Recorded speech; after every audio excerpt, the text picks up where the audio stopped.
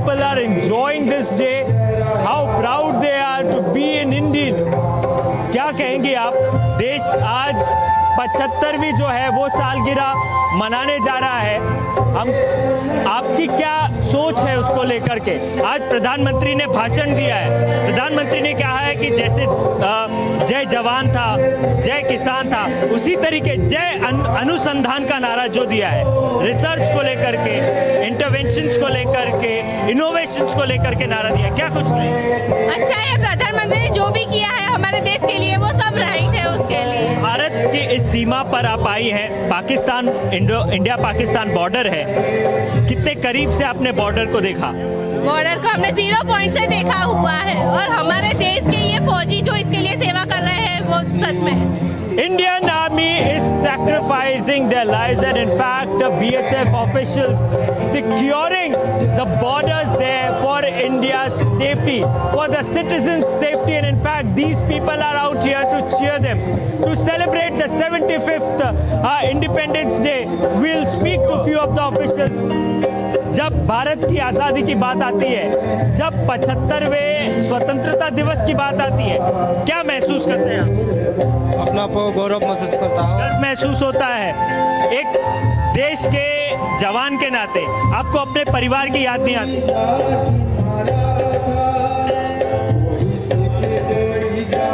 You can see he is speechless. He cannot say anything because he is working day and night for the safety and security of the people.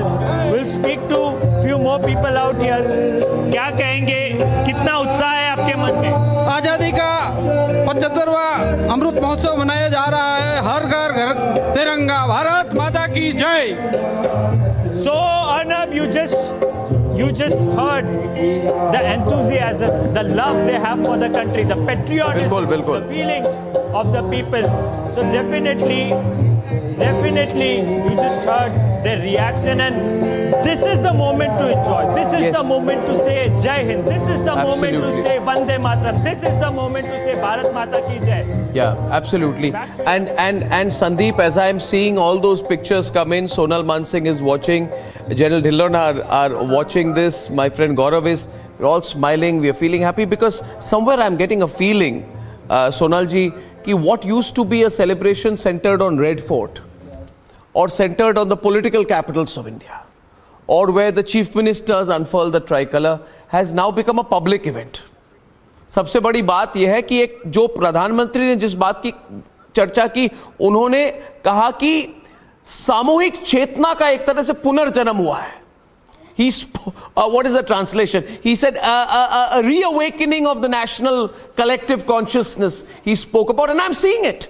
Because people are going, people are congregating, people are taking pride in a housing society, not just in an army cantonment, what General Dhillon said. But everywhere people are congregating and taking pride. ये बहुत बड़ी चीज है. तो Happy Independence Day to you. What are your thoughts, Sonal Mansingh ji? सबसे पहले Arnab, salutes to the country, to the Prime Minister, to the 130 crores of our brethren and sisters. Salute to you for this grand celebration on television, and thank you for inviting me. The Constitution says it is by the people, for the people, of the people. But the translation in reality is what we are watching today on ground. That it is by the people, for the people, of the people. ये संस्कार का महोत्सव है, ये देश की चेतना को झकझोर देने वाला महोत्सव है, और ये महोत्सव ऐसा है कि जिसमें बच्चा बच्चा से बूढ़े तक और हर एक पीढ़ी के लिए यहाँ आदर दिखाया गया है, और जीवन का कोई क्षेत्र बचा नहीं जिसको प्राइम मिनिस्टर ने छुआ नहीं हो, चाहे वो बच्चों के खिलौने हो, चाहे नारी सम्मान हो, चाहे सेना हो, चाहे विज्ञान अनुसंधान हो, और चाहे संस्कृति हो. हर एक क्षेत्र को प्रधानमंत्री ने इस तरीके से छुआ कि वो स्वर्ण बन गया, सोना बन गया. आगे 25 वर्षों के लिए नक्शा उन्होंने खींच दिया है. यहाँ टस से मस होने की जगह नहीं है, मात्र आगे बढ़ने की चेतना, जागृति, जोश, जुज्बा है. मैं तो मेरी आई थिंक देश की छाती आज 56 इंच की हो गई है भैया. देश की छाती 56 इंच की हो गई है. एब्सोल्युटली। और जो उन्होंने कही, जिस बात के बारे में आपको पूछना चाहता, तो उन्होंने हमारे विरासत पे, to take pride in our cultural heritage की बात कही। वो बहुत बड़ी बात है। उन्होंने 5 जो प्रण की बात कही, उनमें तीसरा है to have pride in our विरासत, our cultural pride, to be proud of what we are. And he also said, how long will we seek a certificate from the West or certificate from others about what we are? I'd like your thoughts on that as well. एकदम उन्होंने खीला ठोका है, sir पे हथौड़ा मारा है। गुलामी की भावना से उभर जाओ, अब एक क्षण गंवाने की नहीं है। हमारी सभ्यता, हमारी संस्कृति, हमारे मूल्य, हमारे आदर्श उन्होंने गिना दिए। वसुधैव कुटुंबकम से लेकर यथा पिंडे तथा ब्रह्मांडे हो, उन्होंने सारे कोटेशंस वहां दे दिए, जिसके ऊपर भारतीय सभ्यता हजारों वर्षों से खड़ी है, चली आ रही है और चलती रहेगी। ये सनातन संस्कृति के मूल उन्होंने आज दिखा दिए एक बार फिर से लाल किले की प्राचीर से। मुझे अत्यंत गर्व है कि उन्होंने संस्कृति को इतना सम्मान दिया, क्योंकि यदि संस्कृति नहीं तो देश की अस्मिता भी नहीं। संस्कृति is the identity of any country. मैं तो क्या कहूं, शब्द नहीं मेरे मुंह में। इस प्रधानमंत्री को देखकर, उनकी वाणी को सुनकर लगता है सरस्वती उनकी जिह्वा पे बस गई है और उनके तन मन प्राण में भारतवर्ष की मिट्टी मिली हुई है। उस मिट्टी की सुगंध उनकी स्पीच से आती है। धन्य हो, धन्य हो, धन्य हो। Absolutely fantastic.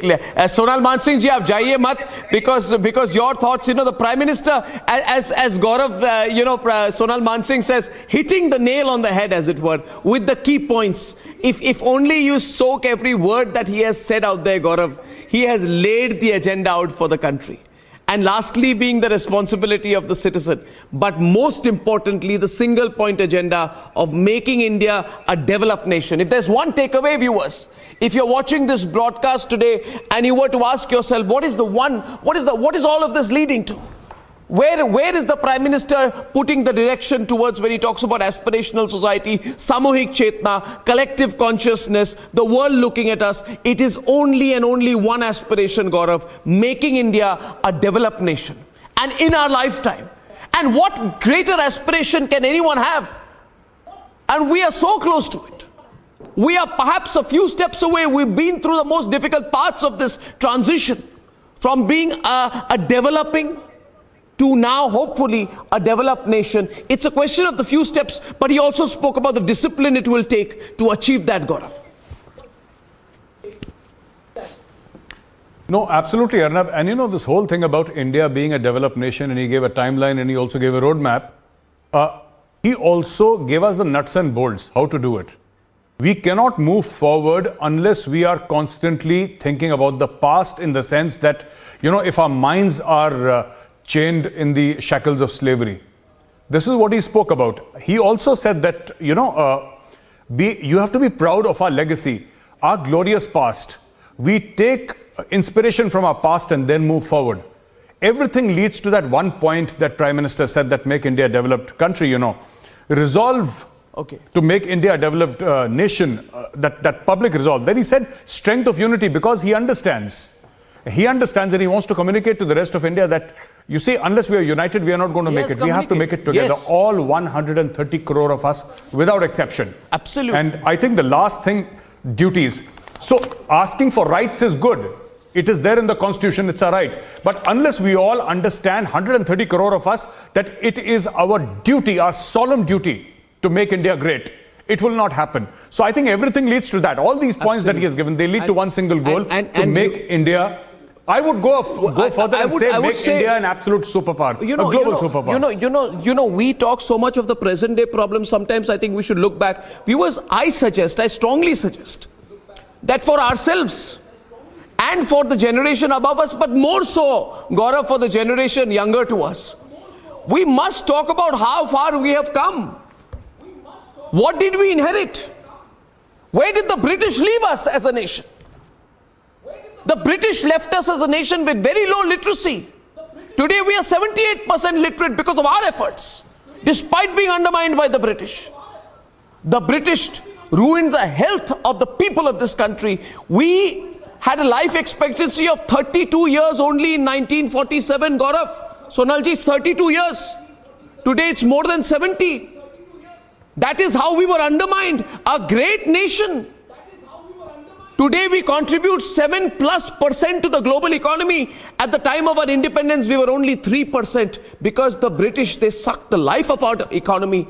They ruined our country. They left us in famine and left us with a partition. And look where we've come from there. So I think if we were to take the message of the Prime Minister, I would add one small thing to it. Please, let us look back at how far we have come in 75 years.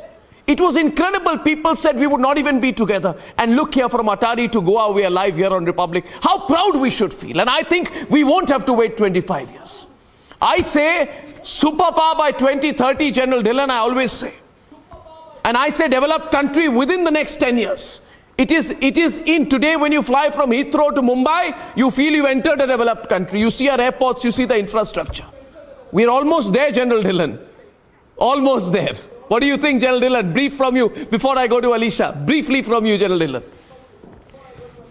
Absolutely. Absolutely. And the way Republic is covering from all corners of the country and bringing them together for a person sitting anywhere in Delhi or Hyderabad, Kolkata or Bangalore, the beauty गुलदस्ता जो हमारा हिंदुस्तान है, गुलदस्ता है, उसमें फूलों की जो खुशबू, जो महक, वो आज मेरे को देखने को मिल रही है. और क्योंकि मैं एक ऐसी ऑर्गेनाइजेशन में 42 साल रहा हूँ, यहाँ पे I met and I have friends from all across the countries. The names you are taking, India is a world in itself. We have all the religions, we have all the people, all the cultures, all the languages, all the cuisines. Yes. We are a world in ourselves, and we should be proud of it, and we are. We are, General. We are so proud, General. We are so proud. And I'd like to go to Alisha next. This is a wonderful opportunity for a broadcast viewers. Alisha to Goa. Alisha, over to you. Alisha. Well, yes, Arnab, we are really very proud, and as already mentioned, something today, we breathe the air of freedom. I am reporting now from INS Gomantak, and where we can see that Indian Navy is has given from the Wreath-laying. It has already been done, but you know, this memorial is something dedicated to the Indian Navy brave hearts who liberated Andajeev Island from Portuguese occupation on 18th December 1961. And on 9th December 1961, Lieutenant Arun Adito and Lieutenant Neol Keman, along with 68 sailors from the gunnery school at Cochin, formed the landing party that was tasked to liberate the Andajeev Island from Portuguese occupation on 16th December 1961. The landing party set sail from Cochin, whilst embark on board INS Trishul and commenced their assault on Andajeev Island soon after sunrise on 18th December 61. You know, the team has really faced stiff opposition from the Portuguese detachment. But in the ensuring battle, 7 sailors made the supreme sacrifice before the island was liberated by on 18th December. And that is the same land we have been reporting for. We saw there was, Wreath-laying, the homage to the martyred, a brave heart who was given, they have been given, they were waiting and they were given a memory. It's an honor. It's an honor to those brave hearts who liberated this island, Andajeev Island, from Portugal occupation. And as already mentioned, it was the team really faced a stiff opposition from the Portuguese detachment. And in the ensuring battle, that 7 sailors made the supreme sacrifice before the island was liberated on 18th December. We, it's a very proud moment for us to, if I can speak, sir, it's a very proud moment for us.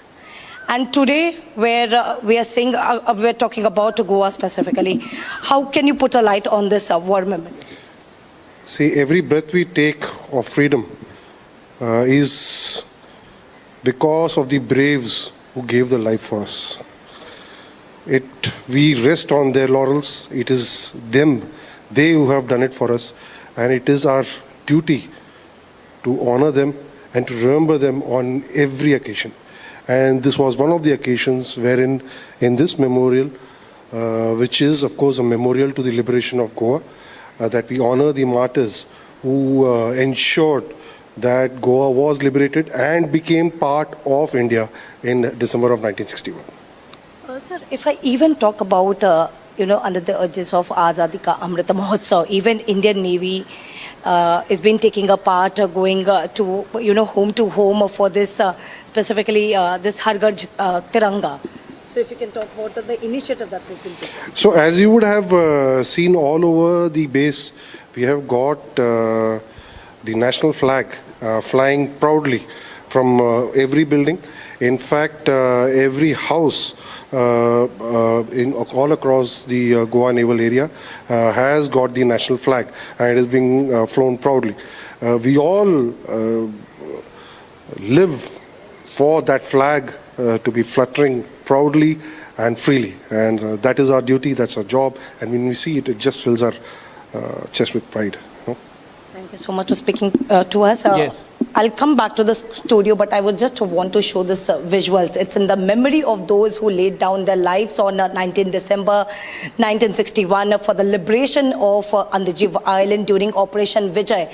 These are the brave heart who sacrificed their life for the liberation of Andaman Island, and this was during the Operation Vijay. Yes, Absolutely. back to the studio. Fantastic. Thank you very much. Thank you, Alisha. And going straight to Anamika, she's reporting live from the Atari border.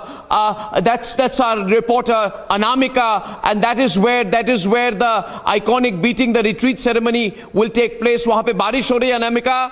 आप मुझे सुन पा रही हैं? तो वहाँ पे तो बहुत माहौल बनता है. हम खुद वहाँ पे जा चुके हैं पहले, और ये जो बिल्कुल एक तरह से ग्रैंड ट्रंक रोड पे स्ट्रेटेजिकली प्लेस्ड अटारी बॉर्डर में आज कैसा माहौल है, उत्सव का माहौल होगा वहाँ पे, और क्या क्या समारोह होने वाले हैं उसके बारे में जरा हमारे सारे दर्शकों को बताएं. अनामिका, इन अटारी.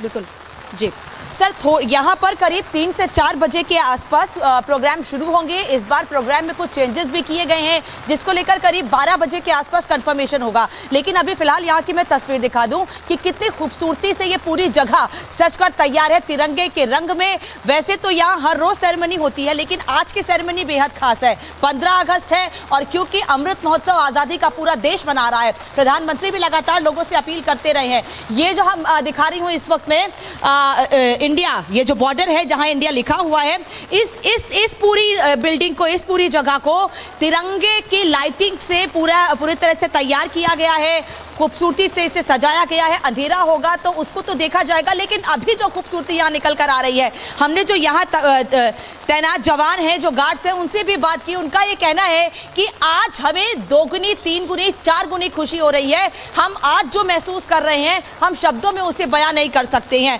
यूं तो हम यहाँ हर रोज खड़े रहते हैं, हर रोज यहाँ पर हम जश्न देखते हैं, सेरेमनी देखते हैं, लेकिन इस बार का जश्न, इस बार की सेरेमनी बेहद खास होने वाली है. उसमें क्या खास होगा वो तो बताऊंगी, लेकिन अब ये तस्वीर दिखा रही हूं उस गेट की, जो गेट उस सेरेमनी के दौरान खुलता भी है.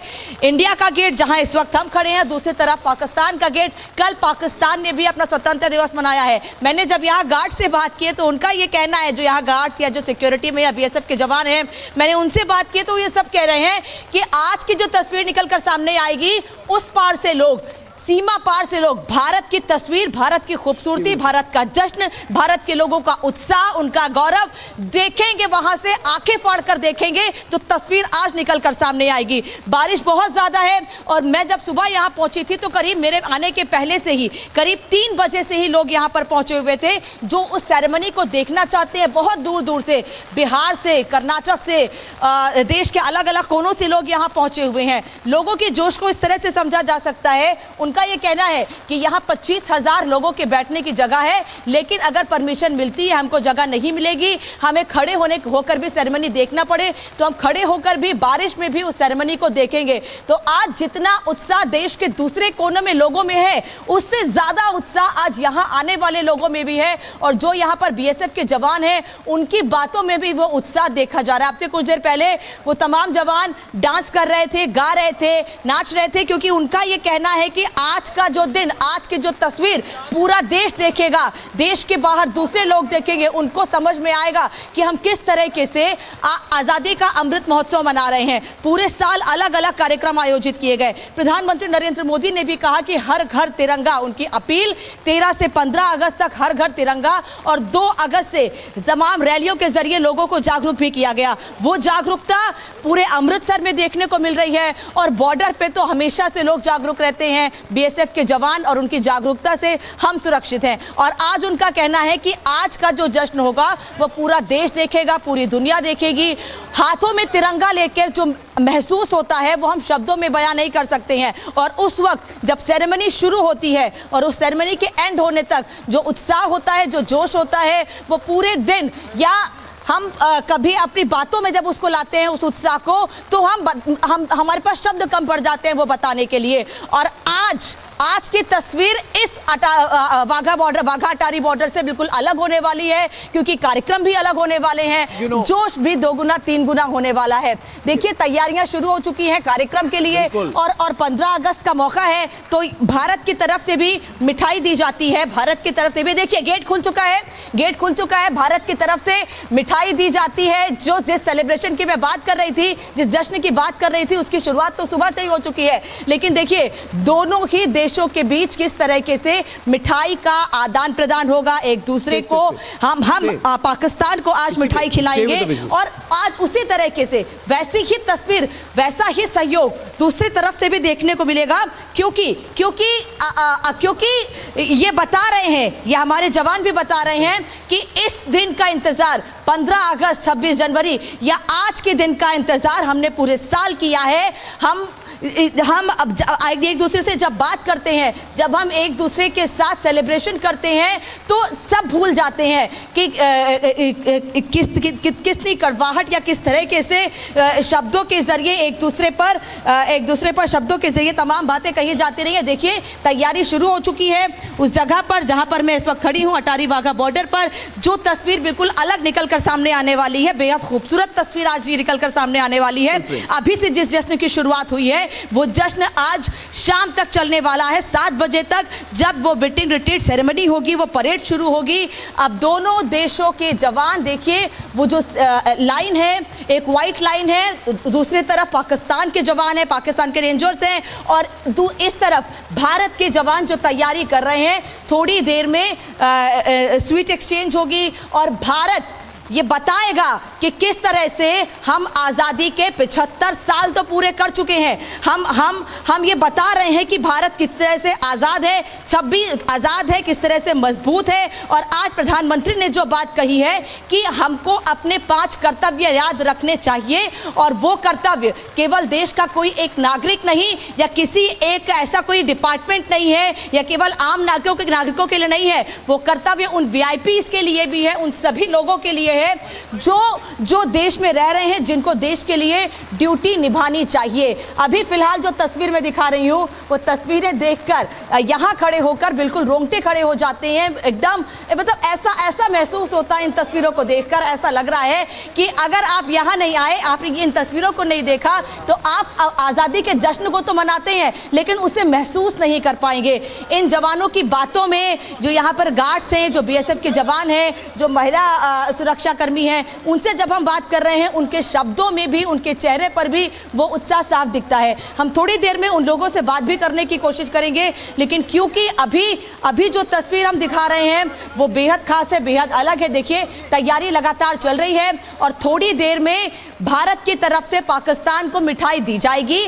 भारत एक सक्षम राष्ट्र है, भारत एक ऐसा राष्ट्र जो पाकिस्तान को समय समय पर यह बताता रहता है, ये दिखाता रहता है कि आप हमसे निकले हैं। और आज भारत जिस मजबूती के साथ प्रधानमंत्री नरेंद्र मोदी के नेतृत्व में पूरी दुनिया के सामने जिस मजबूती के साथ खड़ा है, वो बेहद अलग है, वो भव्य है।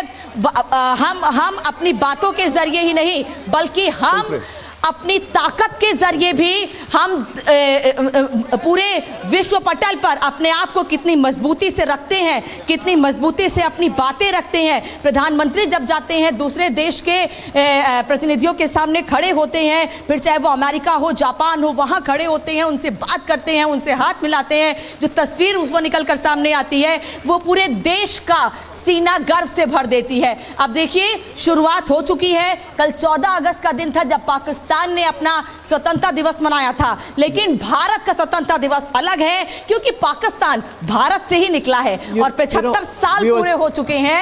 आजादी का अमृत महोत्सव एक तरफ, पूरा देश। अनामिका, अगर मैं ये विजुअल्स देखूं तो we'll stay full frame with the pictures. मैं चाहूंगा 2 मिनट के लिए if we just talk about something very interesting is happening, Gaurav.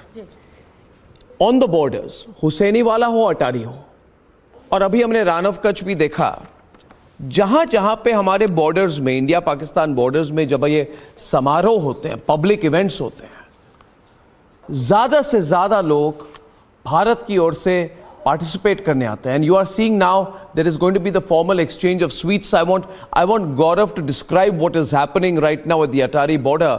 Gaurav, maybe you want to describe this, then I will continue. Gaurav, over to you. Absolutely, Arnab. This is a ritual that happens every year. Exchange of sweets. On the Indian side, there is Atari, and on the Pakistani side, there is Wagah. So when we colloquially refer to it as Wagah border, basically it is the Atari-Wagah border. And here you have people, you have officers of the Pakistan Rangers, and on our side you have officers and men of the Border Security Force. And this is, you know, they're exchanging mementos and sweets.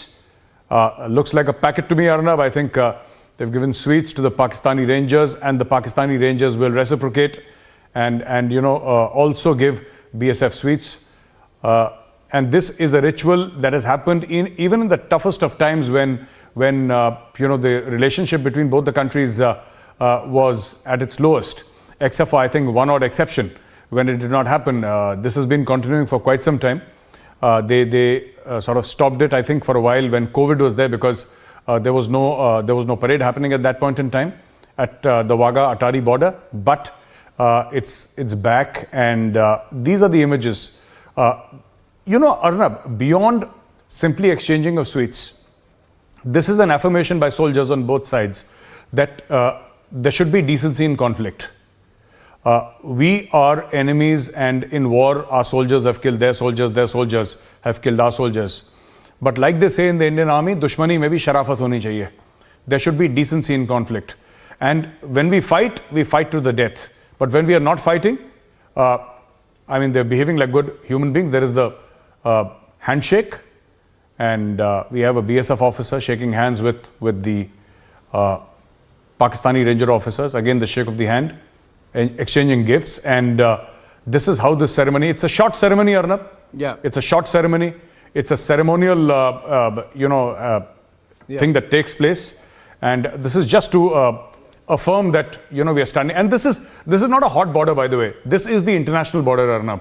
So it's not like there is firing happening here, and it is a ceremonial border also, apart from being the international border. But the optics are good, and it makes a lot of sense Gaurav, to do this once in a while. I'll add one thing. जैसे आपने कहा दुश्मनी में भी शराफत होनी चाहिए, but there is when I see these pictures, and what is evident to us is, look where genuine democracy takes a nation. And while we see these pictures, look where we are and look where Pakistan is. We are the world's third largest startup ecosystem. Absolutely. We have set the ball rolling. We are the third largest economy in terms of purchasing power parity. We contribute 7% to the global GDP.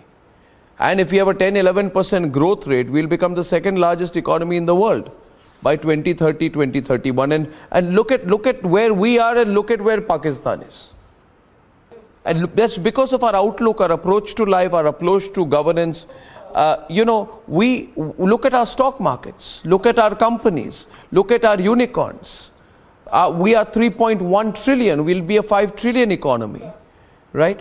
And we will be overtaking Japan as the second largest economy by 2030, second largest economy in the world, right? We are the indispensable partner for the Indo-Pacific Look at us geostrategically, Gaurav. From Central Asia to Southeast Asia, we are an arms exporter. We're a weapons exporter.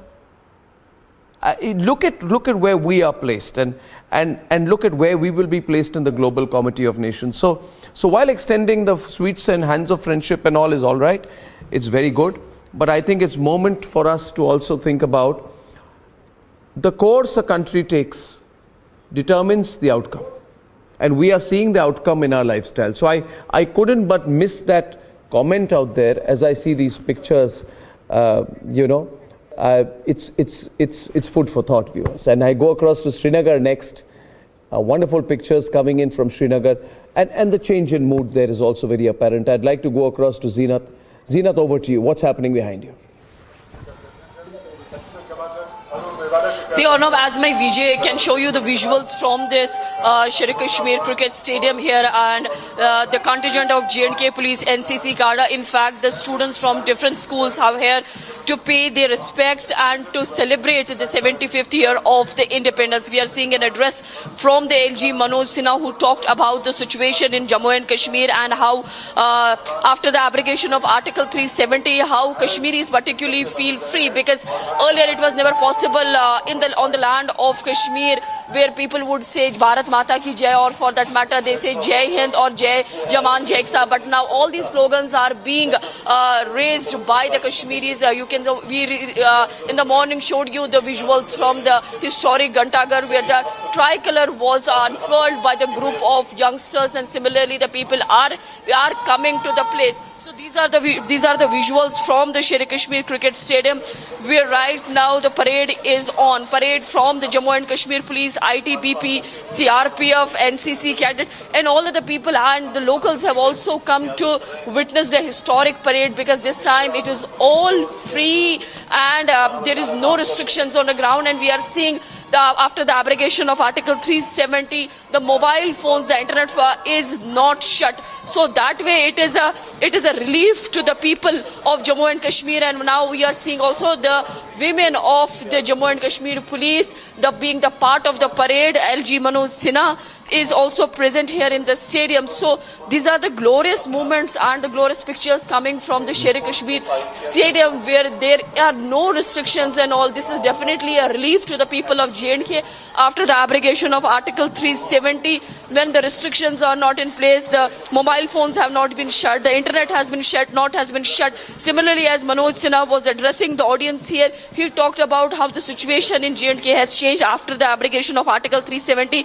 Now in Kashmir, there are no hartal calls, there is no stone pelting. We are seeing people, and particularly the youngsters, holding the book and the pen, and they are more into the technology. Because if we talk about the Amarnath Yatra that witnessed a big attack in 2018, this time the Amarnath Yatra, there were yatris, some 3.75 lakh in number, who paid their obscene and Amarnath came, and this time the Yatra once again was an incident fee. Not only the police, the security forces were taking care of the security measures, but now this time the locals were providing a huge support. And we are seeing that the atmosphere, yes, the hawa jo hai wo badal rahi hai, it is changing, the air is changing, the situation is changing, and also the peace on ground can be seen. It is quite visible, because this is these are the pictures from the stadium, where the biggest parade of the Kashmir Valley is taking place. Although at district headquarters, the DCs and other people are holding the parades, they are addressing the audience. But one of the biggest parades coming from the Srinagar city is from this very location. We are not seeing, apart from the LG administration, we are seeing the locals, the school-going children, and in some time from now, also the cultural programs will begin here. That will tell you that how important and how rich is the history of Kashmir, and they will be displaying their art, they will be singing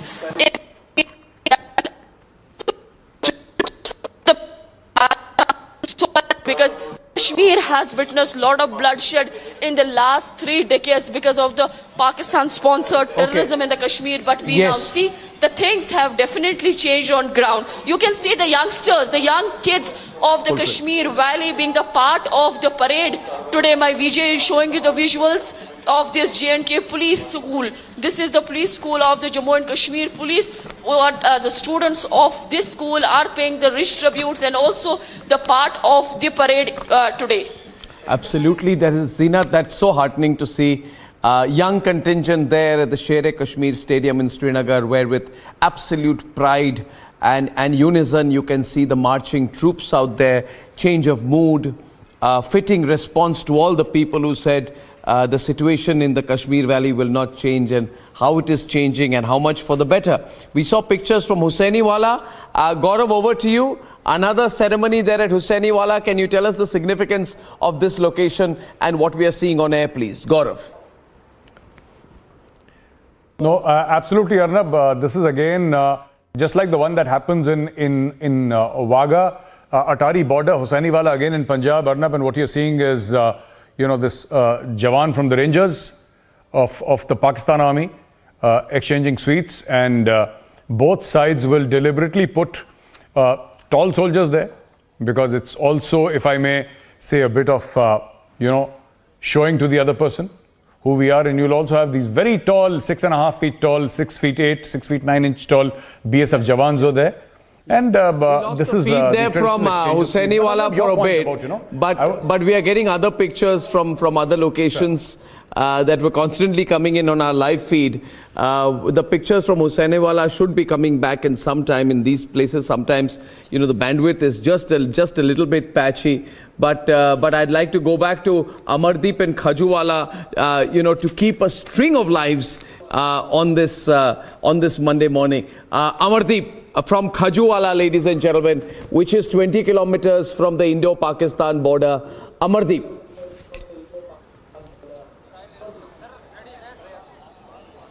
देखिए sir, बिल्कुल Republic के दर्शकों को बिना किसी देर के मैं उस जगह पर पहुंच गया हूं और जहां पर लोग बीएसएफ के जवानों के साथ में गुनगुना रहे हैं।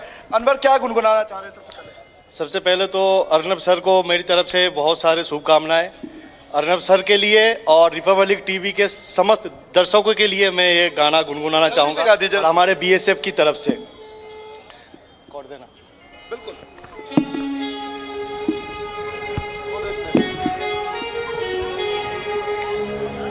तलवारों पे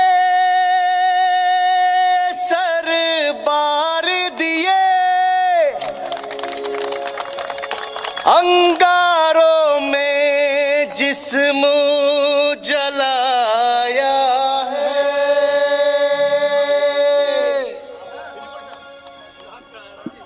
तब जाके कहीं हमने सर पे ये केसरी रंग सजाया है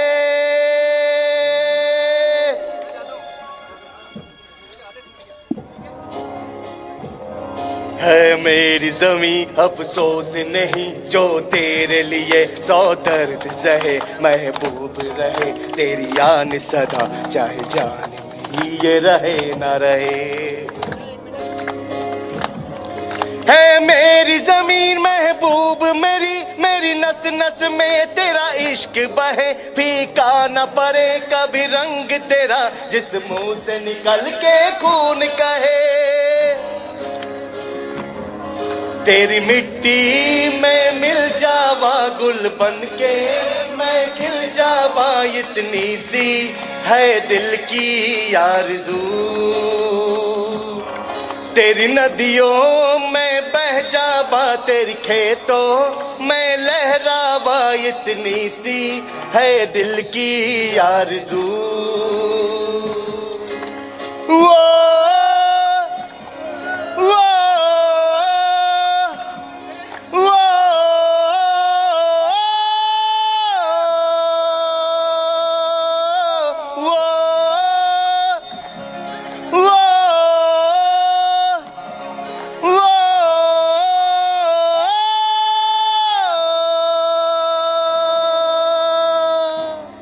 सरसों से भरे खलियान तेरे, जहाँ झूम के भंगरा गाना, ओ देश मेरे जल्दी से गा दीजिए अनवर, जल्दी से हमारे दर्शकों के लिए, क्योंकि तमाम लोग यहाँ पे मौजूद हैं आपके साथ गुनगुना रहे हैं और हमारे दर्शक। बिल्कुल सर।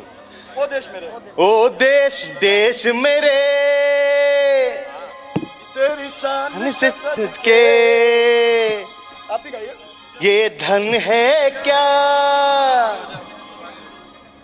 कोई धन है क्या, आप भी गाइए। बिल्कुल आपके लिए तो नहीं, बिल्कुल बिल्कुल साथ में सभी गाइए गाइए गाइए। सर आपको गाना पड़ेगा। ओ देश मेरे, ये एक मिनट। ओ देश मेरे तेरे शान पे सदके, कोई धन है क्या, क्या तेरी से टरके, तू धूप से रोशन तेरी हवा पे जिंदा, तू बाग में मेरा मैं तेरा परिंदा, हे अर्जी दीवानी जहाँ मर्जी धुनी बानी, एक रोज मेरे श्री है शाम हो, कहीं याद करे जो जमाना, माटी पे मर मिट जाना, हर जिक्र में शामिल तेरा नाम हो। ओ देश मेरे तेरी शान पे सज के, डर है क्या तेरी शान पे सज के, रोशन हवा में जिंदा, तू जाग है मेरा मैं तेरा परिंदा। Thank you sir, thank you. तो तमाम लोग यहाँ पे मौजूद हैं, उनसे भी मुखातिब करा देता हूँ। तमाम लोग सुर में सुर मिला रहे थे। आज कितना बड़ा दिन और अमृत महोत्सव को किस तरीके से देखते हैं?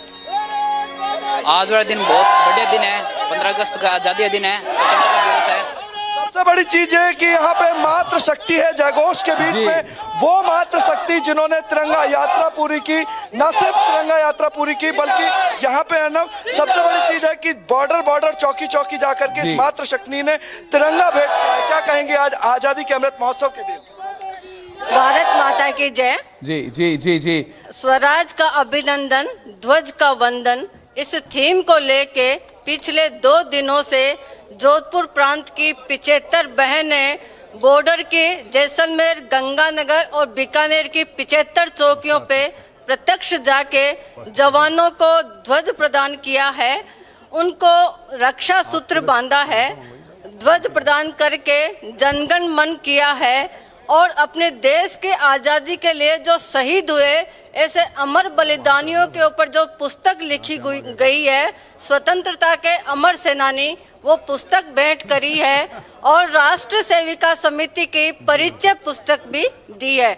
इस प्रकार से 2 दिन में 75 चौकियों पे जाके तनोट से लेके हिंदूमल कोट तक यह यात्रा एक साथ शुरू की गई और एक साथ कल इसका समापन हुआ। आज प्रधानमंत्री नरेंद्र मोदी ने भी अपने भाषण में जो है लाल किले से दिया था, उन्होंने महिलाओं का जिक्र किया, उन्होंने सशक्त महिलाओं का जिक्र किया, तमाम उन महिलाओं का जिक्र किया जो राष्ट्र प्रेम, राष्ट्र को आगे बढ़ाने में, गतिशील भारत को बनाने में योगदान दे रहे हैं। जी, हमारे राष्ट्र सेविका समिति संगठन भी 1936 में जिसकी स्थापना हुई थी, ये पूरे भारत सहित विदेश की भी 40 स्थानों पर काम कर रही है।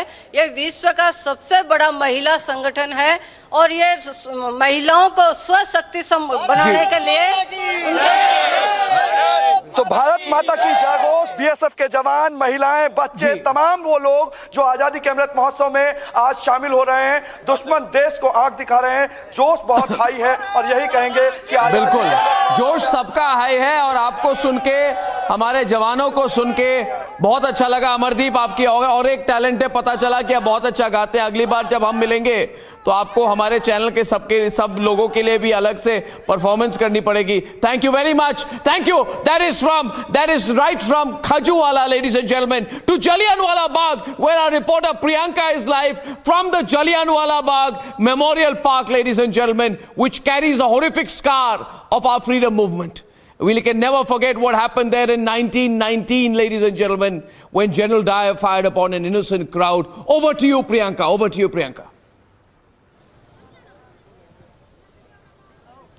Arnab, I was listening into those very colorful pictures coming in, but let's take a step back because, as you pointed out, this is an event from our history which is actually a very horrific incident. We are here at the Jallianwala Bagh memorial itself.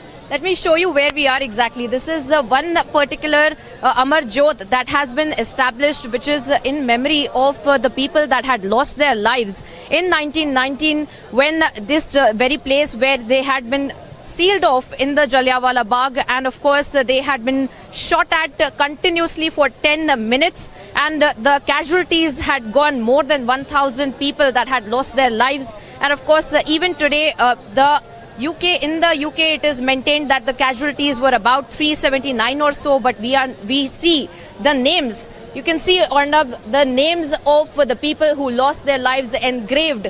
This is in honor of the martyrs of the Jallianwala Bagh massacre that took place on 13th April 1919. Arnab, let me describe the entire ambience here. Let me describe the entire scene, the entire emotions here as well. We are here where people are, going inside the Jallianwala Bagh, trying to go, and just on today, the significance of them visiting here is to also take a step back and recall what really the history had been of this particular place. And this is also in lines with the kind of speech, in fact, the Prime Minister's speech as well, where he had said the colonialism of the mind. And of course, this is something that is very important. This particular event in history is extremely important to recall, to remember, to never forget that this is something that had happened as well. Let's make our way inside, Arnab, and we will try to get in all the visuals because, there are several places where the bullet marks are still there. All of that, which is a reminder of the kind of incident that had taken place in April in 1919. And of course, we are seeing how the people had been captured here, people had been trapped here, and for 10 minutes continuously, they had been shot upon as well. And we will be bringing you all those visuals of the wall where these bullet marks have also can be found, the well in which several of the people had climbed in, they had jumped in to save their lives. And that is the kind of incident that had taken place here in Jallianwala Bagh in April in 1919. And of course, we are also showing you the Smarak, the Jallianwala Bagh memorial, in fact, we are showing you right now. And you can see today the significance of this day where hundreds of people are pouring in to remember what really our history had been, what really had gone on here in 1919 as well, how the Indians had also fought in the freedom struggle. And Arnab, this particular incident of the Jallianwala Bagh is noted as by many as a very tipping point, as a decisive point where the Indians in fact had a realization that they need to fight and that this was an atrocity against them. And even though on paper we had seen that the Britishers had maintained that there is minimal force being used, but it was not so. And that was something that came out in the open in the Jallianwala Bagh incident when, of course, they had been shot upon as well. So we are seeing the people that are pouring in here, all of them trying to remember, trying to take a minute and remember the kind of incident that had taken place here in 1919. And I'm just seeing these pictures here, and it's quite clear to me, Gaurav, that we have lots of people visiting the memorial on this Independence Day. And I think the fact is, again, we underline the fact, Gaurav, that this has become a public commemoration. And we don't have to rewrite our history. All we have to do is we have to remember our history. And remember our history with pride. Remember Bhagat Singh, remember Udham Singh, who avenged what happened at Jallianwala Bagh and who was hanged for it. And who went smilingly into the gallows to take revenge for what happened at Jallianwala Bagh. Also to remember, Gaurav, that the arrogance of the British haven't really apologized for Jallianwala Bagh yet. It's 2022. I don't think it takes much for the British to just issue a formal apology, which they wouldn't. Absolutely, Arnab. Arnab, the two names that you mentioned, Arnab, you mentioned Shahid-e-Azam Bhagat Singh, you mentioned Shahid Udham Singh. Arnab, You see, these are the real heroes who have been hidden from us for such a long time. And Indians have been kept away. Shahid Bhagat Singh is a passing mention in our history. What a shame. Shahid Udham Singh is a passing mention in our history books. What a shame. And Arnab, these are the heroes who will propel modern India to greatness. Because like the Prime Minister said, take pride in our past. This is our past. Chandrasekhar Azad is our past. Bhagat Singh is our past. Chhatrapati Shivaji Maharaj is our past. Maharana Pratap is our past. Maharaja Ranjit Singh is our past. But we have been taught history that is convoluted. Which is why, this feeling of inferiority sometimes.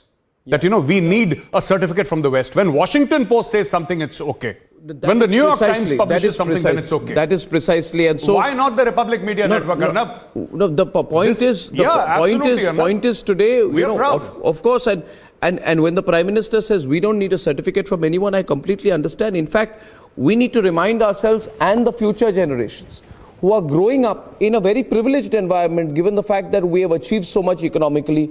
We need to look back, and can I bring the pictures from Jallianwala Bagh back and think about what it represents in terms of the brutality of the colonial countries. The brutality of the colonial countries who today talk about the Commonwealth. There is nothing common about the wealth. There was never anything common about the wealth. And we need to remind ourselves that this is an example of Western fascism. The British were fascists, and there is no doubt about that. The sooner we remind ourselves about that, rewrite our history to remind the people of India, the future generations, of what we have suffered as a nation at the hand of these brutal powers. Ladies and gentlemen, I'm going to take maybe a short break at this point of time, and when I come back, we will look at the political significance of some of the things the Prime Minister said. We'll run some clips, and of course, we have to go live to many other locations. So it's been a wonderful morning. I'd like to thank General Dhillon, who has been with us.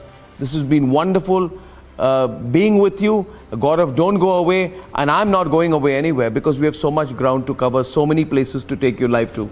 Back in just a bit. मेरी आत्मनिर्भर की बात को संगठित स्वरूप में, साहस के स्वरूप में मेरी सेना के जवानों ने, सेना नायकों ने जिस जिम्मेवारी के साथ कंधे पे उठाया है, मैं उनको जितनी सैल्यूट करूं उतनी कम है दोस्तों। उनको आज मैं सलाम करता हूं।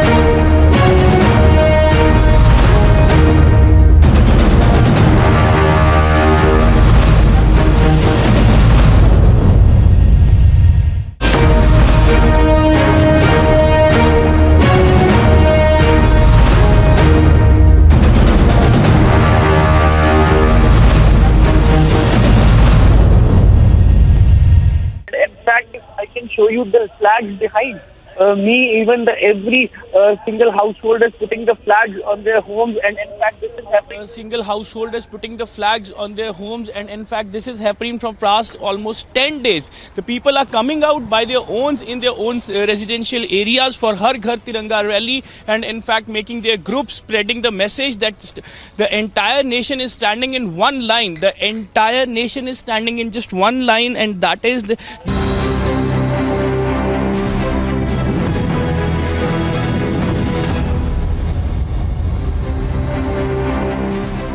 जब मैं पंच प्राण की बात करता हूं तो पहला प्राण अब देश बड़े संकल्प लेकर के ही चलेगा। बहुत बड़े संकल्प लेकर के चलना होगा, और वो बड़ा संकल्प है विकसित भारत। अब उससे कुछ कम नहीं होना चाहिए। बड़ा संकल्प। दूसरा प्राण है किसी भी कोने में, हमारे मन के भीतर, हमारे आदतों के भीतर गुलामी का एक भी अंश अगर भी अभी भी है तो उसको किसी भी हालत में बचने नहीं देना। अब 100% सैकड़ों साल की गुलामी ने जहां हमें झकड़ कर रखा है, हमारे मनोभाव को बांध करके रखा हुआ है, हमारी सोच में विकृतियां पैदा करके रखी है, हमें गुलामी की छोटी सी छोटी चीज भी कहीं नजर आती है, हमारे भीतर नजर आती है, हमारे आसपास नजर आती है, हमें उससे मुक्ति पानी ही होगी। ये हमारा दूसरी प्राण शक्ति है। तीसरी प्राण शक्ति, हमें हमारी विरासत पर गर्व होना चाहिए। हमारी विरासत के प्रति, क्योंकि यही विरासत है जिसने कभी भारत को स्वर्णिम काल दिया था, और यही विरासत है जो समय को अनुकूल परिवर्तन करने की आदत रखती है। यही विरासत है जो काल बाह्य छोड़ती रही है, नित्य नूतन स्वीकारती रही है, और इसलिए इस विरासत के प्रति हमें गर्व होना चाहिए। चौथा प्राण, वो भी उतना ही महत्वपूर्ण है, और वो है एकता और एकजुटता। 130 करोड़ देशवासियों में एकता, न कोई अपना न कोई पराया। एकता की ताकत एक भारत श्रेष्ठ भारत के सपनों के लिए हमारा चौथा प्राण है। और पांचवा प्राण है नागरिकों का कर्तव्य। नागरिकों का कर्तव्य जिसमें प्रधानमंत्री भी बाहर नहीं होता है, मुख्यमंत्री भी बाहर नहीं होता है, वो भी नागरिक है। नागरिकों का कर्तव्य, यह हमारे आने वाली 25 साल के सपनों को पूरा करने के लिए एक बहुत बड़ी प्राण शक्ति है। सदियों से हमारी माताओं बहनों के त्याग बलिदान के कारण परिवार नाम की जो व्यवस्था विकसित हुई, यह हमारी विरासत है। इस विरासत पर हम गर्व कैसे करें? हम तो वो लोग हैं जो जीव में भी शिव देखते हैं। हम वो लोग हैं जो नर में नारायण देखते हैं। हम वो लोग हैं जो नारी तो नारायणी कहते हैं। हम वो लोग हैं जो पौधे में परमात्मा देखते हैं। हम वो लोग हैं जो नदी को मां मानते हैं। हम वो लोग हैं जो हर कंकर में शंकर देखते हैं। यह हमारा सामर्थ्य है। हर नदी में मां का रूप देखते हैं। पर्यावरण की इतनी व्यापकता, विशालता, ये हमारा गौरव। हम विश्व के सामने जब खुद गर्व करेंगे तो दुनिया करेगी। भाइयों बहनों, हम वो लोग हैं जिसने दुनिया को वसुधैव कुटुंबकम का मंत्र दिया। हम वो लोग हैं जो दुनिया को कहते हैं एकम सत विप्रहा बदौ वदंती, आज जो होलियर देन दाऊ का जो संकट चल रहा है, तुझसे बड़ा मैं हूं, ये जो तनाव का कारण बना हुआ है, दुनिया को एकम सत विप्रा बहुधा वदंती का ज्ञान देने वाली विरासत हमारे पास है। जो कहते हैं सत्य एक है, जानकार लोग उसको अलग अलग तरीके से कहते हैं, ये गौरव हमारा है। हम लोग हैं जो कहते हैं यत पिंडे तत् ब्रह्मांडे, कितनी बड़ी सोच है। जो ब्रह्मांड में है वो हर जीव मात्र में है, यत पिंडे तत् ब्रह्मांडे, ये कहने वाले हम लोग हैं। हम वो लोग हैं जितने दुनिया का कल्याण देखा है, हम जन कल्याण से जग कल्याण के राही रहे हैं। जन कल्याण से जग कल्याण की राह पर चलने वाले हम लोग जब दुनिया की कामना करते हैं तब कहते हैं सर्वे अपनी सुखिनो संतु सर्वे संतु निरामया। सबके सुख की बात, सबके आरोग्य की बात करना, ये हमारी विरासत है। और इसलिए हम बड़ी शान के साथ हमारी इस विरासत का गर्व करना सीखें। ये प्राण शक्ति है हमारी, जो हमें 25 साल के सपनों पूरा करने के लिए जरूरी है। दूसरी एक चर्चा मैं करना चाहता हूं, भाई भतीजावाद। और जब मैं भाई भतीजावाद, परिवारवाद की बात करता हूं तो लोगों को लगता है मैं सिर्फ राजनीतिक क्षेत्र की बात करता हूं। जी नहीं, दुर्भाग्य से राजनीतिक क्षेत्र की उस बुराई ने हिंदुस्तान की हर संस्थाओं में परिवारवाद को पोषित कर दिया है। परिवारवाद हमारी अनेक संस्थाओं को अपने में लपेटे हुए है और उसके कारण मेरे देश की टैलेंट को नुकसान होता है, मेरे देश के सामर्थ्य को नुकसान होता है। जिनके पास अवसर की संभावनाएं हैं वो परिवारवाद, भाई भतीजे के बाद बाहर रह जाता है। भ्रष्टाचार का भी कारण ये भी एक बन जाता है, ताकि उसका कोई भाई भतीजे के कार्य आसरा नहीं है तो लगता है चलो भाई कहीं से खरीद करके के जगह बना लूं। इस परिवारवाद से, भाई भतीजावाद से हमें हर संस्थाओं में एक नफरत पैदा करनी पड़ी होगी, जागरूकता पैदा करनी होगी, तब हम हमारी संस्थाओं को बचा पाएंगे। संस्थाओं के उज्जवल भविष्य के लिए बहुत आवश्यक है। उसी प्रकार से राजनीति में भी परिवारवाद ने देश के सामर्थ्य को सबसे सारा अन्याय किया है। परिवारवादी राजनीति परिवार की भलाई के लिए होती है, उसको देश की भलाई से कोई लेना देना नहीं होता है। और इसलिए लाल किले की प्राचीर से तिरंगे झंडे के आन बान शान के नीचे भारत के संविधान का स्मरण करते हुए मैं देशवासियों को खुले मन से कहना चाहता हूं, आइए हिंदुस्तान के राजनीति के शुद्धिकरण के लिए भी, हिंदुस्तान की सभी संस्थाओं के शुद्धिकरण के लिए भी हमें देश को इस परिवारवादी मानसिकता से मुक्ति दिला करके योग्यता के आधार पर देश को आगे ले जाने की ओर बढ़ना होगा। यह अनिवार्यता है, वरना हर किसी का मन कुंठित रहता है कि मैं उसके लिए योग्य था, मुझे नहीं मिला क्योंकि मेरा कोई चाचा, मामा, पिता, दादा, दादी, नाना, नानी कोई वहां थे नहीं। ये मनस्थिति किसी भी देश के लिए अच्छी नहीं। मेरे देश के नौजवानों, मैं आपके उज्जवल भविष्य के लिए, आपके सपनों के लिए, मैं भाई भतीजावाद के खिलाफ लड़ाई में आपका साथ चाहता हूं। परिवारवादी राजनीति के खिलाफ लड़ाई में मैं आपका साथ चाहता हूं।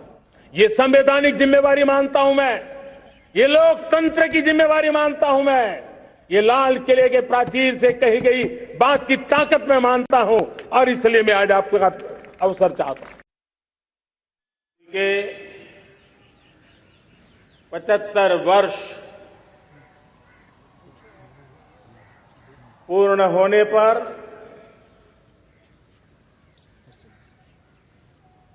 देशवासियों को अनेक अनेक शुभकामनाएं, बहुत बहुत बधाई। न सिर्फ हिंदुस्तान का हर कोना, लेकिन दुनिया के हर कोने में आज किसी न किसी रूप में भारतीयों के द्वारा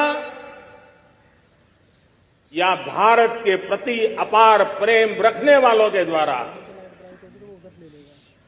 विश्व के हर कोने में यह हमारा तिरंगा आन बान शान के साथ लहरा रहा है। मैं विश्व भर में फैले हुए भारत प्रेमियों को, भारतीयों को आजादी के इस अमृत महोत्सव की बहुत बहुत बधाई देता हूं। आज का ये दिवस ऐतिहासिक दिवस है, एक पुण्य पड़ाव, एक नई राह, एक नए संकल्प और नए सामर्थ्य के साथ कदम बढ़ाने का ये शुभ अवसर है।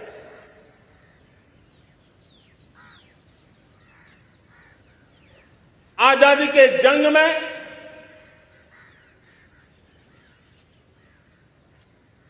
गुलामी का पूरा कालखंड संघर्ष में बीता है। हिंदुस्तान का कोई कोना ऐसा नहीं था,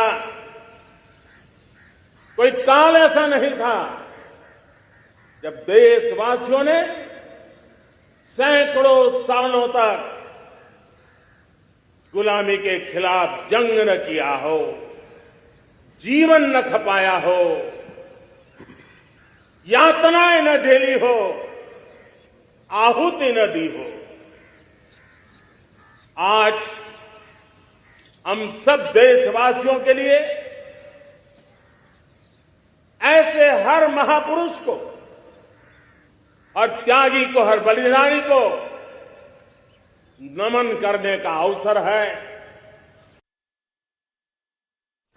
And ladies and gentlemen, welcome back. We now have our political debate on the Prime Minister's speech. Well, I can only say there should be occasions when there should be no politics. But we don't live in an ideal world. Pawan Verma, good to have you with us. We have Ghanshyam Tiwari with us of the Samajwadi Party. Mr. Pawan Verma resigned recently, I think day before yesterday, from the Trinamool Congress, and there is no real suspense on his next destination. Some people say he's going to be back with Nitish ji, but anyway, he continues to be a prominent voice in our national political fabric. And to take them on will be Dr. Sudhanshu Trivedi, Member of Parliament of the Rajya Sabha, senior national spokesperson of the Bharatiya Janata Party.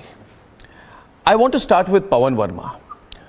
Pawan ji, the Prime Minister is spot on the broad framework. I feel he's laid out a very grand vision for where we should be 25 years from now. He's spoken about individual responsibility, pride and cultural heritage, unity, responsibility of the citizen, and he's talked about a Viksit Bharat. But he has also talked about the things that pull us back. And principle there is the fight against corruption. I know that the opposition parties have been trying to politicize the action against the corrupt recently. But the Prime Minister has called on the people. And he has said that we have reached a very critical point, Nirnayak point in the fight against corruption. And he has also said, Mr. Verma, I have to intensify the fight against corruption. So if the opposition parties thought that by criticizing the agencies that will stop, I don't think so. In fact, I think the sense I get is that the fight against the corruption, prosecution against the corrupt will only intensify despite all opposition pressure. That's the sense I got. What's your takeaway from that? First of all, Arnab, I completely endorse what you have said, that there are some occasions when we celebrate a milestone rising above partisan politics. And today is one such day. Today is the 75th anniversary of our independence. We have reasons to be proud of the fact that we have not only survived as an independent nation, but have survived as a democracy and made significant strides in many diverse fields. Let me also say, the Prime Minister was, as usual, at his eloquent best. And he spoke in this speech in particular. This speech was full of idealism. It was not one of making grandiose promises. We will double farm incomes by the next 2 years. But it was about idealism. And some of the points he mentioned, I fully support. For instance, this point that he said of Gulami. Gulami, as I understand it, and I hope the Prime Minister meant it in that form, is from any vestige of colonially imposed inferiority. You know, the success of colonialism lies not in your physical subjugation, but in the colonization of your mind. And while the countries become independent, it takes a long time to get rid of that sense of heenta, that sense of lack of pride in who we are in the attempt to emulate the ruling power or what it represents. So therefore, I think that these are important points he made on unity, integrity, on paying due, taking note of our grand heritage. Having said that, you have first raised the issue of corruption. I think the Prime Minister has touched an important point. We have to take a strong and resolute stand against corruption, especially in politics.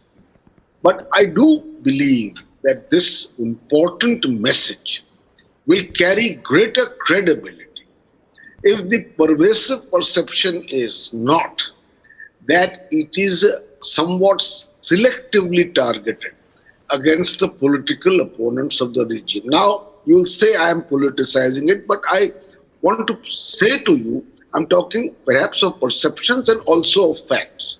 Let me give you an example. Since 2014, there have been 609 cases against political leaders. Of these, 570 draconian laws and other provisions of the law have been slapped. 570 out of 609, only against those who are the political opponents of the regime or are critical of it. Then, there is a perception, while I fully support the Prime Minister on his muhim, his campaign against corruption, that those who join the BJP are somehow cleansed of what their corruption was. Let me give you the example of Himanta Biswa Sarma. Nothing personal, but the BJP carried out a sustained campaign against Himanta Biswa Sarma for his involvement in a water supply project in Guwahati. They published a booklet on his many corruption allegations. And they said that we will take this matter to the CBI. Mr. Sarma changes sides, joins the BJP. The BJP forgets about its own promise or resolve to take it to the CBI. Mr. Sarma is seemingly cleansed and he is now the Chief Minister of Assam. Let me take another example. You have the case of Suvendu Adhikari. He was interrogated by the BJP in his involvement in the Sarda Narda scam in 2014. After he has joined the BJP, there has been no further interrogation. And he is today the leader of opposition of the BJP. I can give you more examples. Mr. Yadurappa, against whom were many serious charges, he was made a chief minister in spite of it. So what I am saying is that when we speak of corruption, we support the Prime Minister. But it should not be perceived as a corruption being pursued only against those who are political opponents, and it should include that rare capability of looking into the mirror yourself. So, since you raised corruption, I'll end here. There are other issues I want to speak on. Okay. You know, I would let those two specific instances be responded to by Sudhanshu Trivedi. My only counter comment at this point, and I'm not putting this as a question to you, just an observation before Sudhanshu Trivedi responds to you. This definition of political opponents is very sweeping and very broad, Mr. Verma, and the danger is it can end up including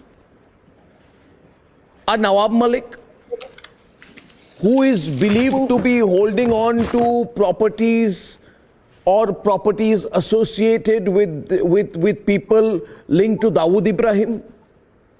It can end up including, for example, a Rana Ayub, who would be a quote-unquote, in your definition, a political opponent of the government, but who collected money in the name of COVID and then put it in individual bank accounts. So the clear counter would be, do people who qualify as political opponents of the regime, do they get a free hand? Or should the cases of corruption prior 2014 be disregarded? These are just two counter thoughts of mine, but Sudhanshu is dying to respond to you. Sudhanshu Trivedi, please. Arnab, first of all, I would like to say we have just completed the 75 years of independence, and Prime Minister has asked that the task is still remains to be accomplished. What task? We have got the power, we have got the government, but have we got the Swaraj, the concept of Swa? We have to get out of the colonial mindset.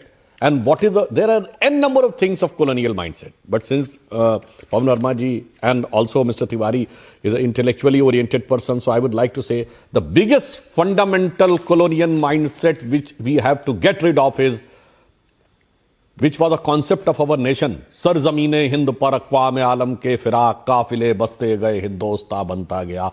We have to set aside these rubbish ideas that the people keep on settling, and that's how India was created. No, we were the cradle of civilization. We were the beginning of civilization. Himalay ke aangan mein pratham use kiranon ka de upahar. Usha ne has abhinandan kiya aur pehnaya hirak har. Jage hum lage jagane vishwa lok mein fir phaila alok. Vyomtam punj hua tab nasht nikhil sanskriti ho uthi ashok. Jaishankar Prasad ji has said, we have started the civilization, knowledge and all light in this entire world. That's why the name of our country is Bharat. Now, coming to the political allegation, though it was not an appropriate day for political allegation, we could have done it from tomorrow onwards. But I would like to say, Pawan Verma ji has raised a very appropriate point. Cases against political opponents. Sir, I would like to give you one example that the Congress party in their manifesto have said that they will remove the sedition law because this has been grossly misused. And you know, after 2019, which was the first government which has used the sedition law, it was Rajasthan government. Against whom? Not against terrorists, but against the MLAs. And whose MLAs? Their own MLAs. The Congress party's MLAs and ministers. And now the people are trying to say that this should not be misused. And as far as the corruption allegation is concerned, with due humility, I would like to ask, before 2014, when we were not in power, all the allegations of corruption was on the other side. Whether it was 2G, it was not allegation of CWG, coal, all things, allegation was not on us. They were always under the eyes of suspicion. I have to intervene for a minute just to take the pictures live. And viewers, this is the President of India, so I have to intervene. Can we go full frame to the pictures? Ladies and gentlemen, the President of India, the Commander-in-Chief of our armed forces, is for the first time at the National War Memorial. This is a presidential precedent. This is a very, very significant moment. I'd like Gauravaria back on this. We're taking the live pictures from DD, ladies and gentlemen. And you see the Defense Minister Rajnath Singh and the service chiefs accompany President Draupadi Murmu to the National War Memorial. Let's cut to these pictures live for a moment with the ambience.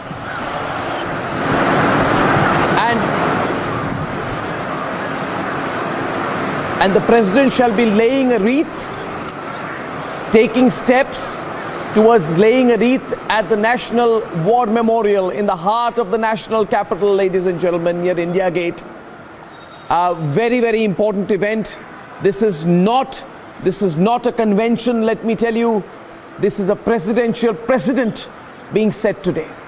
And precedents are generally honored. So while we see Draupadi Murmu for the first time at the National War Memorial, this becomes a precedent for the future. On a day when the Tiranga is uniting the country, this gesture by the President of India towards our armed forces will go very, very far. And the President going forward, laying the wreath, paying homage, and taking a step back as the armed forces in all their glory stand and pay salute.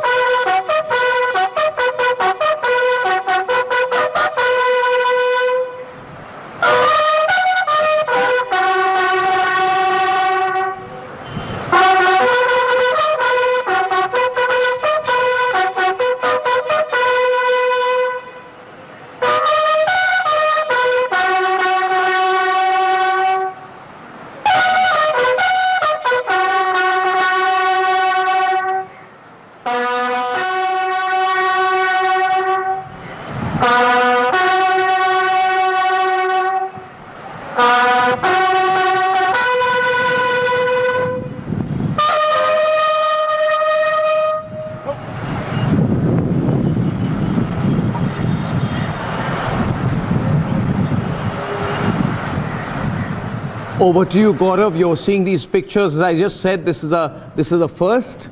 This is a precedent. Can you just place the significance of these visuals to our viewers, Gaurav? Absolutely, Arnab. Thank you very much. This is President Draupadi Murmu, Supreme Commander of the Armed Forces, paying respects at the National War Memorial. For our viewers, the National War Memorial has the name of all the martyrs after 1947. Since India became independent, and has over 25,000 names. What you saw, the music played on the trumpet, was the last post. The last post is played to remember those who laid down their lives in the line of duty. And the trumpeters were a team from the Army, Navy and the Air Force here. Everybody at attention at Savdhan, remembering the martyrs who laid down their lives. And this is where you see the memorial. This is an aerial shot of the memorial, and in the distance you see the India Gate, where all the people who laid down their lives in the British Indian Army, the Navy and the Air Force in the First World War and the Second World War. Here, the Army Chief, the Navy Chief and the Air Force Chief behind the Supreme Commander of the Armed Forces, President Murmu, at the National War Memorial. These pictures coming to you live, ladies and gentlemen, on Republic. We are covering all parts of the country. You've seen our coverage. We've gone to Port Blair, we've gone to Leh, we've gone to Arunachal Pradesh, we've been to Atari, we've been to Hussainiwala, we've been to Kanyakumari, we've been to the Ran of Kutch, we've of course been to Srinagar, and we have been to Nagapet in Gujarat. So we're bringing you these live pictures from different locations. I think this is a remarkable gesture. I think it's very important, and I think it is what the true significance of these visuals and this gesture and this what I think will be a precedent for the future will be the honor that we give to our armed forces in every aspect of our country's life, every moment, every celebration. Once again, live pictures, then we'll go back to the debate.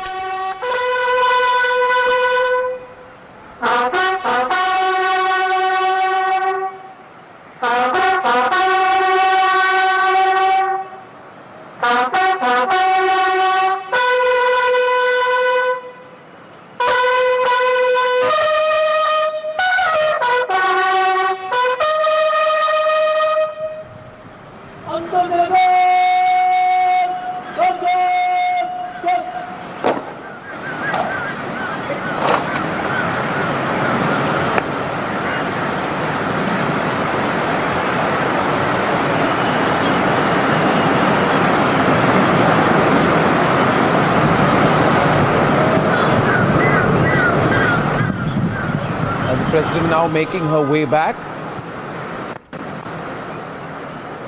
greeting some of the dignitaries who are present there, including the Defence Minister of India, Rajnath Singh, the three service chiefs, saluting them and then heading back. Thank you for cooperating with that to all our panelists while we brought you that live broadcast. And now I go back to Sudhanshu Trivedi, who is responding to Pawan Verma's introductory comments. Sudhanshu Trivedi, some points were made by Mr. Pawan Verma. You can please resume your arguments. Please, go ahead. Arnab, though after watching this movement, I, not with a full mood, I want to respond, but still, sir, the question was raised, so I want to just respond.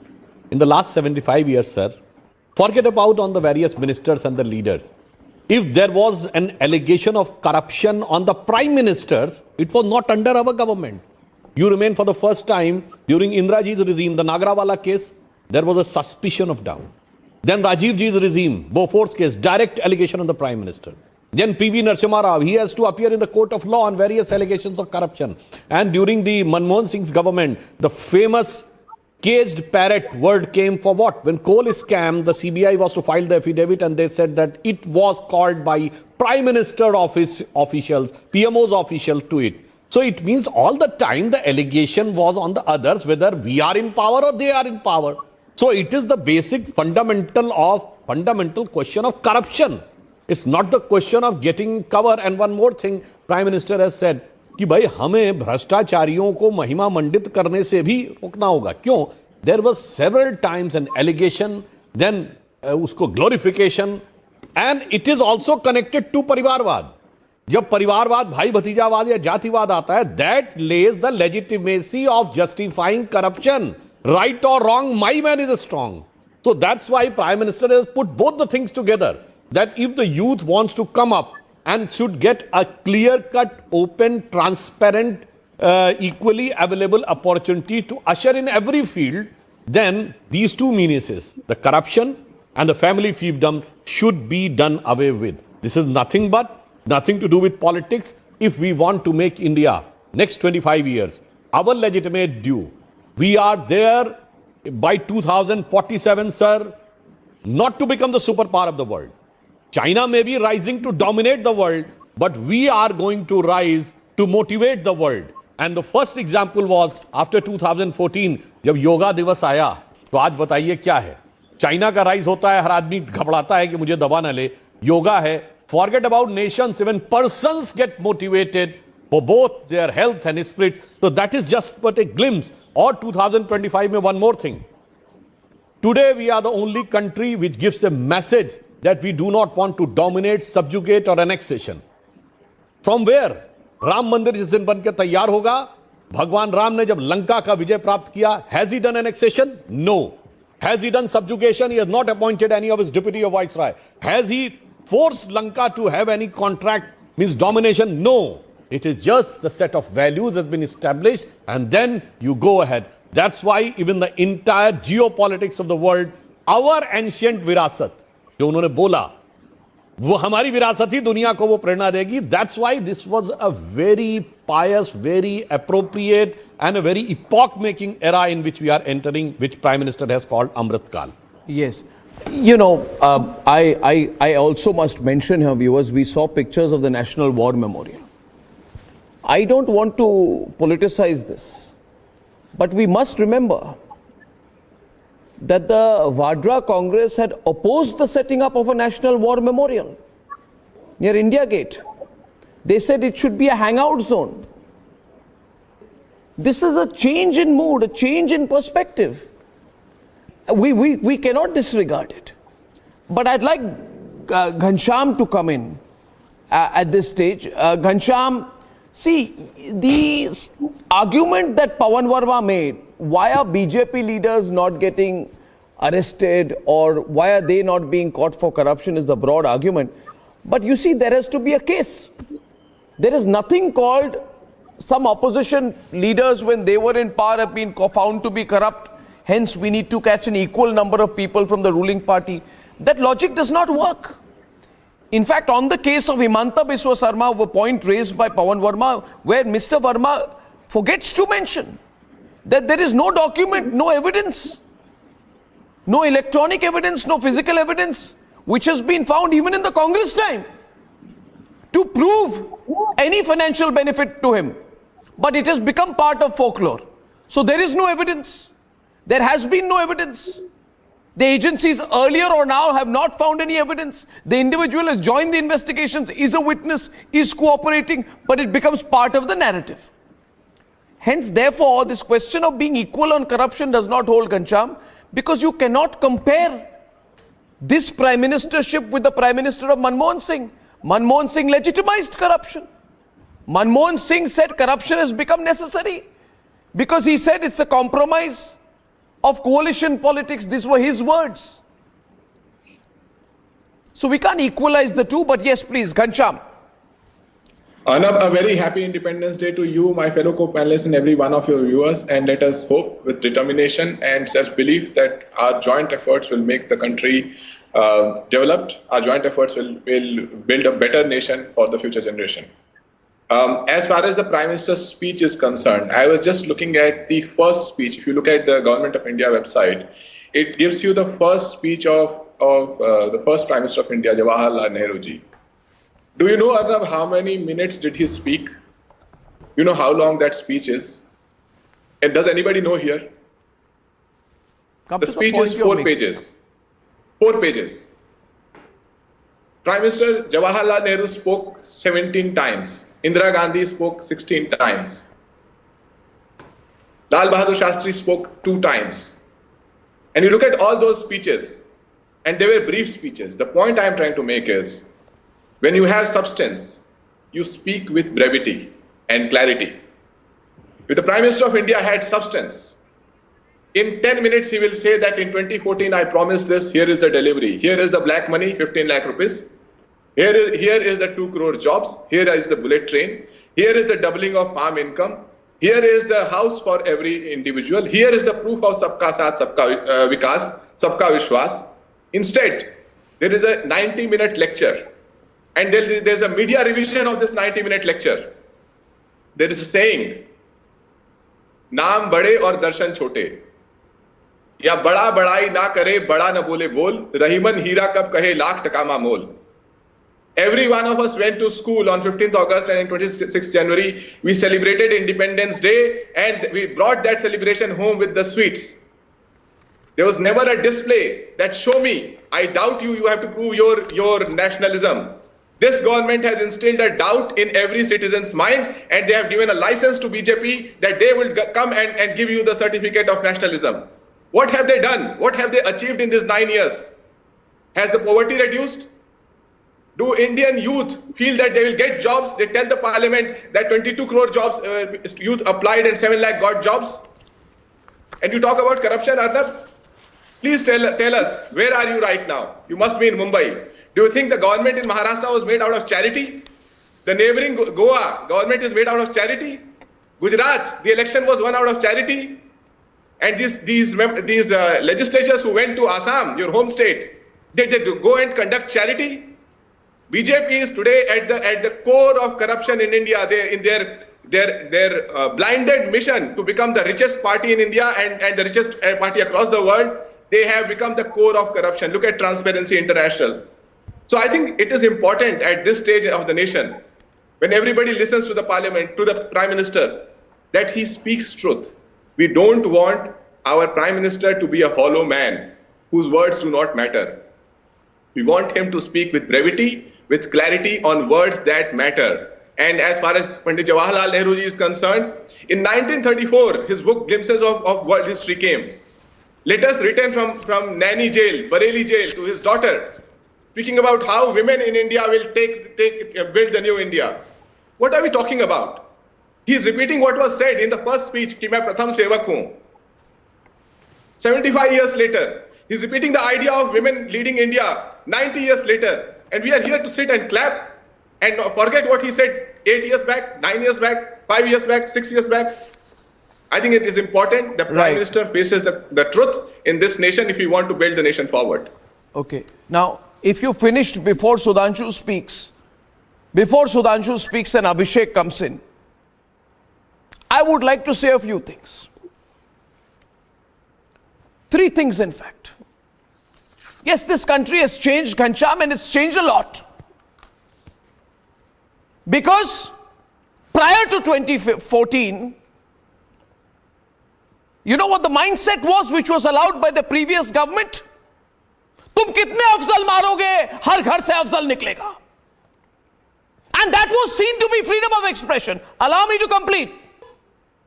It was seen to be freedom of expression. If you questioned it, you were told it's an aberration. You were told it did not happen. So I think it was a complete compromise with the sovereignty of this country which was allowed, which nobody would dare to today. Second point, corruption. Ghanshyam, you mentioned corruption. You mentioned the corrupt. We are today in the 8th year of the Modi regime. Let me remind you, because you may not have been in politics then, but I was in journalism. By the 6th year of the UPA government, the stench of corruption was nauseating. The dirt and stench of corruption, uski boo, sahi nahi ja rahi si.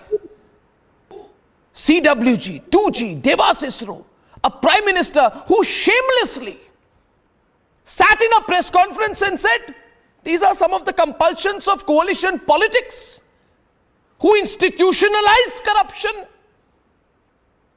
and cravenly became a situation where he was agreeing to the acts of Sonia Gandhi, who was busy taking first-class upgrades from Vijay Mallya, and a prime minister returning from a foreign trip saying, we have to save Kingfisher Airlines. You talk about corruption.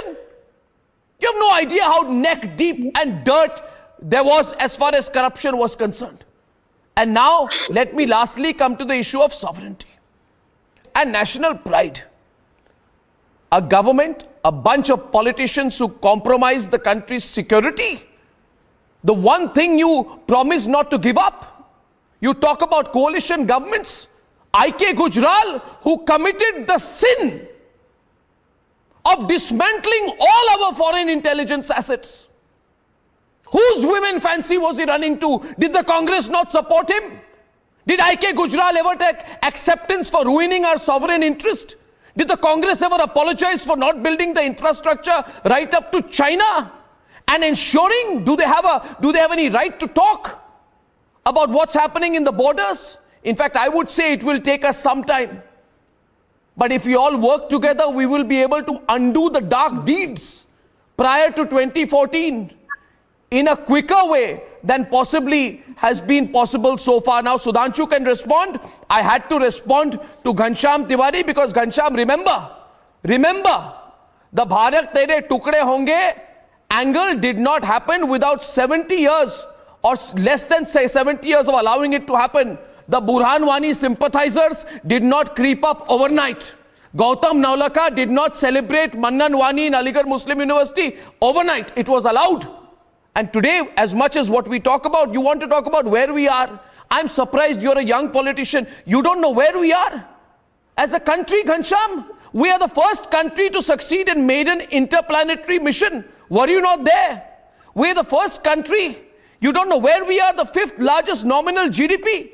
3rd in purchasing power parity terms. The only economy of this scale to defy every single global economic trend. You talk about where we are. You know where we are, but the problem is, Ghanshyam, you are not there.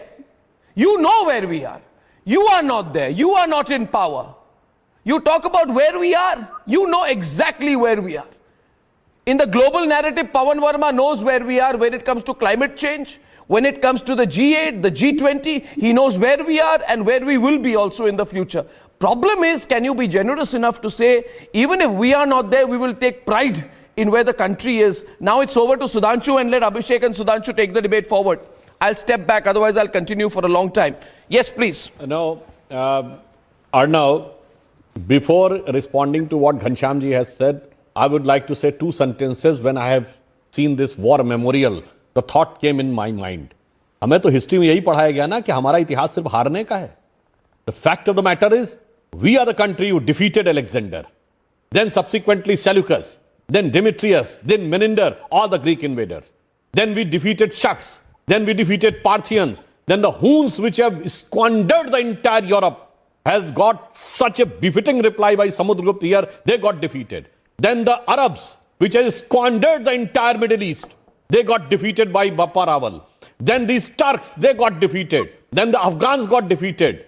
Then the Mughals came and they took around 600 years, 712 Muhammad bin Qasim came, 1527 when Babur tried to control. Then Dutch, then Portuguese, then Britishers. Such a long time of struggle for fight, and still we survived, only surviving civilization of the ancient world. The war memorial gives me an inspiration. That's what the country we were. Now coming to the allegation, he has said when the substance is there, it's a very small thing can be said. Yes, Jawaharlal Nehru ji has said 14th, 15th August night, tryst with destiny, sir. But I would like to remind 1.5 to 2 million people were massacred.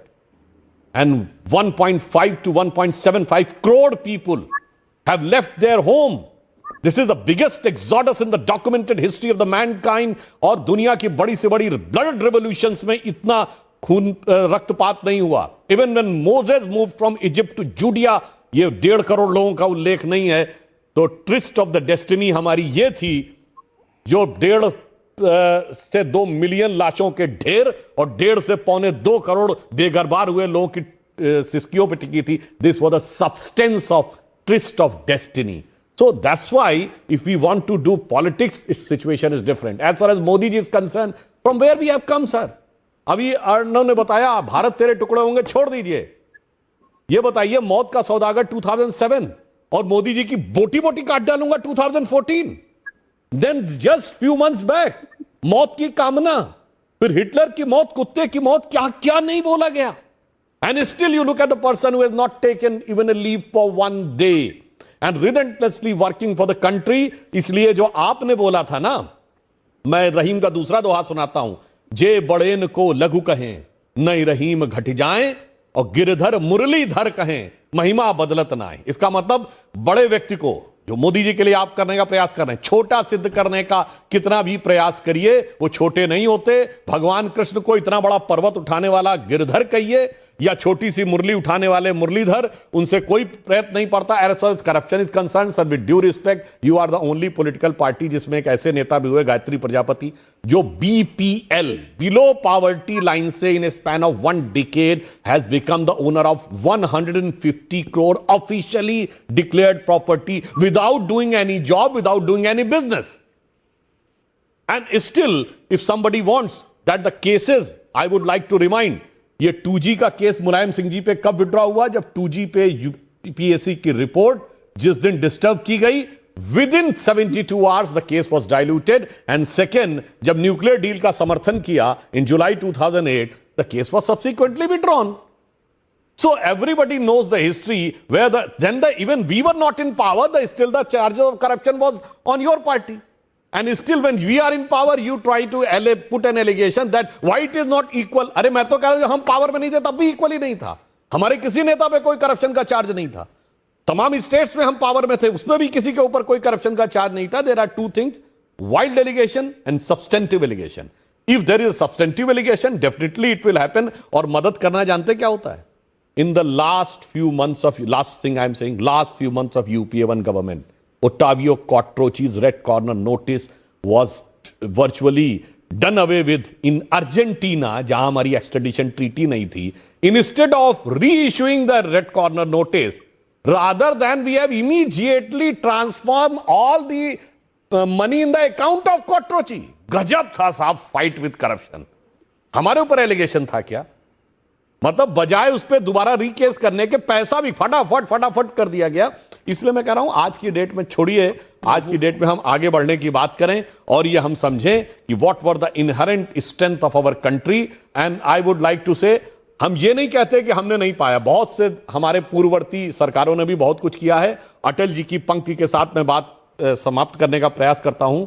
15 अगस्त का दिन कहता आजादी अभी अधूरी है, सपने सच होने बाकी हैं, रावी की शपथ न पूरी है. रावी पर ही कांग्रेस के अधिवेशन में पूर्ण स्वराज्य का उद्घोष हुआ था. 15 अगस्त का दिन कहता आजादी अभी अधूरी है, सपने सच होने बाकी हैं, रावी की शपथ न पूरी है. स्वतंत्रता को सार्थक करने कमर कसें, बलिदान करें, जो पाया उसमें खो न जाएं, जो खोया उसका ध्यान करें. Okay, I want Pawan Verma to respond and then Abhishek to take this forward. Pawan Verma, you got the point. I don't need to paraphrase what he just said. Your response, please. First of all, I'm glad that Sudhanshuji quoted Atal Bihari Vajpayee. He is aware that I have a very high level of respect and admiration for him. And I had the great privilege of translating, on his request, his poetry from Hindu into English. And I think that he is a very apt person when he ends those lines by saying, "Jo paya hai usko khoye nahi, aur jo khoya hai usko paale." Now, I will just add to this. I'm happy the Prime Minister quoted two Mahavakyas of a kind from our past civilizational history, which is great. I have a book called The Great Hindu Civilization. The Vasudhaiv Kutumbakam. It's a remarkable thought in the time when it was enunciated. And it speaks of a perspective which is, in spite of differences, inclusive, tolerant, accommodating, plural. We need to ask today, and I don't mean it always as a criticism, today is not the day. Are we today a more inclusive republic? Or are we riven by completely unnecessary and sterile divides based on, for instance, religion? The Prime Minister used another of the great sayings, Ekam Satya Vipraha Bahuda Vadanti. This is the greatness of our civilization, where we accept different points of view without necessarily seeing them as an enemy of each other. Sudhanshuji is aware, I'm sure Ghanshyam is also, that Adi Shankaracharya and Mandan Mishra sat and had a debate on their differences. Ours has been a civilization of Sabya Samvad, civilized discourse. Again, we need to introspect. Today, have we become too brittle a republic? I'm not making an individual criticism, where immediately anyone who disagrees is either conflated with being an enemy of the nation or anti-national, or often put behind bars. So where is in Ekam Satya Vipraha Bahudanti? The truth is, one wise people call it by different names. Where is that sense of eclecticism, that sense of plurality, that sense of understanding that there can be differences which can be resolved through civilized discourse? So on that issue, I wanted to say I'm happy the Prime Minister spoke of the pride we must have in our past. We must ask ourselves, are we implementing it in the manner in which it should be done? Yeah, I just one small point and then I hand over to Abhishek. One small point I can't resist, but I'll hand over to Abhishek. I want to respond to what Pawan Verma I know, said. surely, but allow me one small intervention. Pawanji, it's all right to talk about, the need for free speech. I'll only address that aspect where you talk about free speech. Anyone who speaks against is considered an enemy and put in jail. I would like to remind you, I've had the rather pleasant experience of being put in jail by a government which you supported, intellectually and politically otherwise, only because I took them on. And you know exactly what the Congress MVA government did out here. So I will not get into that because that government's gone. Its own dark deeds have brought it down. I would also like to humbly remind you, if you do a check, Pawan Verma, you will find the maximum number of cases against journalists in terms of FIRs and summons are in the state of West Bengal, by the way. And you have been leading member of the Trinamool Congress till day before yesterday. The maximum number of cases against journalists and summons, FIRs, court cases, harassment is in the state of West Bengal. It's got institutionalized where the police has been used and is being used today as an arm of the state.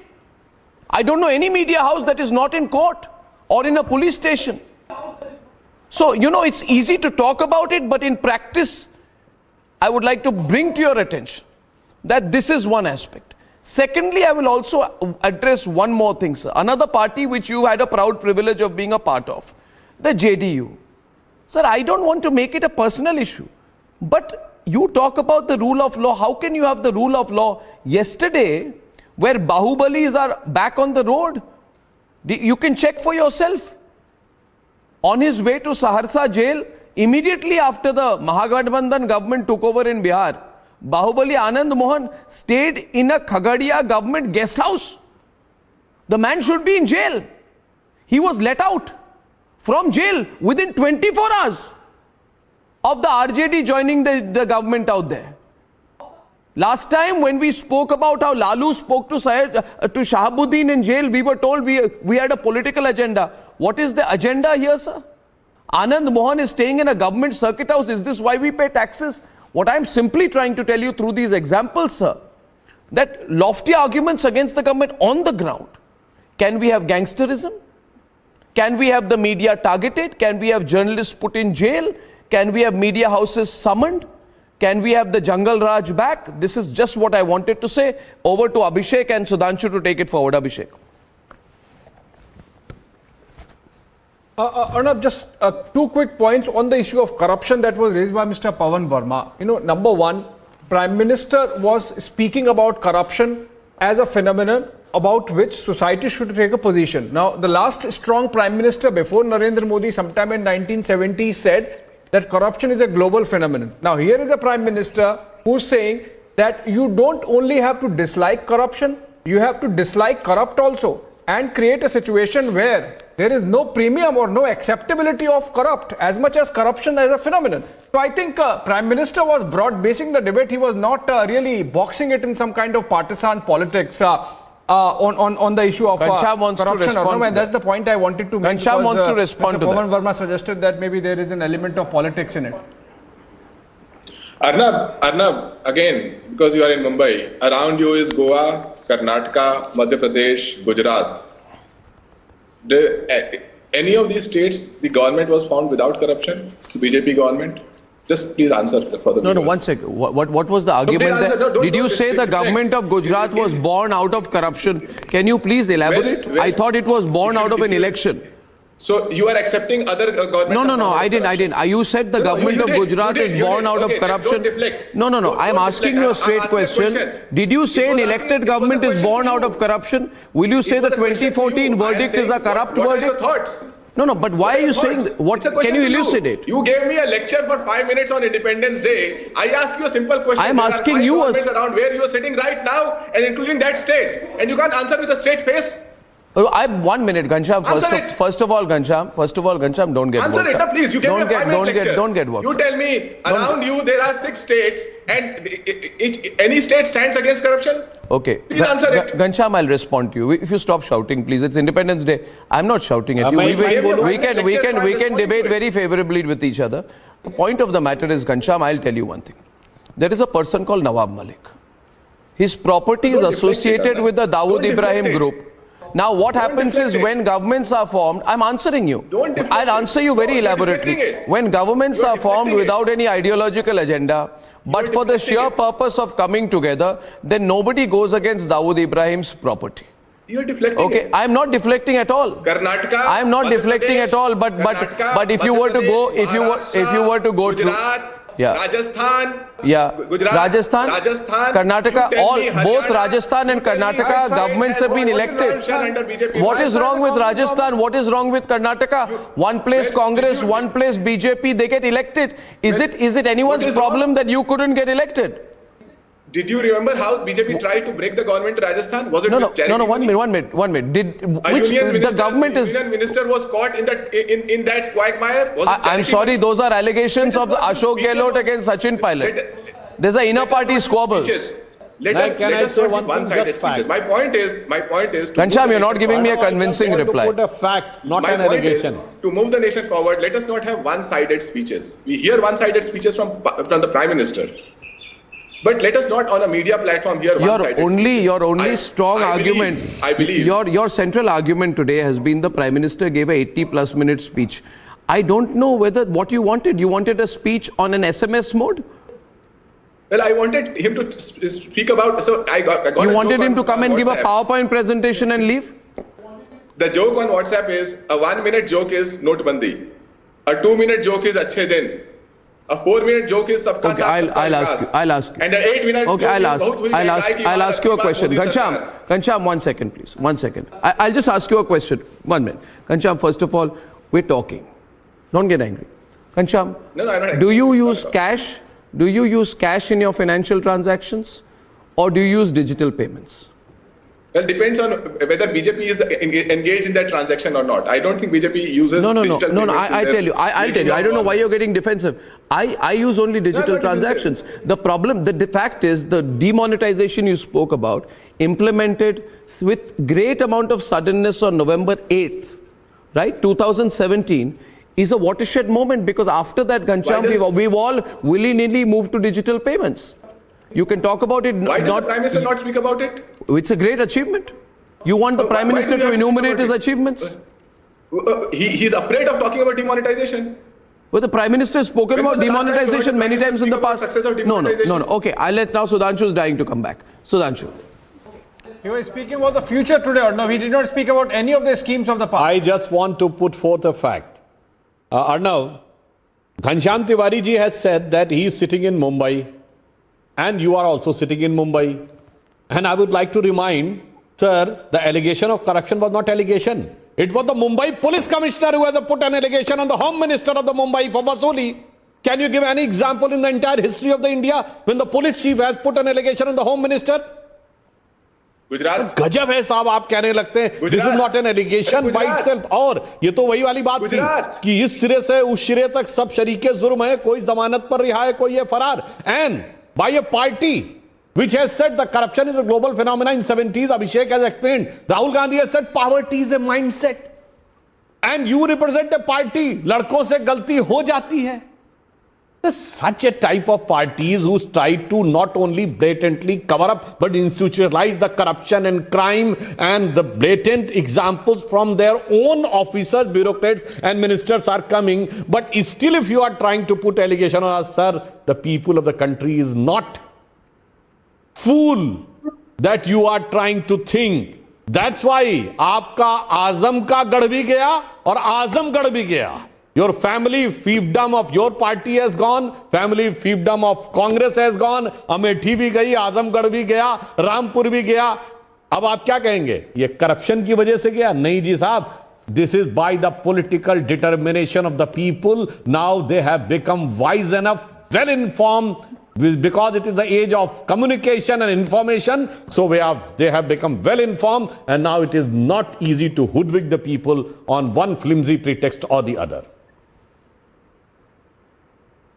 आप एक राज्य का नाम नहीं बता पाए महाराष्ट्र के आसपास जहां पर आपने बिना करप्शन के सरकार बनाई हो। आप एक मिनट, अर्नब भी नहीं बता पाए। एक मिनट, मैं तो आपको एक minute, no, I want to answer on Maharashtra. One minute. When you see, no, one minute, just पवन वर्मा जी ने बहुत अच्छी बातें कही थी, उस पर भी मैं एक बात कहना चाहता हूं। सुनिए, डिस्कशन तो होता रहेगा, ये सब एलिगेशन। पवन वर्मा जी ने आदि शंकराचार्य जी का उल्लेख किया था। उन्होंने कहा था वसुधैव कुटुंबकम। ये वसुधैव कुटुंबकम जैसी कहावत सिर्फ संस्कृत और भारतीय भाषाओं में, दुनिया के किसी और कंट्री में नहीं है। एकम सद्विप्रा बहुधा वदंती सिर्फ हमारे यहां है, बाकी जगह तो कहा गया what I have said if you do not believe you are destined to hell, और दूसरी जगह कहा गया what I said you do not believe सर तन से जुदा। सिर्फ हमारे यहां कहा गया एकम सद्विप्रा बहुधा वदंती, इस पे गर्व करिए। और आपने मंडन मिश्र का उल्लेख किया, व्हेन देयर वाज अ शास्त्रार्थ between Acharya Shankar and Mandan Mishra, sir who was the chief judge, who was the jury? The wife of Mandan Mishra, Uba Bharti. I challenge anybody who is watching this telecast, दुनिया में कोई संस्कृति बताइए, कोई culture बताइए, कोई civilisation बताइए जहां first there was a discussion allowed on religious texts. Second, when the discussion was allowed, then the lady was having authority to become the jury, and still they want to say कि महिलाओं के साथ हमारे यहाँ पढ़ने नहीं दिया था, अन्याय नहीं किया सकता था. That's why Prime Minister had said, come out of this colonial mindset of the Macaulay and Marx. I have one point just last to say to Pawan Verma. Pawan Verma used the phrase inclusiveness, and he spoke about an unnecessary and sterile divide. I completely agree with you, Mr. Pawan Verma. In the future, there must be, and in the present, there must be no unnecessary and sterile divide. And I am completely aware that the Prime Minister used the word Ekta 11 times in his speech today. And you will agree with me, and I'm sure we will all hold hand and agree, there will be no divide when I hope very soon the Prime Minister takes the very necessary step of enforcing what was promised in the Constitution by having a uniform civil code. Believe me, Mr. Verma, you will agree with me, then there will be no divide in this country. You want to remove divide in this country, Mr. Verma, then the Prime Minister owes it to the country to bring in a uniform civil code and not waste any time in long debates over it. Quick response, Arnab? Yes. In fact, the Uniform Civil Code is mandated by the Constitution as a desirable end. But I leave this question, and I am not getting into politics of it. Why has the BJP government in 8 years not brought a draft of what that civil code can be? Twice there was an initiative to introduce a bill. The BJP government withdrew it. I recall the Chairman Law Commission writing to chief ministers for their views, and many of them saying, we are willing to consider this and should also. But please tell us from which religion, what you will omit in order to have a draft available for discussion on the Uniform Civil Code. That has also not come so far. I think I agree with you. The sooner it comes, the better. And I'm sure you'll be among the greatest supporters of a uniform civil code. We all should be. Because this divisive politics, divided legal system cannot work. This has been an aggressive but very interesting debate. I wish you all a very happy Independence Day. May we in our diversity come together and move towards greatness. Thank you so much, Ghanshyam and Pawan Verma. Abhishek, stay on, and Sudhanshu Trivedi as usual. Thank you. Thank you. And ladies and gentlemen, we promised to go live to multiple locations. And the next location we will be going across to is very interesting. Before I go to Suchetkar in Jammu and Kashmir in just a moment, I would like to take you, ladies and gentlemen, to the Anushilan Samiti, where we have Republic Bangla's Ramakrishna Sinha. Just a little bit about why we are going to this location. The Anushilan Samiti, ladies and gentlemen, was established in 1902, and it was headed by Borindra Kumar Ghosh, younger brother of Sri Aurobindo Ghosh. The Anushilan Samiti existed through the first 3 decades of the 20th century. It propounded the revolutionary cause for ending the British Raj. And it is necessary, and Ramakrishna can tell us more about it, that today when we talk about the rewriting of history, do we mention every nationalist, every revolutionary? We don't. But a number of nationalists were involved at various times with Anushilan Samiti, namely Aurobindo Ghosh, Bhupendra Nath Dutt, who is the brother of Swami Vivekanand, Deshbandhu Chittaranjan Das, Surendranath Tagore, Bipin Chandra Pal, and to tell us more about the mood there and the significance of this place, over to you, Ramakrishna. Ramakrishna Sinha of Republic Bangla.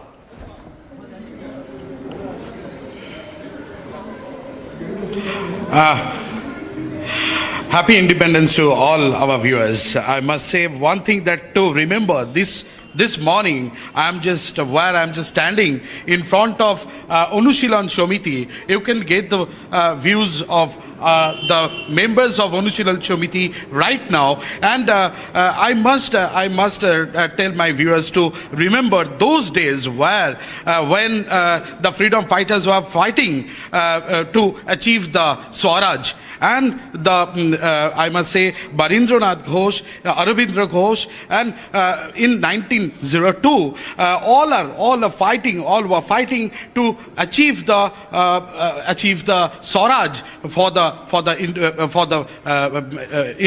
for India. And this is to remember the bloodshed.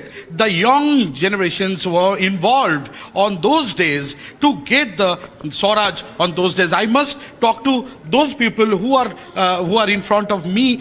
They are right now. They are the members of the Anushilan Samiti right now, and I must say that they will describe all the histories over this Anushilan Samiti. Please.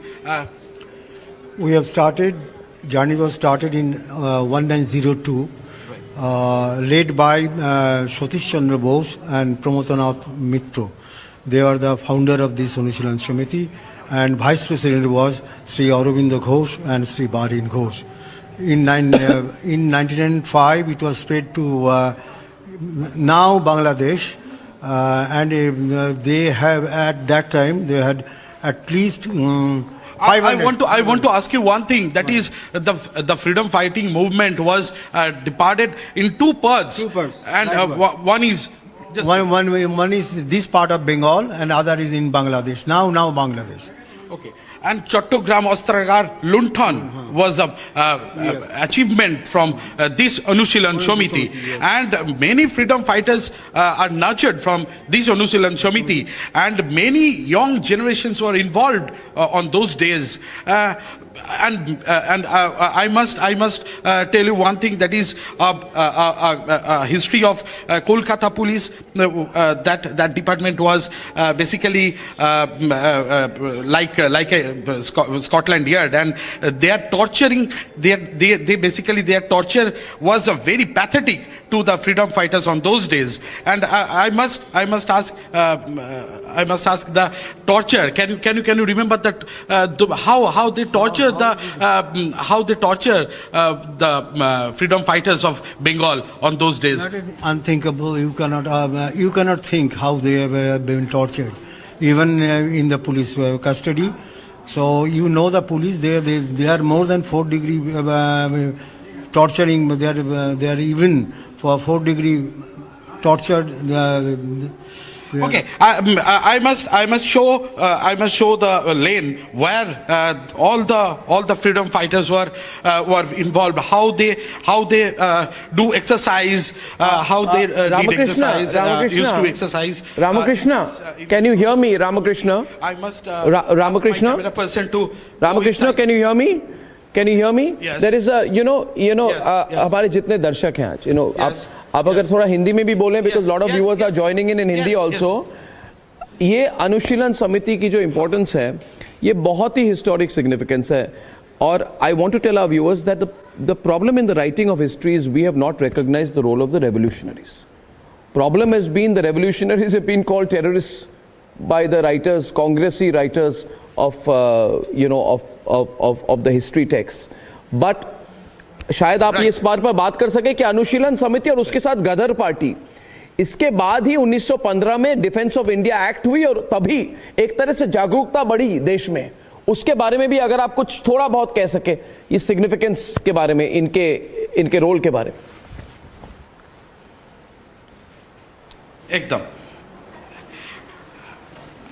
एकदम उस दिन जब 1902 साल से ये अनुशीलन समिति का members एक साथ इकट्ठा हो रहा था, उस समय के बाद 1915 और 1920 all are recognized. Everyone in the members of this society is called the terrorist on those days. हम एक बात आपको पूछना चाहेंगे, क्या थोड़ा ये बात बताएंगे, क्या टेररिस्ट बोला जाता था उस समय? Actually, Anushilan Samiti started as the physical development of the young generations. Now then, at the time, the English people tortured Indians, so they provoked themselves with this to lay out the English people. Now, धीरे धीरे ये लोग English people के against एक छेड़ दिया. इससे उसका नाम बताइए, क्या गद्दार पार्टी और अनुशीलन समिति, इसका तो बहुत डिफरेंस था. बहुत डिफरेंस है. अनुशीलन basically started with the development of the young people to resist the torture of this English people. Now धीरे धीरे ये तैयार हो गया कि हमारा स्वाधीनता चाहिए, स्वराज चाहिए हमें. तो वो लोग स्टार्ट किया धीरे धीरे जो against the English people. So English people call them terrorists. They are terrorists. Because of that, they are against our law, against our will. So they are terrorists and they tortured them. Right. Unbelievable. Right. Just then open their nail from their hand. Not even the only male people, even the females also, they do these things. Hello. Because Anushilan Samiti was considered with male and female both. Okay. Really, those days are really really is a... Absolutely, absolutely, Ramakrishna, absolutely. And I'm so glad that you could be live from that location. Viewers, I'm going to Ishandev Chattopadhyay next, who is in Suchetkar. And Suchetkar is in Jammu, and it served as the road to Sialkot during the pre-partition era. Last year, in 2021, the BSF unfurled a 131-foot high flag post which was visible everywhere, and they say you can see it also from Sialkot. So that is the BSF's Octroy border outpost from where Ishandev is live. Ishandev, over to you. What's the mood in Suchetkar?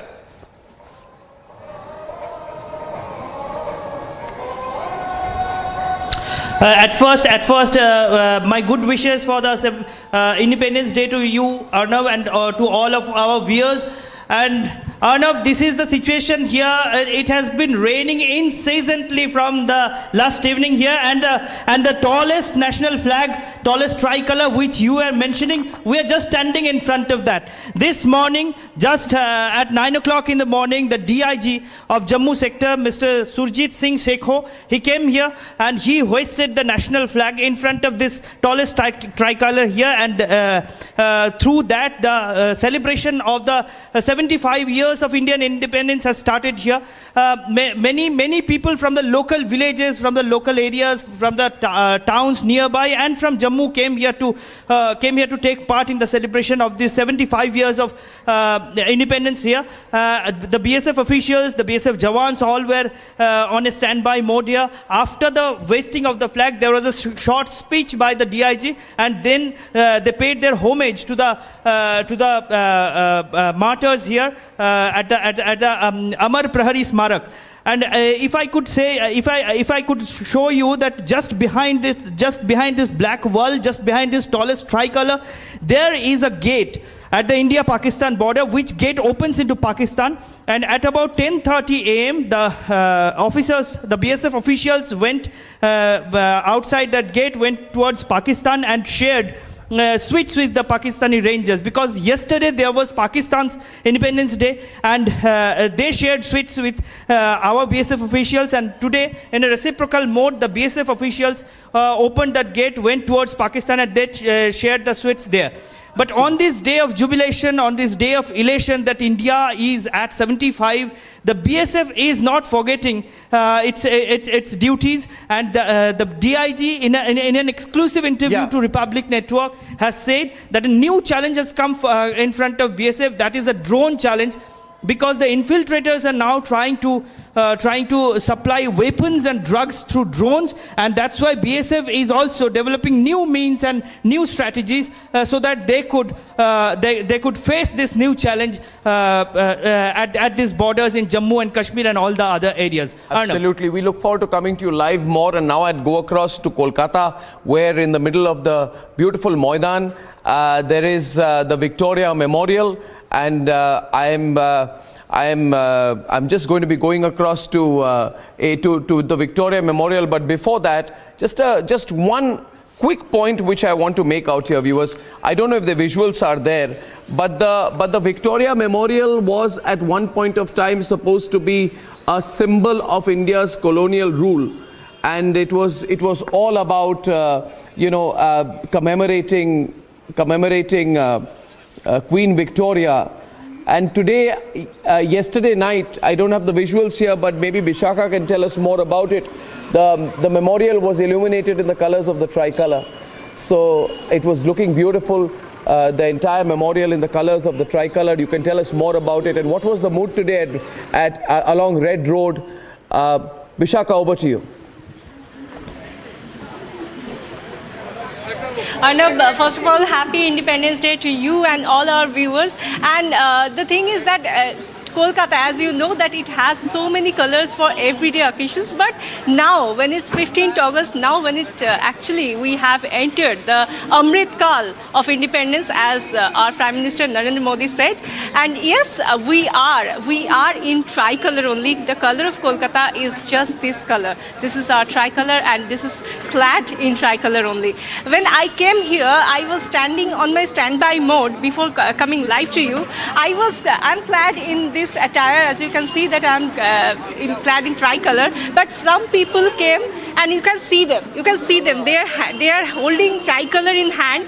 They came and they saw that I didn't have a flag in my hand. They handed it to me and I'm still holding it, and they have so many flags, and this is the way they are actually making this project mission, this mission, Har Ghar Tiranga mission, a total success, where you know that politically it had been so much countered, and after everything, when it's 15th August, when it's our Independence Day, Arnab, I am standing in front of the Victoria Memorial, which is actually officially Netaji Memorial right now. You were talking about the yesterday pictures of tricolored Victoria Memorial or Netaji Memorial, as you can say right now. It was illuminated with these tricolors, but now when it's daytime, it is not illuminated. Well, as the building you can see it's white, but there is tricolor in front of it. It is flying high, and in front of that, whoever is coming, they are saying Jai Hind, they are saying Vande Mataram, Bharat Mata Ki Jai. This is the only slogan we have in Kolkata right now.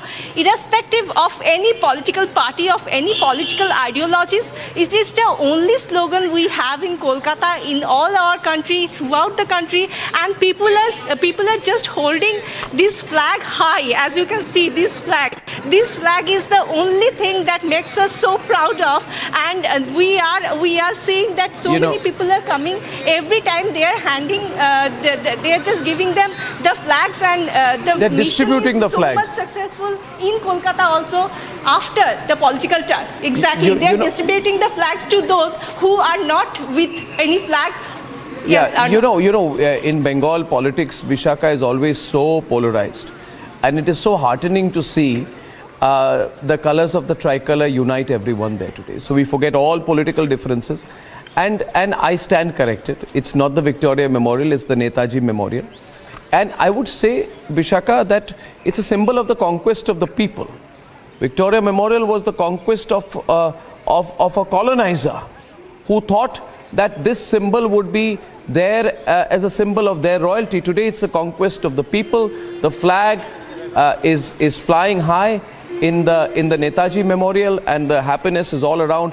That is where I started my career many years back, more than 20 years back, and I remember many walks along the Maidan and the Red Road. And today, of course, the thing about Kolkata, people in Kolkata, any occasion, the place to go to is the Maidan. And today I can tell you, evening is going to be jam-packed here at the Maidan, and everyone's going to enjoy, just come together. It's just so joyous to see people handing over flags to each other. It gives us such satisfaction, Thank you so much, Vishaka and Ramakrishna, and from Suchetgarh. Thank you very much, Ishan Dev, for joining us as well. And we are going to go across to a political panel. We try to bring the country together, but the debates sometimes divide. Let's see whether when we come back on the other side, I see my old friend Rajagopalan smiling there. Shahid Siddiqui is also there. Okay, we are going to... Ji. Absolutely, Jai Hind, Vande Mataram. And it is also Shahid Siddiqui's birthday. He keeps fighting with me, but I want to be the first to wish him on television. Thank you. We are going to have a big fight and then a big joining hands together, and we are going to debate this all. Just give me a small commercial break. Back in just a few minutes, viewers. This is going to be an interesting debate. मेरे प्यारे देशवासियों, 75 साल की यात्रा में आशाएं, अपेक्षाएं, उतार चढ़ाव सब कुछ के बीच में हर एक के प्रयास में हम जहां तक पहुंचे थे और 2014 में देशवासियों ने मुझे दायित्व दिया। आजादी के बाद जन्मा हुआ मैं पहला व्यक्ति था जिसको लाल किले से देशवासियों का गौरवगान करने का अवसर मिला था।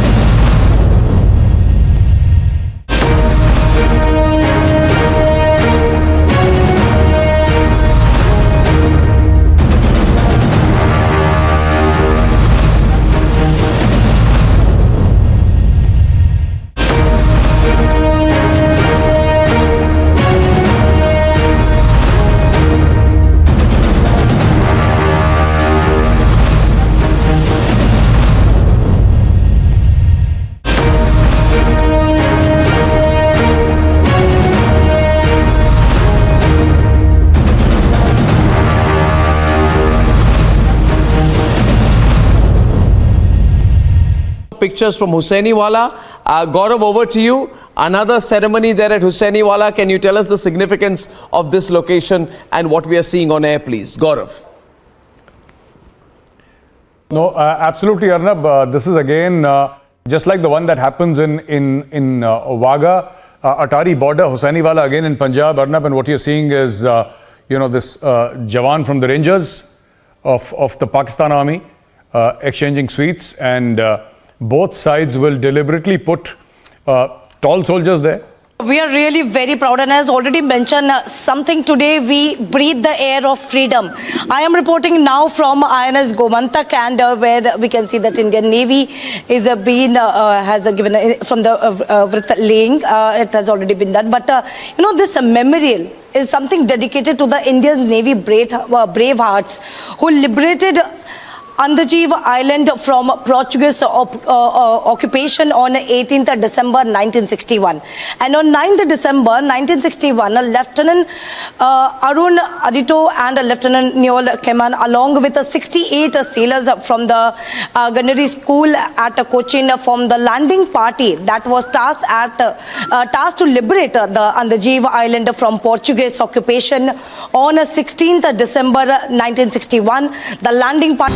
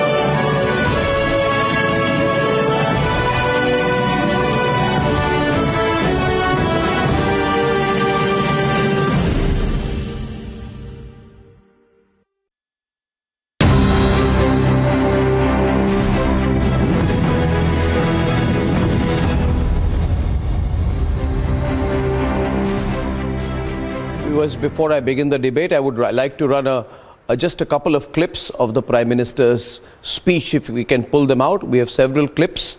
He made many points out there. Maybe I'll ask our producers to pull out some of the significant clips of the Prime Minister's 80+ minute speech at the Red Fort today, if it's ready, please.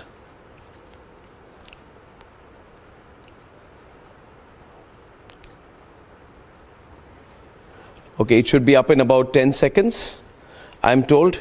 Viewers, in this part of the debate, I simply want to bring in one simple point. Has this Independence Day brought with it a new wave of nationalism? That's going to be the theme of the debate. Here's a clip. ये चिंता का विषय है कि आज देश में भ्रष्टाचार के प्रति नफरत तो दिखती है, व्यक्त भी होती है, लेकिन कभी-कभी भ्रष्टाचारियों के प्रति उदारता बरती जाती है। किसी भी देश में ये शोभा नहीं देगा।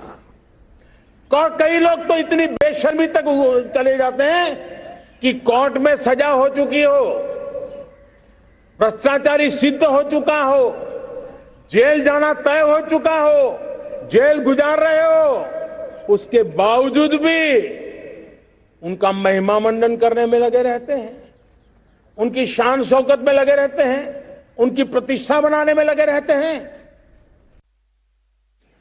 मेरे प्यारे देशवासियों, 75 साल की हमारी ये यात्रा अनेक उतार चढ़ाव से भरी हुई है। सुख दुख की छाया मंडराती रही है और इसके बीच भी हमारे देशवासियों ने उपलब्धियां की है, पुरुषार्थ किया है, हार नहीं मानी है, संकल्पों को ओझल नहीं होने दिया है। और इसलिए, और ये भी सच्चाई है कि सैकड़ों सालों के गुलामी के कालखंड ने भारत के मन को, भारत के मानवीय की भावनाओं को गहरे गांव किए थे, गहरी चोटें पहुंचाई थी, लेकिन उसके भीतर एक जिद भी थी, एक जिजीविषा भी थी, एक जुनून भी था, एक जोम भी था। और उसके कारण अभावों के बीच में भी, उपहास के बीच में भी, और जब आजादी का जंग अंतिम चरण में था, तो देश को डराने के लिए, निराश करने के लिए, हताश करने के लिए सारे उपाय किए गए थे। अगर आजादी आई, अंग्रेज चले जाएंगे तो देश टूट जाएगा, बिखर जाएंगे, लोग अंदर अंदर लड़ करके मर जाएंगे। And my first question is to Mr. Rajagopalan. Welcome Fuad Halim also, and Shazia Elmi, Prafulla Ketkar, and of course Dr. Samir Kaul. Mr. Rajagopalan, Prime Minister said, जो जेल जा चुके हैं और जिनका जेल जाना तय हो गया है, उनका भी महिमा मंडन हो रहा है. What was he indicating? P. Chidambaram. P. Chidambaram. He was indicating P. Chidambaram. He was indicating Nawab Malik. He was indicating Anil Deshmukh. He was indicating Partho Chatterjee. He was indicating Mondol. And what was he trying to say? He says these are all the persons in the past 1 month. If we have seen Arnab, PMLA Act was supported by the Supreme Court. Yes. Jolted by that verdict, the opposition parties, especially 11 opposition parties, the person who was in jail, he drafted the statement questioning the Supreme Court. They said Supreme Court does not have faith. Kapil Sibal commented. So these are all certain things which provoke Narendra Modi to speak about Mahima Mandal Pradishta and jail guzar chuke hain. So he also made it the focus. So when this is the focus, Arnab, because Prime Minister wanted to ensure day before yesterday, when Mr. Tejasvi Yadav met Madam Sonia Gandhi, they discussed about this corruption. They discussed about the ED. He says, I can take ED very well. I can take CB very well. So this is the answer. He took, Parliament was stalled for 40 days. Can you believe, Arnab? I covered Parliament from 1977 onwards. And unnecessarily they controlled the Parliament. And these are all certain things which provoke Mr. Narendra Modi to come out with nationalism aspect. That is why he said, koi log jail guzar chuka hai. But he also said, he made it quite clear. So I think it was an uncompromising mood. And Shahid Siddiqui, I think the message the Prime Minister was giving was, if you think that this political criticism of action against Partha Chatterjee or Nawab Malik or this Anubrata Mandal or maybe Sonia Gandhi or Rahul Gandhi for their terrible scam is going to affect, lead to a pullback, it's not going to happen. In fact, he's asked for public support in this, and I think the public is with him, don't you think? The public is completely with him. That's the national mood. Arnab, I'm not here to defend any Nawab Malik or any Partho Chatterjee or anyone. The only point I would like to make is, number one, I will welcome Prime Minister's speech. This is a historic day for all of us, for 140 crore Indians. This is a very, very important historic day. And today is the day when we all should come together to celebrate what we have achieved in last 75 years, we have achieved a lot. We have built a great nation in 75 years, and in the next 25 years, we are going to create one of the finest nations in the world. I have no doubt about that. But so far as corruption is concerned, corruption has been there. Corruption is very much there. Corruption has not gone anywhere, and the nation should look at corruption in totality, not as a political instrument to browbeat one group or the other. Unfortunately, that has been happening, and that's not happening today. That happened during the Congress regime, that happened during other regimes. We have been using whether ED or CBI or other groups or charges of corruption to browbeat or to corner our opponents or to support those who are with us. And that has been extremely unfortunate, and that is the reason that India is today regarded as one of the most corrupt countries in the world. And we have to get out of that, we must have that stigma removed, and for that everybody will have to rise above. Can you tell me or tell Abhishek, for example, or Shazia, that you have made a very sweeping statement on this 15th of August. You have said India is one of the most corrupt countries in the world. Can you please quote your source? Yeah, what I read recently, I don't remember exact. Yes, where among the most corrupt countries. Where did you read this? What is the source? I think this was international source. Which international source? Because I don't know any such international source. We have been told we've gone up in the ease of doing business. We've been told that we are high on GDP rankings. We are being told that we are the fastest growing economy. We've been told, one minute, we've been told that our FDI inputs are going in, our institutional integrity is strong. We are told we are the third largest economy in the world in terms of purchasing power parity. We have overtaken the UK, and we are going to overtake Japan. So I'm very curious to know, what is your source when a politician or someone who's been a politician like you comes and says on the 75th anniversary of our independence that we are one of the most corrupt countries in the world? I actually request you to reveal your source and tell us how you come to that conclusion. That's what I believe is true. No, it can't be your belief. There has to be. No, it can't be your belief. No, I don't believe. Yes, I withdraw my statement. Thank you. Okay, Shazia wants to respond. Abhishek that's very generous of you to withdraw the statement. I must say it's in very good form, Mr. Siddiqui. Shazia is responding to the overall debate. Shazia. So first of all, I think about today itself. You asked this question, Arnab, what does this mean for all of us? And I think we have this great festival today for every Indian. And that is what Har Ghar Tiranga, 75th year of independence has become. It's something for all of us, every religion, every caste, every community, every region. It's a national festival for every Indian. So festivities and celebrations in that order. About Shahid Saab, we've been living in this, the electoral hack that has been the mantra for years. Do not look at corruption. Do not look at nepotism. Do not look at dynastic succession and how it impacts politics. Just do not be in denial. And you know what you do? Just talk about Muslims khatre mein hai. We need to protect you and use Muslims as fodder. I'm saying it as it is. I was a small soldier in this whole Anna Hazare movement, and I realize now that it is our Prime Minister really who is leading this, who is become the protagonist of an anti-corruption or corruption-less, corruption-free India. And it takes a lot to say that, because so far it has been I scratch your back, you scratch my back, and we use CBI, ED, serious offences, crimes of various bodies, agencies accordingly. But it takes a lot to say, I stand for this. This is the resolution. So I have objection, and I'm glad Shahid Bhai Saab has taken his statement back.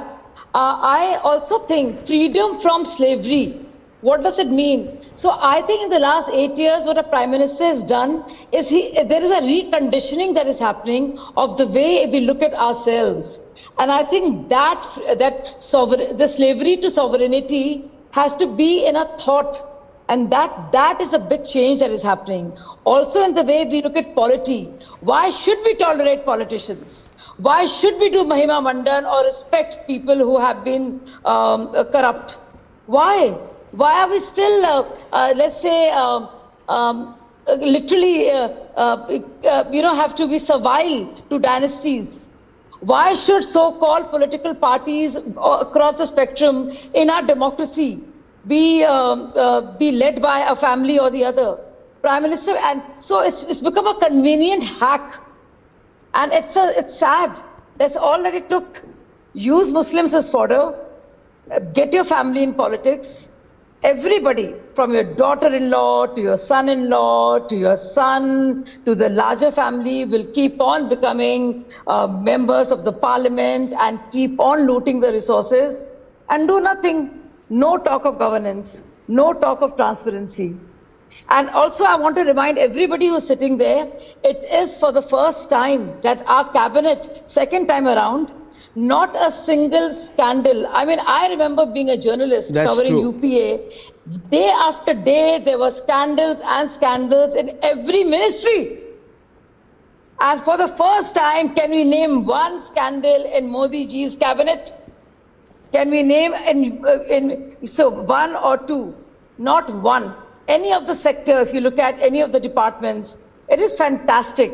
For the first time, we have defense deals happening where people can't imagine. So it's a reconditioning of the mind that is happening.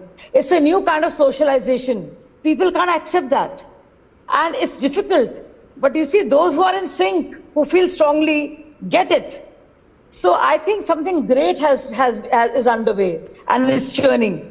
And Prime Minister is talking about that. And I think only a person with a strong record who's out there can say something like this. It's as much for his party as everyone else. Yes, that point is there. No scope for corruption. That point is there. No. That point is there. I want Abhishek to come in because Abhishek, Prime Minister is putting his skin in the game.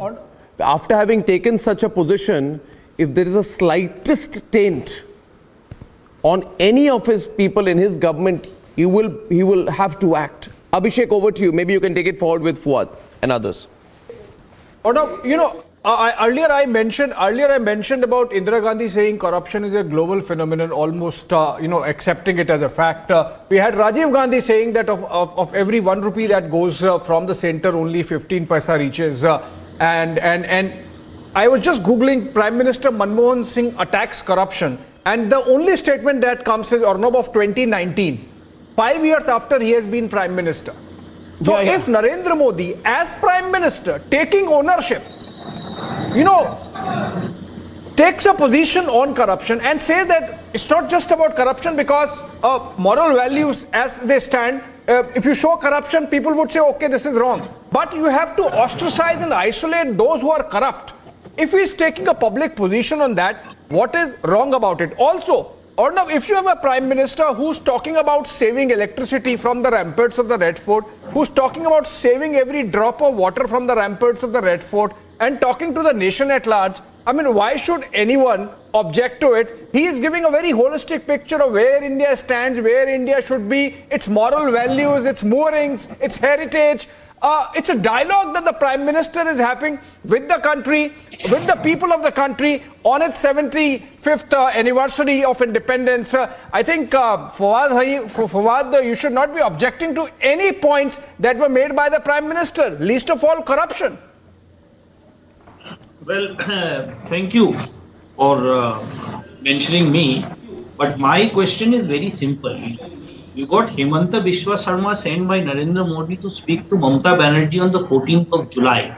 And he spends 2.5 hours speaking with Mamata Banerjee, after which Trinamool Congress withdraws its voters from the vice presidential election. So, institutional corruption is epitomized by what Modi does. He has a vice president who has been tacitly supported. What is corruption in having a political dialogue?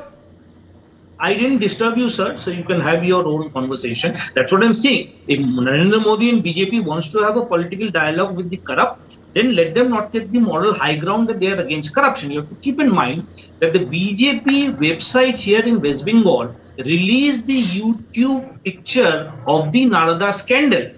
And the moment Mukul Rai, who was the kingpin in the Narada issue, joined the Bharatiya Janata Party, lock, stock and barrel with his corrupt group, that video was deleted from the BJP official website.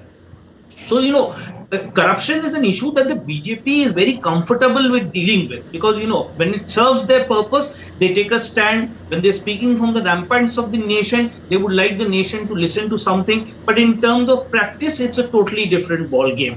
One has to keep in mind that Suvendu Adhikari, who is the leader of the opposition in West Bengal Assembly, was clearly depicted in those Narada files. And the BJP government does not include or in its political agenda ever mentions those names who are now part and parcel of the Bharatiya Janata Party in the Narada scandal. So, it's a wishy-washy we are discussing Prime Minister's conviction, and the Narendra Modi. You have made your point, Fuad. We are discussing Prime Minister's address to the nation from the Red Fort. We are not discussing Bengal politics. But you have made your point. I'll get that question. I'll get those points rebutted by the BJP spokesperson, but I will take a short break. I'll come back and we'll discuss that as well. I'll take these two I want to continue this. Just after a short break. Let's not take a break now. Let's continue this for a bit. Let Fuad complete his point. Yeah, Fuad, complete your point. So, on the question of corruption, if you go to Karnataka also, you see the Bharatiya Janata Party is very comfortable with corruption. Those who are corrupt are part and parcel. If you look at the present, issue that is being discussed across the nation, that's the smuggling of cows. Now, the cows originate in Haryana, they originate in Uttar Pradesh, they originate in Madhya Pradesh. That's where they are loaded onto the trucks.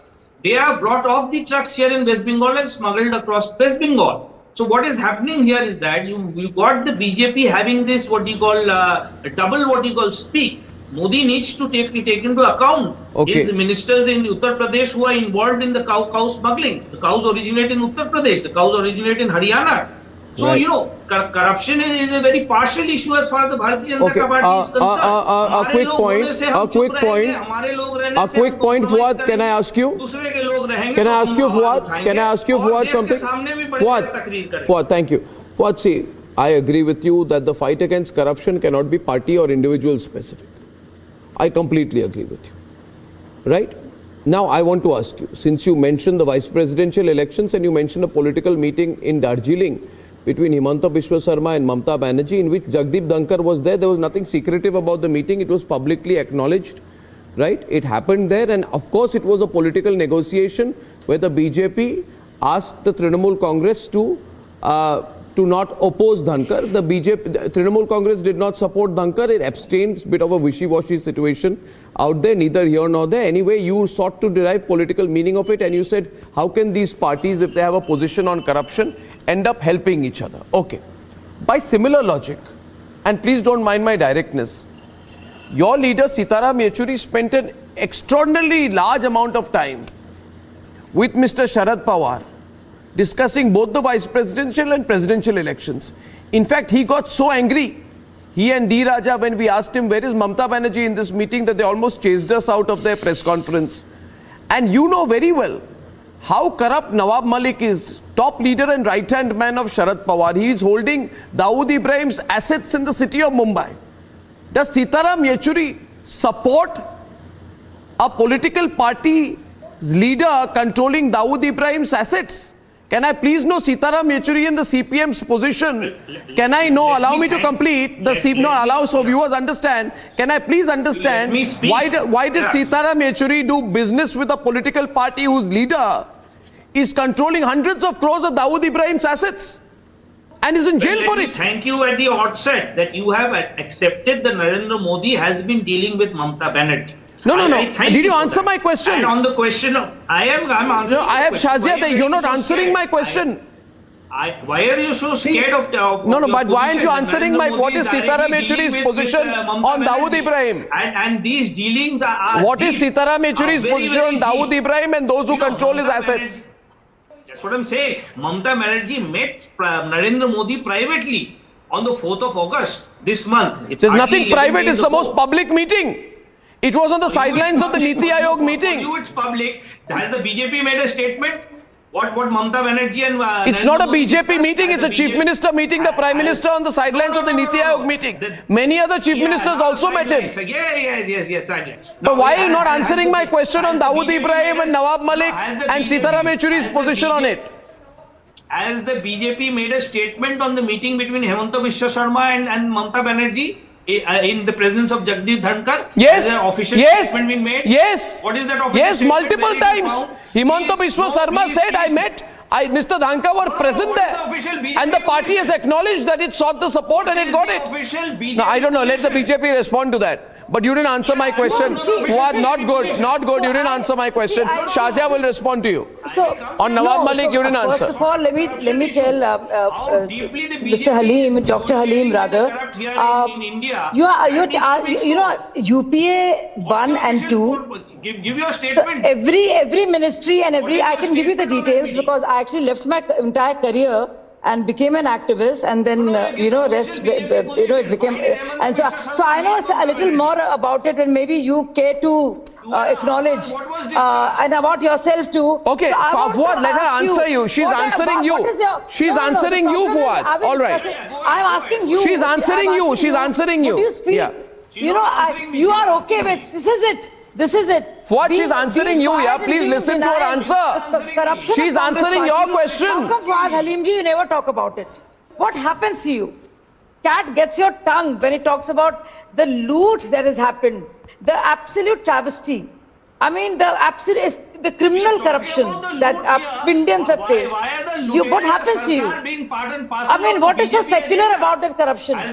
What does corruption also? I mean, the corruption also has to be secular or not. Fuad, now she was quiet when you spoke, Fuad. She was absolutely quiet when you spoke, Fuad. So I just do that favor, please. Thank you. She was quiet. She disagreed with you, but she listened to you when you spoke.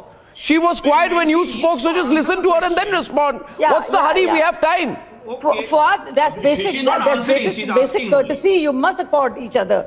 So I want to ask you, you have been quiet. I don't know why your party has been quiet. Why have you spoken against ever about Lalu Prasad Yadav? Ever about Congress party? Why don't the leftist leaders and communist leaders ever speak about the corruption of Congress and what is done to this country? Where our country would have been and where it is now. Exactly. And what I don't understand what happens to you. You don't have the gumption, sir. You don't have the gumption. What happens to you? And here is a man who is taking the country forward. He's saying we are sick and tired of being a developing country. We want to be a developed country. We want to free ourselves. And you are just you want to attack BJP. Why would you do that? Why does there have to be spin from you? Because you have just that old mantra that I talked about. Talk about Muslims, talk about Dalits, keep the country poor, keep the country poor.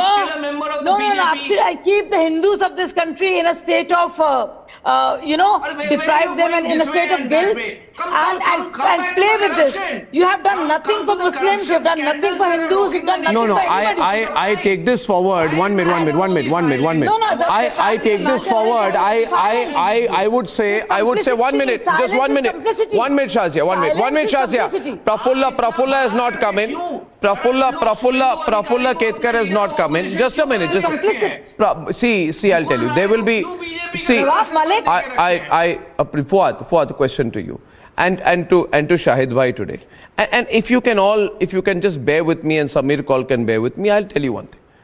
I think it is very necessary to take a position on corruption. I believe the BJP also shouldn't make it selective. I'm very clear about it, but sure. I am very curious about the left. See, Fuad, I know the left. I have covered the left at the start of my career, and nobody knows the left parties more than me. Okay, so I was there. Okay, even when your leader Jyoti Basu wanted to be Prime Minister and the party fought not to allow him, I was there. I've been witness to the left closer than you think. Having said that, I appreciate your position on corruption. I laud it. I celebrate it. I just want to know, Prafulla Ketkar, that when there is a man convicted in 4 of the worst corruption cases, and now recently a 5th, a man who has looted the state, convicted by the court, embezzled hundreds of crores of rupees, is their best friend, Prafulla Ketkar. I'm talking about Lalu Prasad. And don't tell me about corruption. You talk about people. Was Amar Singh absolutely the symbol of clean politics in this country, the late Amar Singh? Was he What was the politics that Sitaram Yechuri and Harkishan Singh Surjit did with Amar Singh? When was corruption an issue in the building of political coalitions? And why don't you sacrifice your alliance, your newfound love once again, in which you're participating in a government with Lalu Prasad Yadav convicted of corruption? If I ask these questions, there will be no answer. Absolutely not one word, pin drop silence from the left. In fact, these contradictions are what has brought the left down, including its past alliance with the Congress party. Prafulla Ketkar responding right now, so everybody is on the debate. Arnab, I will come to corruption. I just want to know the fundamental question from the Communist Party. Communist Party is one party which didn't change their DP, which didn't ever celebrated any Independence Day in their headquarters. Still, I want to know whether still they believe that ये आजादी झूठी है. इतना मत झूठ बोलो. ये आजादी झूठी है. He's saying you're lying. One minute. Tell me. हमारे हर पार्टी ऑफिस में आजादी की ये मनाई जाती है. You never answer fundamental questions. Why Jyoti Basu didn't hoist the flag? अरे you have a convulsive attack. इतना झूठ मत बोलो. No, he won't have an attack. Let him reply. He's asking you. Don't be sarcastic, Fuad. No need for that. We on national network, we doesn't know what happened in the headquarters of the Communist Party. What can be more unfortunate but to call a convulsive political fool a convulsive liar? Nationalism always dubious. No. We are talking about institutionalization of corruption. Indian Book of Indian Martyrs Can CPM take a vow that they didn't institutionalize corruption in Bengal, in Tripura, in Kerala, to protect their own party workers? Please don't lie. We are talking about nation and corruption. Bhai Bhatija Waj is the root cause of corruption. Prime Minister has called out today. Please stand by it. Please stand by it.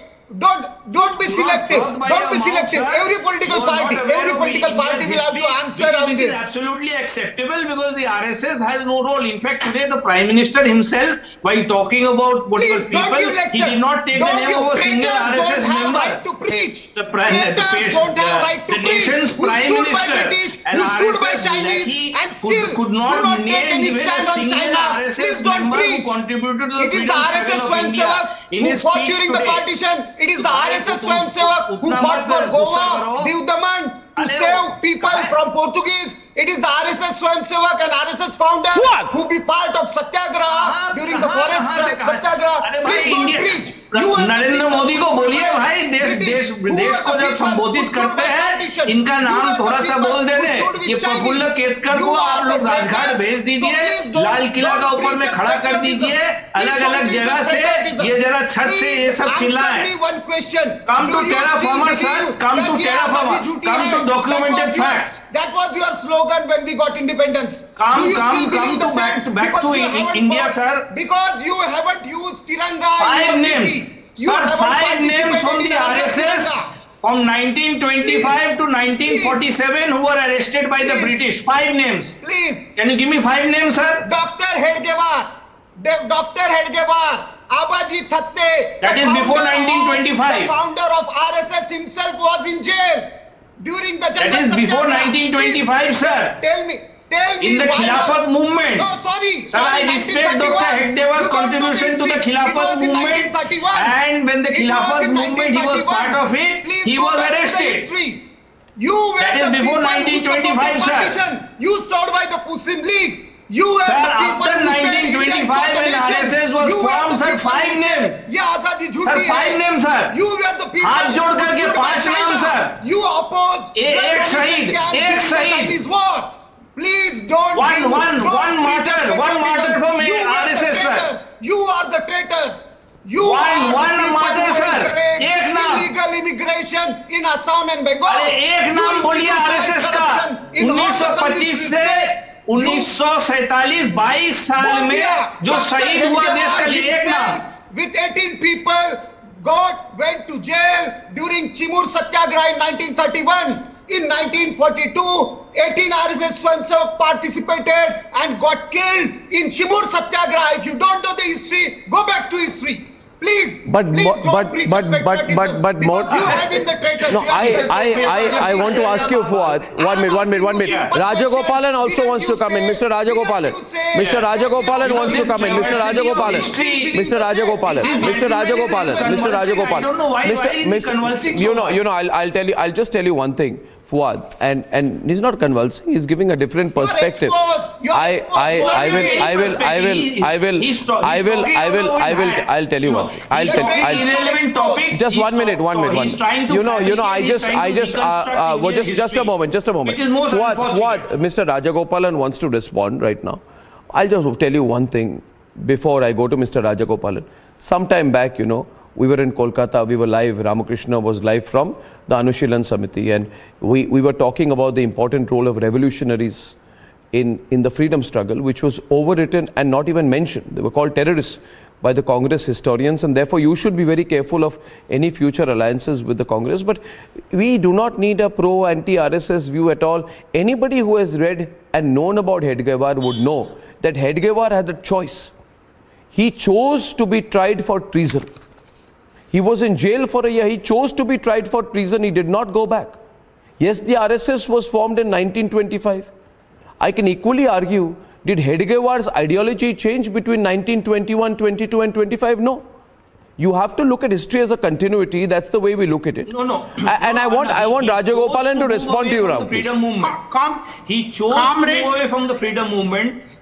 Comrade, one second. Comrade, 1 second. Clearly, please, you can have your own time. Clearly the documents of the RSS, the writings of MS Golwalkar were clearly in favor of continued British rule in India. They did not consider British rule to be enemy number one. And I think now.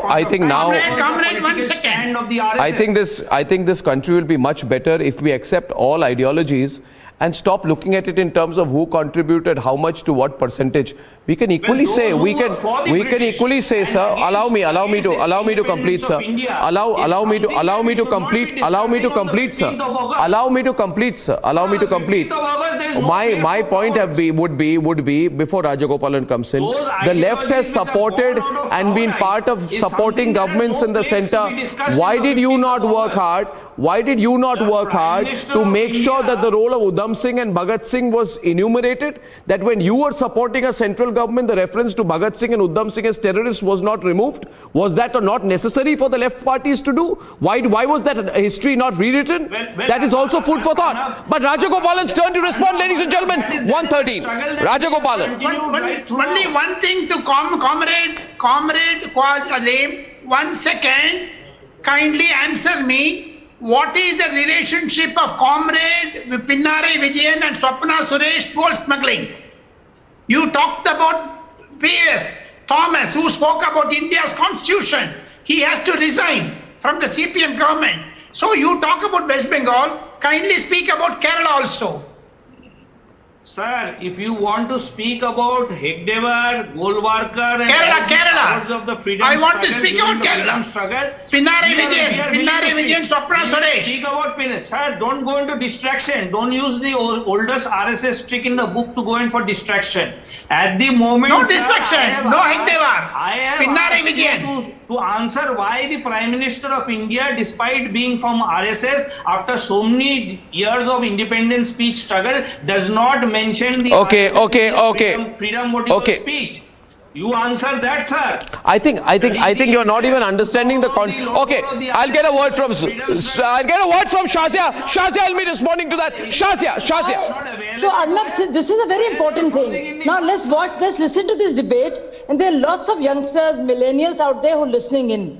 Now what is happening? I myself am telling you, there is such a stranglehold of this so-called leftist thought in academia, and also it was in the media for the. No, let me finish. No, sir. No, not done. Behave yourself, sir. It's my turn. Her turn. To be fair, it's her turn. To be fair, it's her turn. It's her turn. Thank you. Oh my God! I want to say something. It's her turn. No, Arnab, I want to say something here. So see, this is all they have only excelled in RSS bashing. They have nothing to offer to India of today, to Indians, to their own constituency, if they have any left whatsoever. And I think it's a matter of great shame. And look at the Prime Minister. He's talking about, the ocean strategy. He's talking about R&D. He's talking about, innovation. He's talking about Jai Jawan, Jai Kisan, Jai Vigyan, and Jai Anusandhan. Kahan se kahan? You're obsessed with it, and that's why, you see, that's a problem. That's all you do, and you have no blueprint for the road ahead. Not an issue. Food security And is not imagine an issue for people in listen India. to all the Marxist feminist theories. Okay. On respect for women, and Yeah, you see what the Prime Minister I'd said like, for Nari Shakti. you see Nari Shakti. I only say this, and I'll go to Samir call. Maybe Abhishek can throw that to Samir call. Question being, why can't we?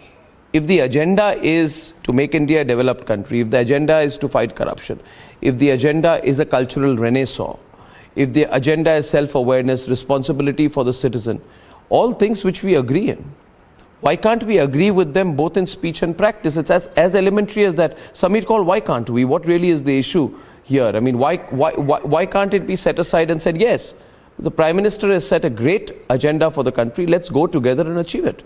Simple.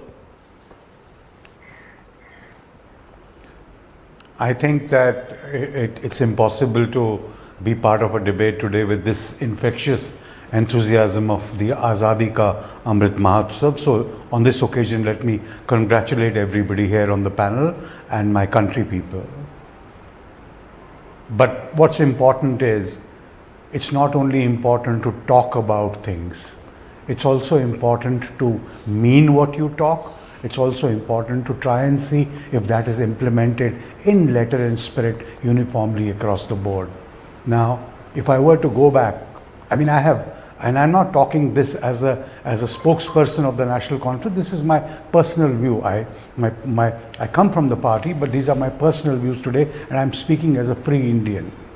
I can tell you that the speeches, if you analyze the speeches of Honorable Narendra Modi ji, my venerable Prime Minister, over the last few years only, I think that not all promises that were made on the ramparts of our forts were actually implemented in letter and spirit. Now, I don't want to go into each one of them, 15 lakh rupees, so many jobs and all that, but I'm saying that it's the job of the prime leader to give an agenda. I agree with you. But also setting an agenda as far as things like corruption are concerned, I think the fact that the truth is corruption is universal. It's just a matter of what the perception is and managing the perception levels. I don't need any indices or what indices, external indicators or internal indicators. Living in my country and being sensitive enough tells me that it hasn't gone away. It has got segregated into pockets. It is in different ways. It's actually more organized now. But we do speak about that we are resistant to it. But really, if you ask yourselves, all of you here on the panel, has it gone away from our lives? It hasn't. It's there. It's more organized. It's bigger. Now, number two, and this has to do with human failings. All parties, all conquerors. No, you need to give me 2 minutes. Okay, I'll only say this. 1 minute, Prafulla. I'll wrap this up here by saying this to Samir Kaul. Samir, Arnab, I'm saying one thing to you, Samir. As far as authoritarian... See, Arnab, there is 1 minute, Prafulla. Prafulla, Just wait.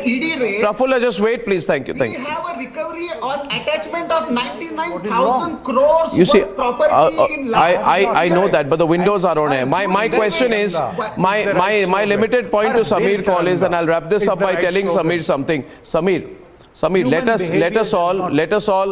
us all of us, you, me, everyone, let us all consecrate ourselves to ensuring that embezzlement stops, that money laundering stops. Absolutely. That 1 minute.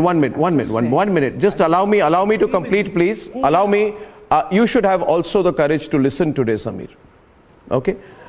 See, what kind of embezzlement, you'll tell me? Like the kind of embezzlement that your leader Farooq Abdullah is accused of in the J&K Cricket Association scam, of which the court has taken full cognizance. What kind of disrespect to the flag, like your leader Farooq Abdullah said, keep the Tiranga in your house? What kind of anti-national comments, like the kind of comment which your leader made when he said that he wants China to intervene? in Kashmir. Let us all, you and me, all come together to make sure that kind of embezzlement, corruption and anti-national talk stops, and let us work towards making the country greater. I thank you very much, ladies and gentlemen, for that part of the debate. Ladies and gentlemen, we've been going across to various locations through the entire day. We've been going across to Khajuwaha, we've gone to Goa, we've gone to Narapet, we've gone to INS Shikara, and we've spoken to people, we've gone to the cellular jail, we've spoken to people who span generations, and there are people who genuinely span generations in their spirit, people who've seen this country, people who have become great in the greatness of this country. So I thought we would get in someone, a great nationalist. He played the role of villain, but I think he's one of the greatest heroes in his personal life. I thought I'd have a chat with Prem Chopra. Prem Chopra ji, kaise hain aap? How are you? How are you? Happy Independence Day, Prem Chopra ji. This is Arnab here. Can you hear me? Yeah, thank you, Arnab. Thank you. Same to you, my dear. Happy Independence Day to you all. And I want to tell you, Arnab, that you have been conducting the show so beautifully. You and your whole team has been conducting the show so beautifully. It's amazing that you have got that much of stamina to do that. And my congratulations to the viewers, to all of you, for the 75th Independence Day. ये हमारे लिए 15 अगस्त 1947 एक बहुत ही मुबारकबाद दिन था, जब हमने हजारों सालों की गुलामी के बाद इस दिन हमने आज़ादी हासिल की थी। और ये हालांकि उसके पीछे आप ये मत भूलिए कि बहुत सारी कुर्बानियाँ थी, बहुत सारे लोग शहीद हुए थे, हज़ारों करोड़ों लोग शहीद हुए थे। लेकिन ये एक मुकाम पे हम पहुँचे हैं जहाँ के एक तमाम हिंदुस्तानी बहुत खुश है और बहुत ही मुतमय्यन है इस चीज़ से। अब आज सुबह जो प्राइम मिनिस्टर साहब ने, हमारे मोदी साहब ने जो स्पीच दिया है, इतनी इंस्पायरिंग थी। It was very inspiring speech. It is proved that our country is a superpower, and very soon we will be the most superpower again. Amazing. Prem Chopra ji, this is my great fortune. You were born before independence. You were born before independence. And you were born in Lahore, if I'm not mistaken. Yes, that's right. I was born in Lahore. You were born in Lahore. Yes. And then you moved here. You've been part of our popular culture. What is the biggest change that you see in the country today? If I were to tell you, from the time, say, when you started your career 20 years back and now, what do you see changed in the country today, perceptively?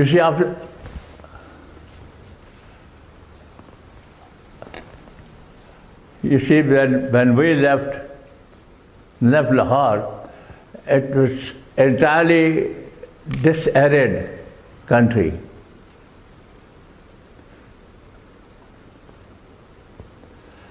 And so this has been a great journey. From there we came down to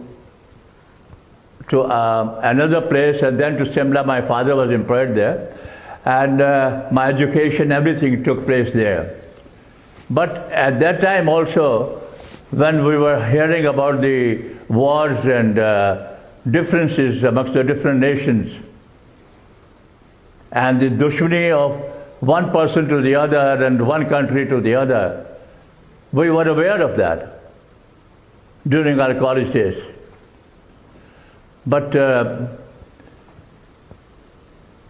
यानी कि उस दिनों में हम ये जानते थे कि भाई ये हमारा हिंदुस्तान जो है एक ना एक दिन अपना मुकाम ज़रूर एक अरूज पे बहुत ज़बरदस्त मुकाम हासिल करेगा, और वो आज हमारे प्राइम मिनिस्टर मोदी साहब की वजह से हुआ है,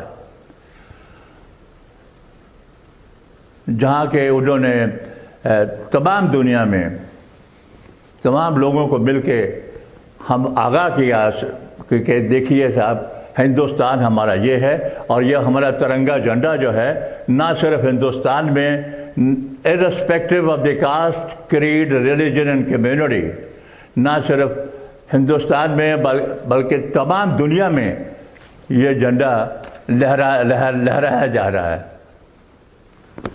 What do you look forward to now about the country, Prem Chopra ji? What do you look forward to? आपने मुकाम की बात की, जो जिस मुकाम पे हम पहुंच चुके हैं, क्या हम पहुंच चुके हैं और बहुत दूर हमें जाना है?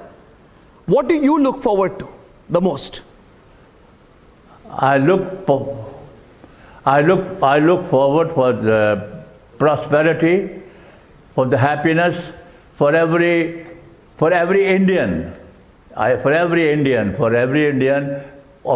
irrespective of what caste he belongs to, but he should be Indian. And it is been recognized all over the world that we Indians are absolutely very devoted to our ideas, devoted to our country. And I feel that we should now is the time when we should shed hatred. Life is much better, stop the wars. And also, this is something I would like to say that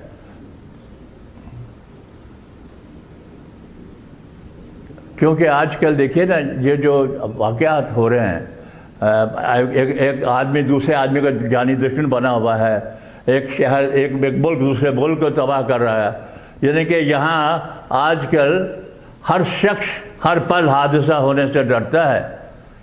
खिलौना जो मिट्टी का है वो फना होने से डरता है। हम सब के दिलों के किसी कोने में ये मासूम बच्चे बच्चियाँ,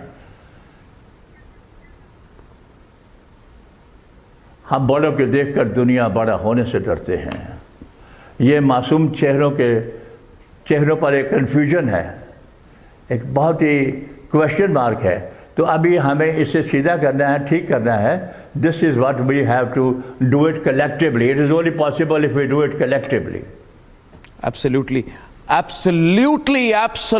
Prem Chopra, always optimistic about the country, always looking forward. And it's so good to speak to you and get some of that positive energy from you. Prem Chopra ji, thank you very much. Happy Independence Day. Look forward to meeting you personally soon. Thank you so much. Thank you. Thank you. All the best. Happy Independence Day. All the viewers too. Thank you very much. Thank you very much, Prem Chopra ji. Thank you. And viewers, when I come back on the other side of a short break, and I'll run into the break with one of the clips of the Prime Minister speaking. But when I come back on the other side of the break, I have two very exceptional gentlemen, part of the team that of the first Indian to go into space. I will have with me both Rakesh Sharma and Ravish Malhotra in a few minutes. You can't miss that. तो हम देख रहे हैं ये दरवाजा खुल गया है और यहाँ से अब आगे बढ़ने का कार्यक्रम शुरू हो रहा है। ये जो स्टेडियम आप देख रहे हैं, यहाँ पर 2000 की संख्या में लोग रोज जुटते हैं। बस कोरोना काल में ये कार्यक्रम बंद हुआ था, लेकिन अब फिर से वही चीजें शुरू हो गई हैं और रिट्रीट सेरेमनी होती है हर शाम, लेकिन 15 अगस्त की शाम एक अलग ही नज़ारा, एक अलग ही माहौल देखने को मिलेगा। ये देखिए पाकिस्तान बॉर्डर का ये दरवाजा खुल गया है और वहां से भी बाहर आ गए हैं। ये पाकिस्तान बॉर्डर का दिख गया है और ये हिंदुस्तान बॉर्डर। आप देखिए हम हिंदुस्तान की सरजमी पर हैं और एक अगर हम थोड़ा सा कदम दूसरी जगह रखेंगे तो ये पाकिस्तान की सरजमी हो जाएगी। अब हम देखेंगे स्वीट शेयरिंग सेरेमनी कैसे होती है और मेरे लिए तो ये बहुत ही ऐतिहासिक क्षण है ही, हमारे दर्शकों के लिए भी होगा, क्योंकि जब हम लाइव अपने दर्शकों को दिखा रहे हैं और हम खुद देख रहे हैं तो वाकई अद्भुत है। इससे पता लगता है कि नफरत की कोई गुंजाइश नहीं है, शांति, सद्भाव, भाईचारा, बस यही बना रहे और यही भारत की तरफ से भी लगातार गुहार की जाती है। आजादी का महापर्व है, अमृत महोत्सव है और इसको ऐसे ही प्यार मोहब्बत से मनाना है। प्यार मोहब्बत का ही पैगाम देने का प्रयास है। ये अपने साइड का हिंदुस्तान का है, आधा पिलर पाकिस्तान का है। ये हमारा मेन पिलर है 191। ये 191 जो आप पिलर देख रहे हैं, मेन पिलर है। यहाँ पर ये हिंदुस्तान का पूरा एक झंडा दिख रहा है और दूसरी तरफ जो है वो पाकिस्तान का है। हाँ, ये जरूरी था अपने दर्शकों को दिखाना। तो ये जो पिलर है, आधा पिलर भारत का, दूसरी तरफ पाकिस्तान का, और यहाँ से ही बैरिकेड्स हट गए हैं और अब होगा मिठाई को बांटने का कार्यक्रम शुरू।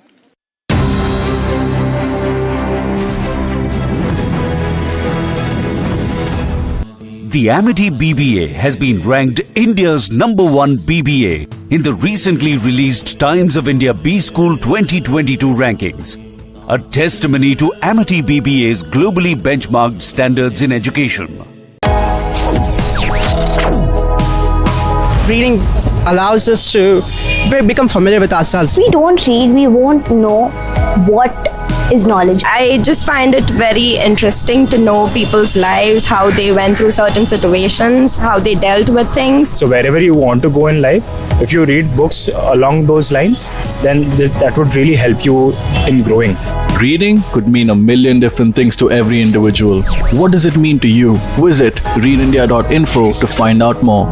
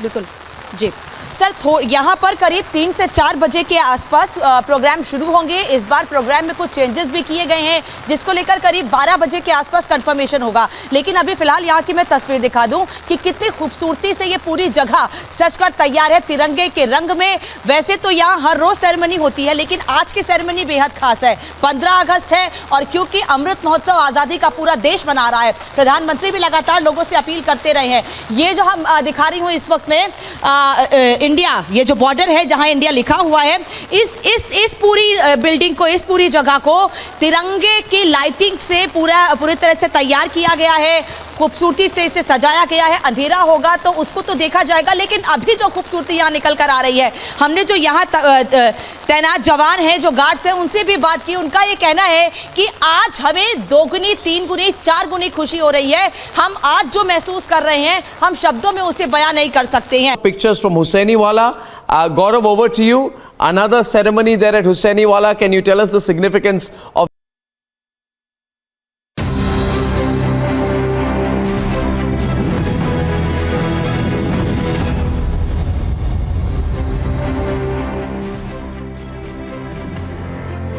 viewers? Welcome back. Before my next segment, which is very special, and I have been looking forward to this for the entire morning. In fact, I have looked forward to this for a very, very long time.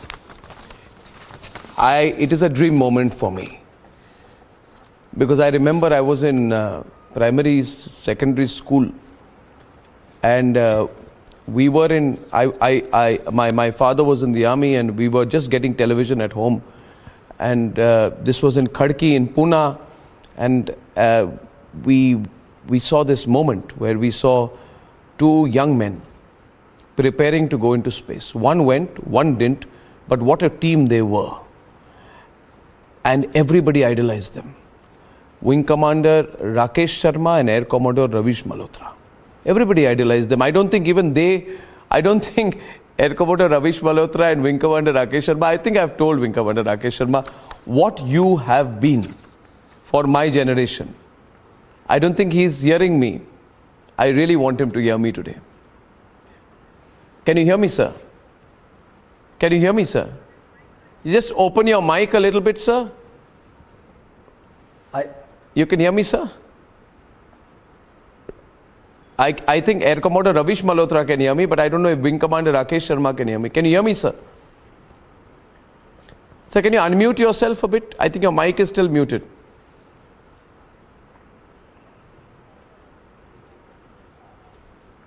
But let me get the visuals on air and speak over them before I get both of them lined up. And if you can run the pictures full frame, ladies and gentlemen.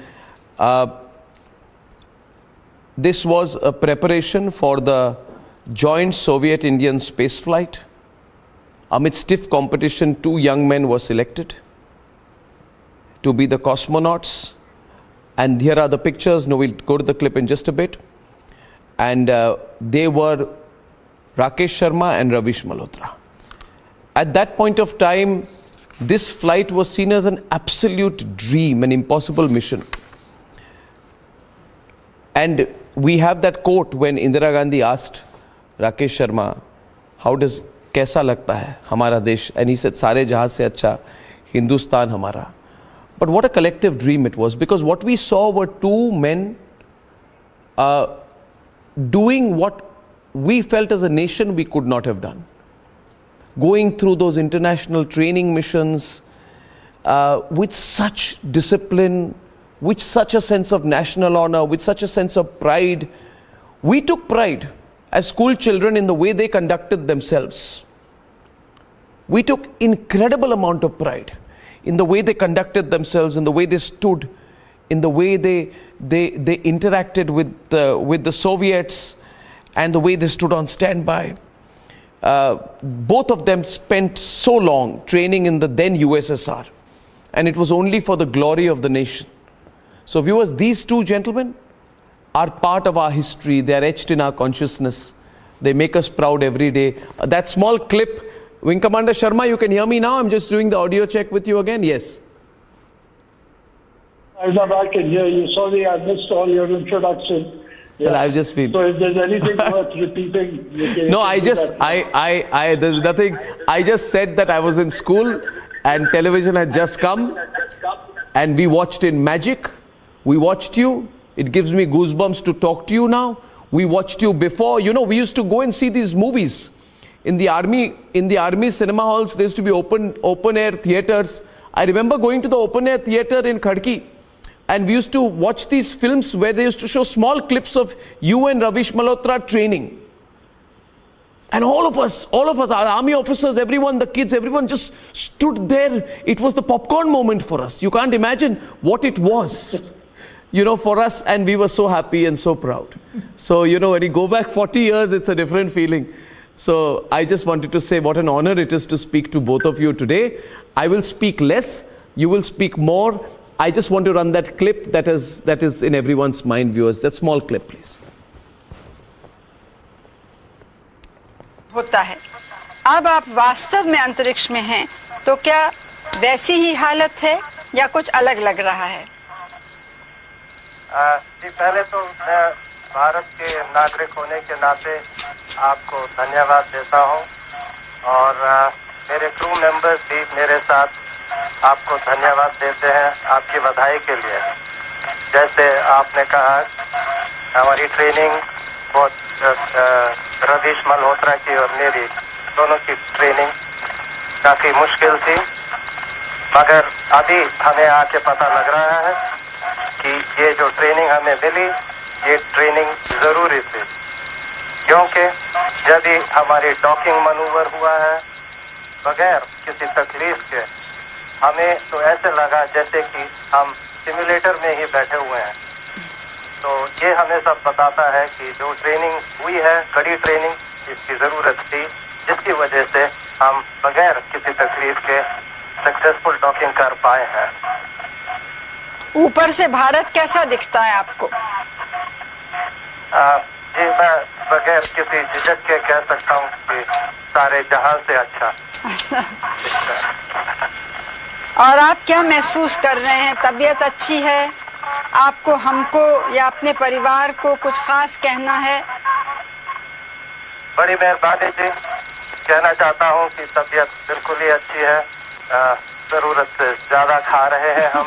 In fact कल जब ये हमारी docking इधर हुई, जो यहाँ crew members already थे, किजेम, वलोदिया और अलेट, इन्होंने हमारे लिए खाना तैयार किया हुआ था, टेबल पे बिछाए हुए टेबल कवर, तो फूल तैयार किए हुए थे, प्लास्टिक के थे, या फ्रेश तो मिल नहीं सकते, और गरम हमने खाना खाया। कोई प्रॉब्लम हमें यहाँ नहीं महसूस हो रही है, वेस्टिबुलर प्रॉब्लम कोई नहीं है, और सब हम बिल्कुल मज़े में हैं, जैसे आप देख ही रहे हैं। आपके कार्य का बहुत बड़ा महत्व है। इससे बाह्य अंतरिक्ष के रहस्य खुलेंगे और हमारी धरती के पर्यावरण पर उसका सीधा प्रभाव पड़ेगा। ज़रूरत की अन्य सूचनाएं भी हमें मिलेंगी। हम चाहते हैं कि इस ज्ञान का प्रयोग विश्व कल्याण उद्देश्यों के लिए हो। विंग कमांडर रवीश मल्होत्रा ने भी बड़ी मेहनत की, उनकी भी हम प्रशंसा करते हैं। आपकी उड़ान भारत और सोवियत संघ के बीच मैत्री की एक सुंदर मिसाल है। इस क्षेत्र में सोवियत संघ के में I think that clip ends at that point. That's what we have. What does it feel watching the clip today, so many decades after? Rakesh Sharma, first to you. Well, all I can say, Arnab, is that it's a very nostalgic moment, and I'm so happy that you got Ravish sir onto this program, and together, I think for both of us, it's like reliving the moment. Of course, you don't have any moving images of our training, but nevertheless, we were together all throughout, and it's been a wonderful experience to have worked with Ravish, and 38 years down the line, it's lovely to see him. And I just spoke with him some time back, and nice to see he's fit and fine. Oh yeah, he's fit and fine. I'm going to try and pull out some. We have some video footage of your training.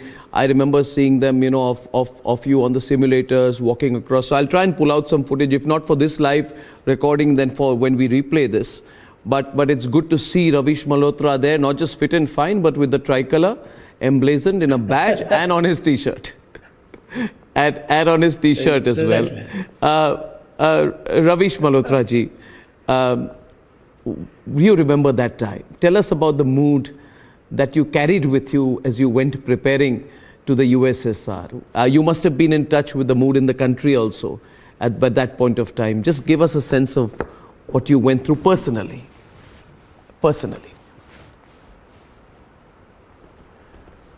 Yeah, I think, Arnab, I think it was a very, very proud moment. First of all, to be one of the two selected for this particular mission for our country I don't know, at that point in time, maybe 1.2 billion of us. And from whatever I remember, something, you completely swelled up with pride when we went there to Moscow as really ambassadors of India for this particular mission. And the whole country was behind us. The youth of the country were charged with a lot of patriotism, the way we saw it. Now, Ravish ji, India is set to launch its first human space mission soon, maybe 2023 or a year later. Yes. How far was a target like that when you went in? Would it even have been in our thoughts or our aspirations? Frankly speaking, at that point in time, we did not even think that we would be able to send our own astronauts from Indian soil with our Indian rockets. Everything is indigenous. And I think it's a wonderful, stupendous achievement that we will have achieved when these boys go up into space. Maybe in the next year, or perhaps at the most a year later.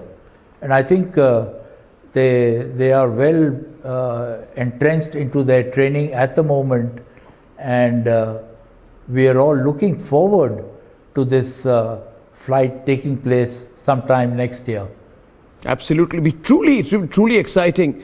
Rakesh Sharma, why is discovering space? I wouldn't use the word conquering space, nobody really can. Why is discovering space, traveling in space, sending Indians into space critical in your view for our larger story as a nation? His Prime Minister spoke today about a clear target of making India a Viksit Rashtra, Viksit Desh, a developed country very soon. How important is space an ingredient of that?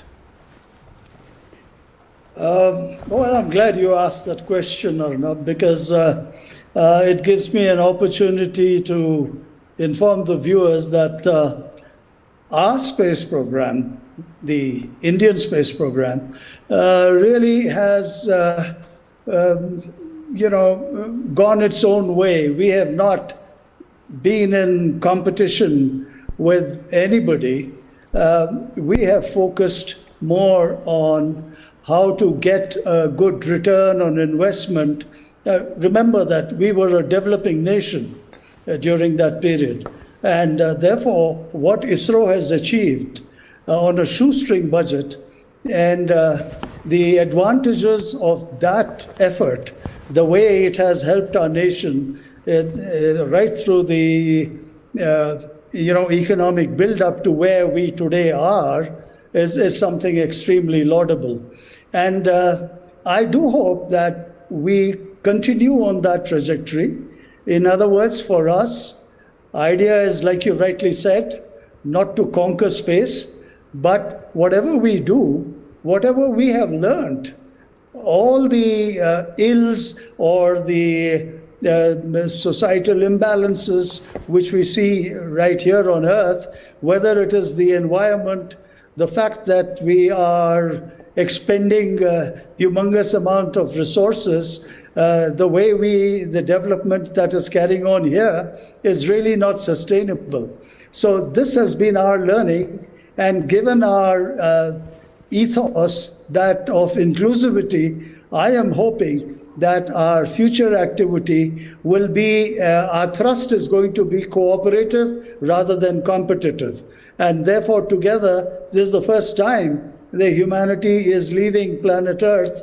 And I think when we go out there to the moon and Mars, and when we look back, I don't think we should identify ourselves with a particular nation, but as people from planet Earth. Yeah, absolutely we should. Absolutely we should. And Indians should participate very much in that. We all have our own dreams, our own aspirations. I'm very keen to know, first to you, Ravishji, what is your vision of India at 100? What is your vision of where India would be in 2047? If in brief you can describe your own vision for the country after 25 years. I think you can see India today, what it was in 1947 and what it is today after 75 years. And looking at how we have progressed as a nation, whether it is economically or, health of our people or you take any, it is something that the achievement has been great. And I'm sure that by another 25 years, we will be a developed nation. Absolutely. And I think as it is today, we are in the Committee of Nations. We are considered as one of the largest democracies in the world, and we have taken a lead in being what do you call this? As one of the champions of the free world. And I think at the end of another 25 years, after all our development, I think we will be a nation to reckon with. Although we do not want to be in competition with any of these larger nations like the US or China, but certainly we will be a nation unto ourselves, a developed nation, fully developed nation. That is what we will be, as far as I can see. Absolutely. And I hope I can live to see that day. Well, I would say this, that both you and Rakesh Sharma are already down in the annals of Indian history as legends for all of us, and in a very inspiring way. And I think last thought to you, I'd like your thoughts on India at 100, Rakesh Sharma ji. Well, I see our country to finally realize its potential. And like Ravish sir has just said, whether it is science and technology or otherwise, but I have a feeling that we are going to lead the world, not economically, not in any other metric, but morally. In other words, I do believe that we are, with our background and our inclusive culture, that of Vasudhaiva Kutumbakam, ultimately everybody will take a leaf out of our ancient cultural background, and to be able to live together, to work together, to inhabit other planets for the greater good of humanity, not one or the other nation. And if there's any culture that's capable of doing that, I believe it is our culture. Absolutely. Now you're in Pune, and Ravish sir is in Bangalore, if I'm not mistaken. And I think I've set a personal target to myself to sit together with both of you at some point and do this long interview, because I think it's so important that the excitement I felt as a kid watching you is experienced by others also, so we can do this whole recreation of what happened. I'll get all the footage and we'll tell the story of what happened in 1983-84 all over again, maybe for the next generation. And I look forward to doing that. And happy Independence Day to both these great men. Happy Independence Day to you, sirs. Thank you, and same to you, Arnab. Thank you, being sir. on your program. Thank From you. our side, Arnab, I think a very happy Independence Day to everyone in the country. Yes. To all us Indians. Yes. Rakesh sir was saying something. Yeah, what I was saying is, Arnab, if you want to meet me, don't catch a flight to Pune. Catch a flight to Coimbatore. I live in Kunur. Oh, you're in Kunur. Okay. So we'll go Bangalore. We'll pick up Ravish sir. Then we'll go to Kunur and spend some time with you. Brilliant idea. Okay. Brilliant idea. I look forward to that. We'll do that. We'll make that happen. Thank you, sirs. What an honor. What an honor. Thank you. Thank you so much. What a great experience. We've been bringing these visuals today, and now I have, thank you, sir, thank you. And I have with me Mr. Jitendra Singh right now, Union Minister of State, Science and Technology, Earth Sciences, in the PMO, Atomic Energy, Space, many departments that he looks at. But today I just want to talk to you about the Prime Minister's speech. First of all, Happy Independence Day to you, Dr. Singh. Many best wishes on this great occasion to you.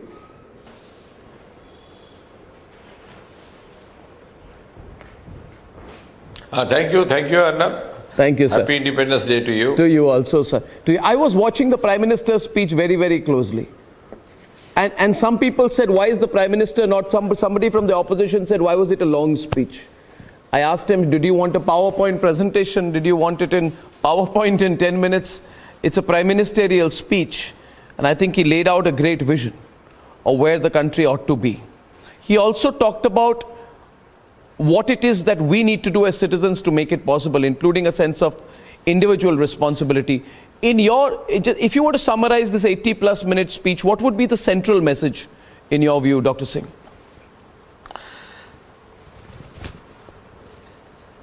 I think to sum it up in a single sentence, I would say it's a huge futuristic roadmap laid down by Prime Minister Narendra Modi for the next 25 years, as he has aptly described it as Amrit Mahakal. In other words, in the year 2047, when India turns 100 and is a frontline nation of the world, what will be the face of India? And because the world today is gradually prepared to be led by India. Now it's up to us to develop the capacity to lead the world. Now, taking a cue from what you were just now, I joined you the correction when we were talking to Rakesh and Ravish. Prime Minister spent quite a time in his speech, as he's been doing in the earlier Independence Day addresses as well, to science, technology, to startups.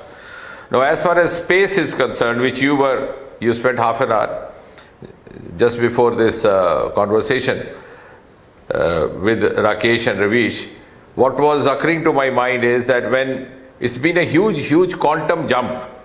When India, for example, started off its space journey with Vikram Sarabhai having stars in eyes, the USA, the USSR were on the verge of landing a human being on the surface of moon.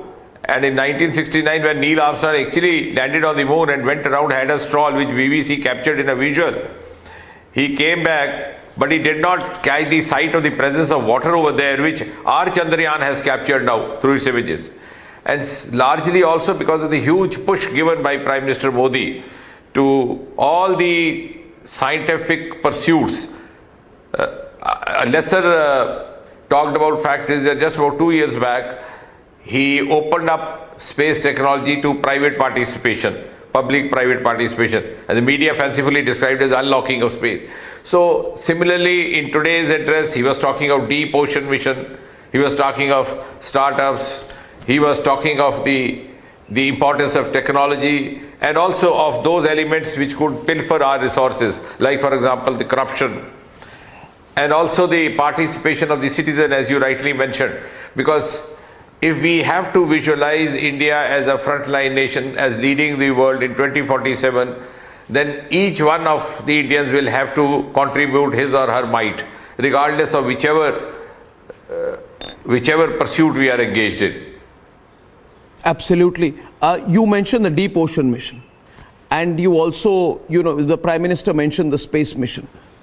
How big a target is it for the government to send a first indigenously manned mission to space? How significant is it in your view, and how much are we working towards that? Can you tell us a little bit? Because there's a lot of secrecy around the whole project, but whatever you can share.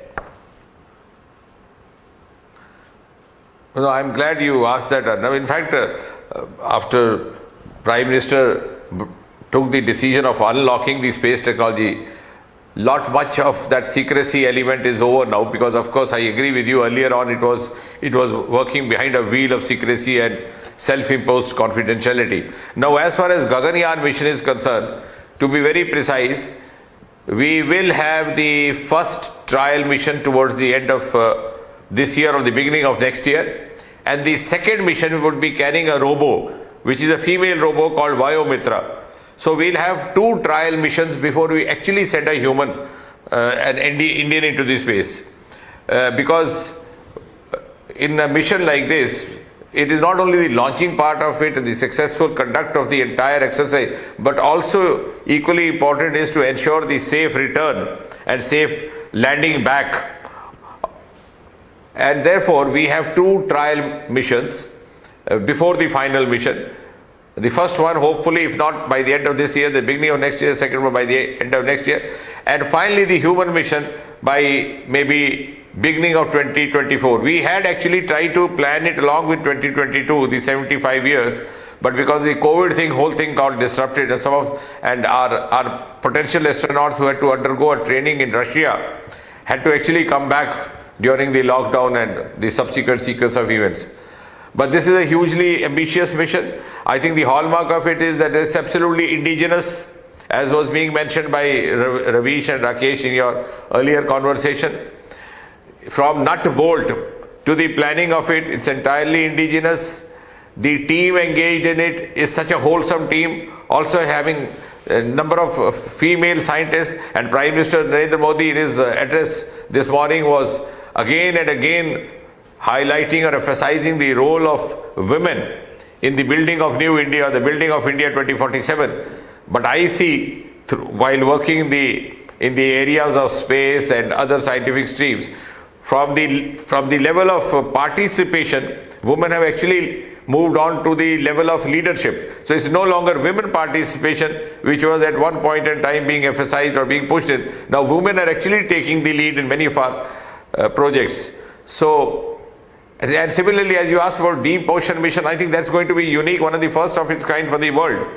Because, and again the credit goes to Prime Minister Modi, India has among the longest coastal areas in the world. We have 7,500 kilometers or so of coastal area, starting from east coast to the west.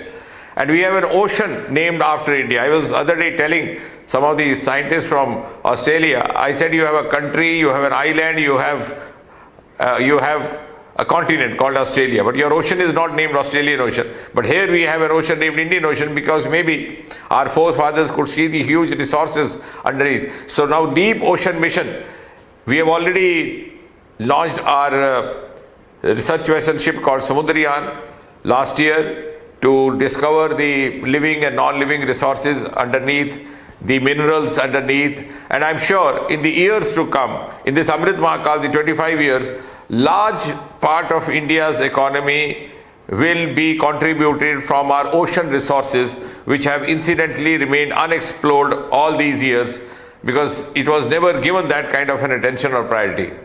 Absolutely.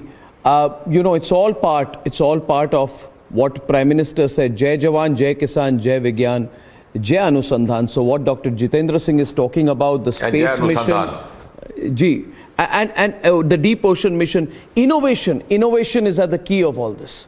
I thank you very much, Dr. Jitendra Singh, and I wish you all the very best and a very, very 75th Independence Day to all of us today. Thank you so much, sir. Thank you. Thank you, Arnab. Thank you, sir. Thank you. And we are going across, viewers, to Srinagar, where there is a Tiranga Yatra, and Zinat is live there, walking along with everyone as part of that Tiranga Yatra. Zinat, over to you. Yes, Arnab, we are part of the Tiranga Yatra that started from the Dal Gate area of Srinagar, and it is going to culminate at the historic Lal Chowk. We are having some 200 boys coming from Bihar, Rajasthan, Delhi, Gujarat, and all other places who are displaying the tricolor of some 90 meters. So Tiranga Yatra, first time in such a way, a historic yatra being conducted by the ABVP. I am joined by one of the activists from ABVP. आप बताइए कैसा लग रहा है कश्मीर में आके और इस तरह से तिरंगे को डिस्प्ले करना? मैम, हम बहुत ही गौरवान्वित हो रहे हैं इस तरीके से तिरंगा में, जहाँ पे एक समय यह सब संभव नहीं था, लेकिन आज ये संभव है। तिरंगा यात्रा करके हमें बहुत ही हम गौरवान्वित महसूस कर रहे हैं। हम बहुत ही गर्व महसूस कर रहे हैं यहाँ पे तिरंगा यात्रा करके।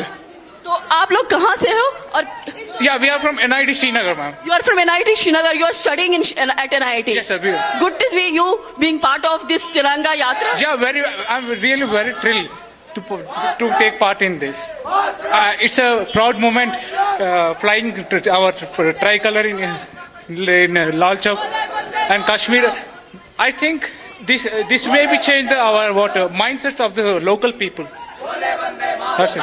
Are you participating first time in such Tiranga Yatra? Yeah, I am participating first time actually I'm from NIT Srinagar 4th year. So after 4 years I'm seeing the first time. So many people are coming with flying colors. So this is the effect, or we can say a change that we call Naya Kashmir. After the abrogation, such kind of yatra has been conducted. Yeah, we have to salute our leaders, especially like Modi and moreover every people who are behind this. And I feel a very proud Indian as our Indian Army is providing a very good security. So you tell me, where from you are? I am from Bihar, ma'am. Ma'am, I am from Bihar. You are from Bihar, and what are you doing in Kashmir? Ma'am, I am studying in NIT Srinagar. Again, a student of NIT. How it feels being part of Tiranga Yatra? Ma'am, it is feeling awesome, ma'am. I am feeling very good, ma'am. Here. This is the first time you are seeing this kind of atmosphere? Yes, ma'am. Yes, ma'am. So how many students are the part of this Yatra? Ma'am, more than 100 from NIT Srinagar, ma'am. So you are going to culminate your Yatra here at historic? Ma'am, what you say? You are culminating your Yatra at the historic Lal Chowk? Yes, ma'am. So the voice and the message is quite clear that this is almost after the abrogation of Article 370 that one can see the atmosphere like this or a Tiranga Yatra, because this was never there earlier when before the abrogation of Article 370 this area was almost sealed, no public movement was allowed. Now you see that on the same road on the historic Lal Chowk we are seeing a Tiranga Yatra being conducted by ABVP, and some more than 100 students are part of the Yatra. It is so wonderful, Zeenat. I mean, to see the tricolor, to see you, to see all the students there, and to see the youth taking the Tiranga Yatra there. It's a fitting answer to all those people who ever question things, and that is wonderful, Zeenat. Keep up the spirit. Keep up the spirit. And we will be coming back to you again. And viewers, this is absolute privilege bringing this program to you so far. And when we will take a break, come back with clips of the Prime Minister and continue this broadcast after 2:30, where we have a very, very special, exclusive and relevant report from Shawan. That's in a bit.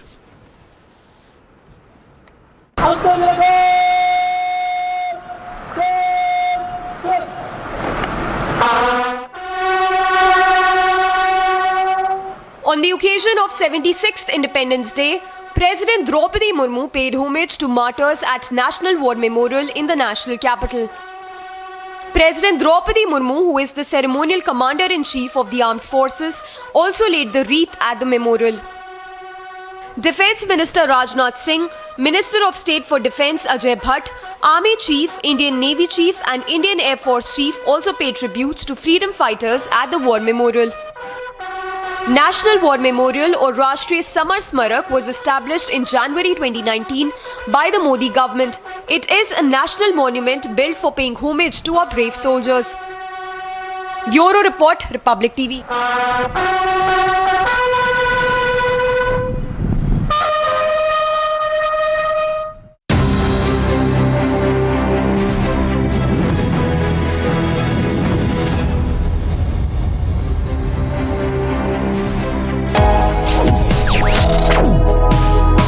Reading allows us to become familiar with ourselves. We don't read, we won't know what is knowledge. I just find it very interesting to know people's lives, how they went through certain situations, how they dealt with things. So wherever you want to go in life, if you read books along those lines, then that would really help you in growing.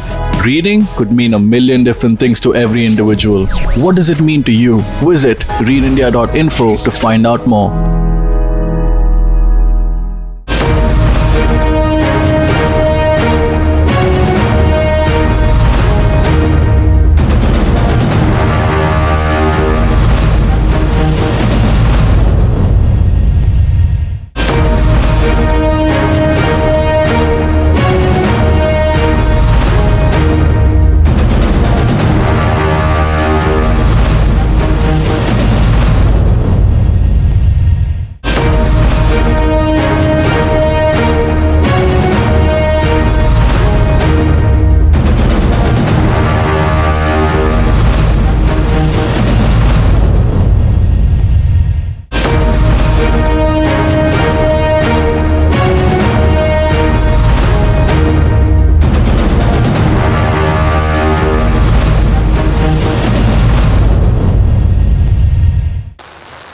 बिल्कुल जी sir, यहाँ पर करीब 3 से 4 बजे के आसपास programme शुरू होंगे। इस बार प्रोग्राम में कुछ चेंजेस भी किए गए हैं, जिसको लेकर करीब 12 बजे के आसपास कंफर्मेशन होगा। लेकिन अभी फिलहाल यहाँ की मैं तस्वीर दिखा दूं कि कितनी खूबसूरती से ये पूरी जगह सजकर तैयार है तिरंगे के रंग में। वैसे तो यहाँ हर रोज सेरेमनी होती है, लेकिन आज की सेरेमनी बेहद खास है। 15 अगस्त है और क्योंकि अमृत महोत्सव आजादी का पूरा देश मना रहा है, प्रधानमंत्री भी लगातार लोगों से अपील करते रहे हैं। ये जो हम दिखा रही हूँ इस वक्त में इंडिया, ये जो बॉर्डर है जहां इंडिया लिखा हुआ है, इस पूरी बिल्डिंग को, इस पूरी जगह को तिरंगे की लाइटिंग से पूरी तरह से तैयार किया गया है, खूबसूरती से इसे सजाया गया है। अंधेरा होगा तो उसको तो देखा जाएगा, लेकिन अभी जो खूबसूरती यहाँ निकल कर आ रही है, हमने जो यहाँ तैनात जवान हैं, जो गार्ड्स हैं, उनसे भी बात की। उनका ये कहना है कि आज हमें 2 गुनी, 3 गुनी, 4 गुनी खुशी हो रही है। हम आज जो महसूस कर रहे हैं, हम शब्दों में उसे बयां नहीं कर सकते हैं। Pictures from Hussainiwala. Gaurav, over to you. Another ceremony there at Hussainiwala. Can you tell us the significance of this location and what we are seeing on air, please? Gaurav. No, absolutely, Arnab. This is again just like the one that happens in Wagah, Atari border, Hussainiwala again in Punjab, Arnab. And what you're seeing is, this Jawan from the Rangers of the Pakistan Army exchanging sweets.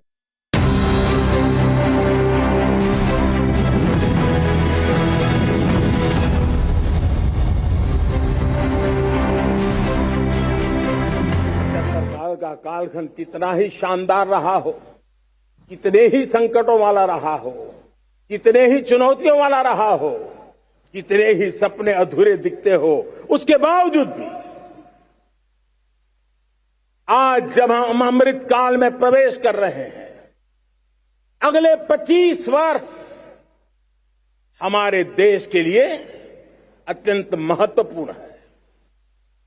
और इसलिए जब मैं आज मेरे सामने लाल किले पर से 130 करोड़ देशवासियों के सामर्थ्य का स्मरण करता हूं,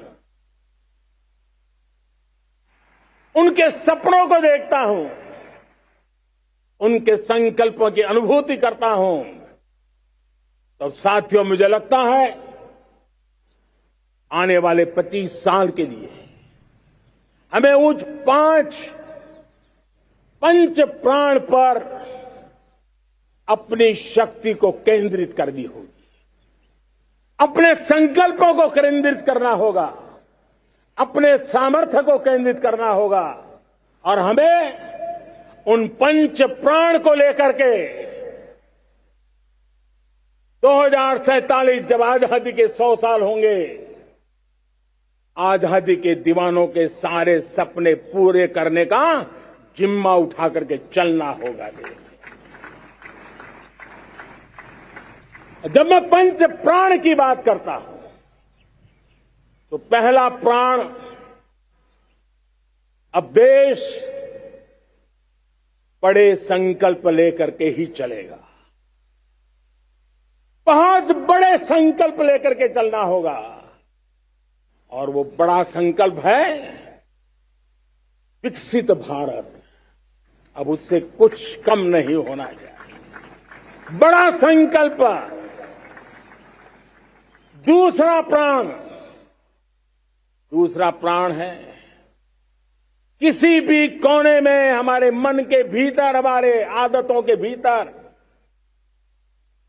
गुलामी का एक भी अंश अगर भी अभी भी है तो उसको किसी भी हालत में बचने नहीं देना।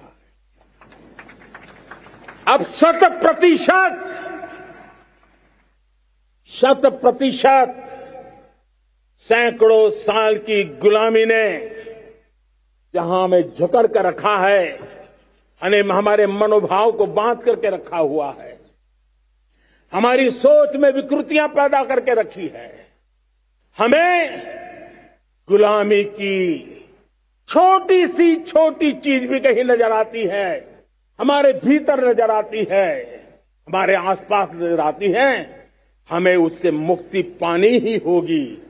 ये हमारा दूसरी प्राण शक्ति है। तीसरी प्राण शक्ति, हमें हमारी विरासत पर गर्व होना चाहिए, हमारी विरासत के प्रति,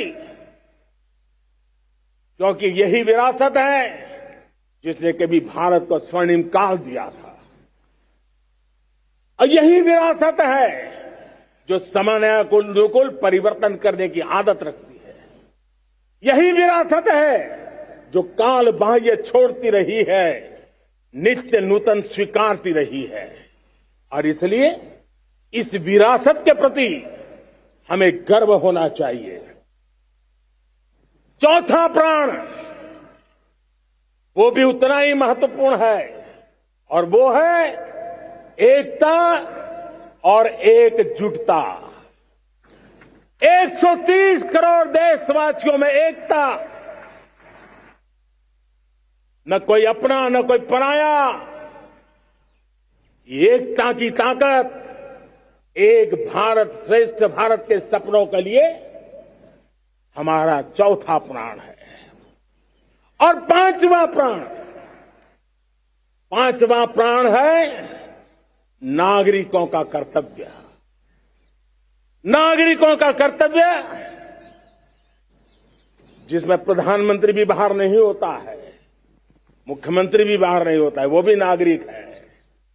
नागरिकों का कर्तव्य ये हमारे आने वाली 25 साल के सपनों को पूरा करने के लिए एक बहुत बड़ी प्राण शक्ति है।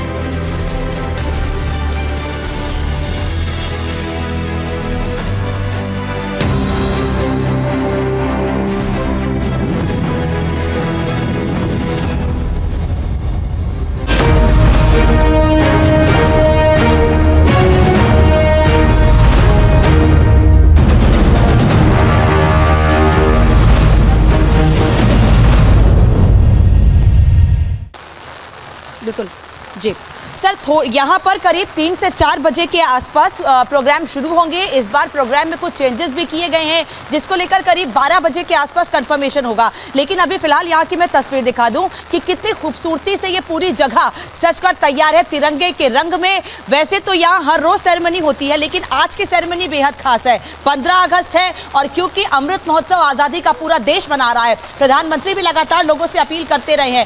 ये जो हम दिखा रही हूँ इस वक्त में इंडिया, ये जो बॉर्डर है जहां इंडिया लिखा हुआ है, इस पूरी बिल्डिंग को, इस पूरी जगह को तिरंगे की लाइटिंग से पूरी तरह से तैयार किया गया है। खूबसूरती से इसे सजाया गया है। अंधेरा होगा तो उसको तो देखा जाएगा, लेकिन अभी जो खूबसूरती यहाँ निकल कर आ रही है, हमने जो यहाँ तैनात जवान हैं, जो गार्ड्स हैं, उनसे भी बात की। उनका ये कहना है कि आज हमें 2 गुनी, 3 गुनी, 4 गुनी खुशी हो रही है। हम आज जो महसूस कर रहे हैं, हम शब्दों में उसे बयां नहीं कर सकते हैं। Pictures from Hussainiwala.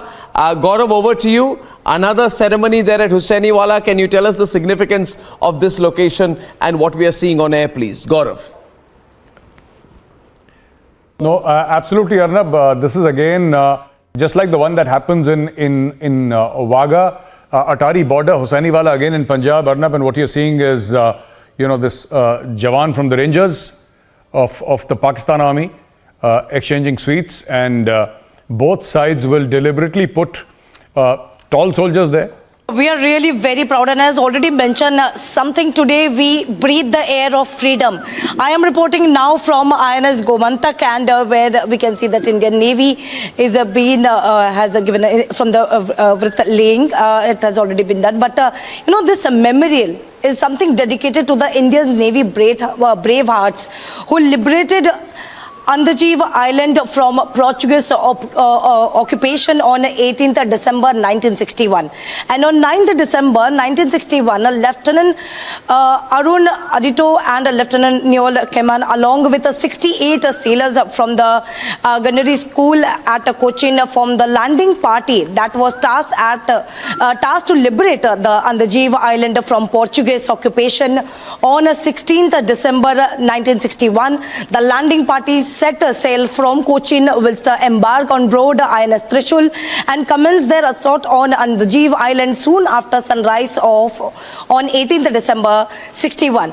The very colorful pictures coming in, but let's take a step back, because as you pointed out, this is an event from our history which is actually a very horrific incident. We are here at the Jallianwala Bagh memorial itself. Let me show you where we are exactly. This is one particular Amar Jyot that has been established, which is in memory of the people that had lost their lives in 1919 when this very place where they had been sealed off in the Jallianwala Bagh, and of course they had been shot at continuously for 10 minutes, and the casualties had gone more.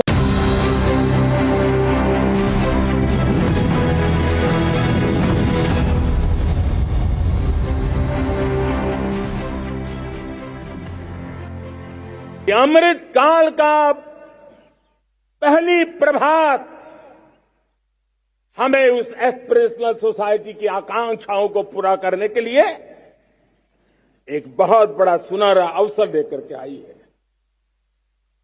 मेरे प्यारे देशवासियों, हमने पिछले दिनों देखा है, एक और ताकत का हमने अनुभव किया है, और वो है भारत में एक सामूहिक चेतना का पुनर्जागरण हुआ है। एक सामूहिक चेतना का पुनर्जागरण आजादी के इतने संघर्ष में से जो अमृत था वो अब संजोया जा रहा है, संकलित हो रहा है, संकल्प में परिवर्तित हो रहा है, पुरुषार्थ की पराकाष्ठा जुड़ रही है और सिद्धि का मार्ग नजर आ रहा है।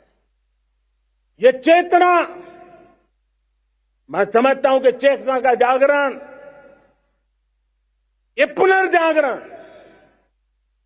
ये हमारी सबसे बड़ी अमानत है। और ये पुनर्जागरण देखिए,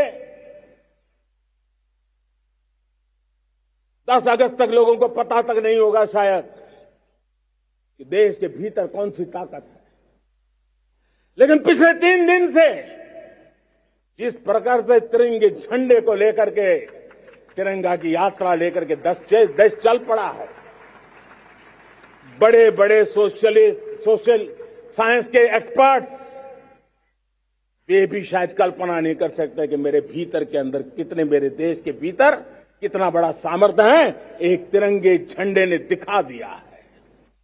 यह पुनर्चेतना, पुनर्जागरण का पल है।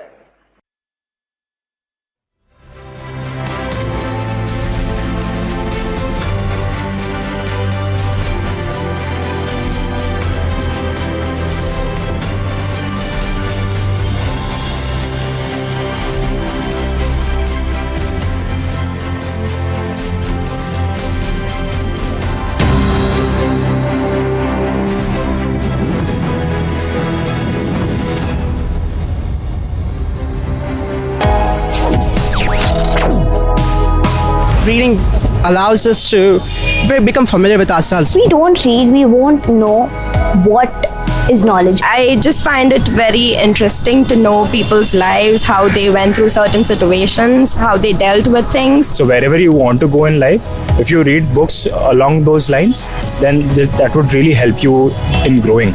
Reading could mean a million different things to every individual. What does it mean to you? Visit readindia.info to find out more.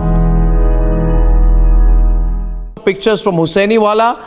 Gaurav, over to you. Another ceremony there at Hussainiwala. Can you tell us the significance of this location and what we are seeing on air, please? Gaurav.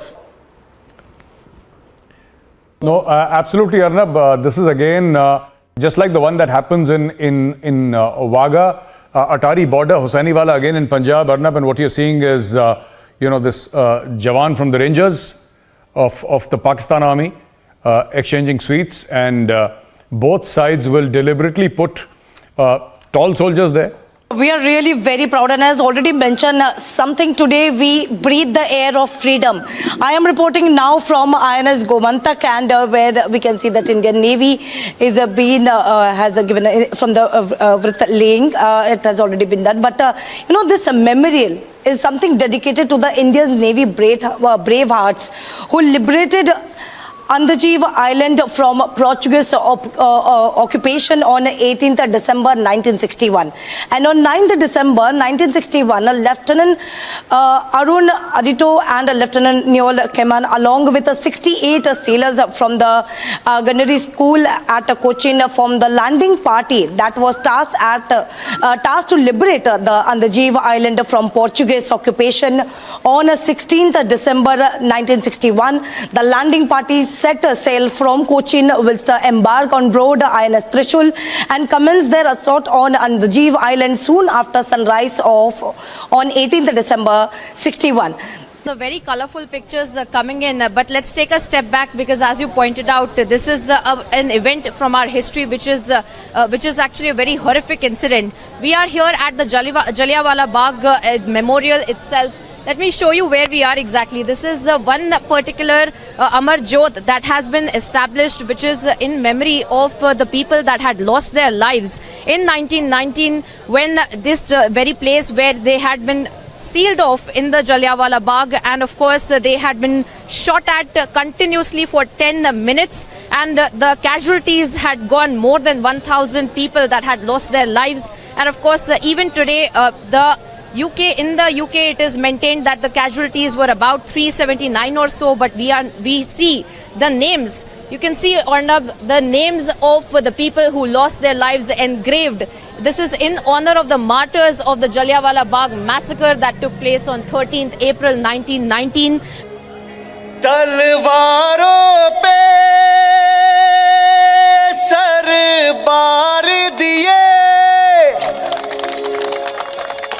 अंगारों में जिस्म जलाया है,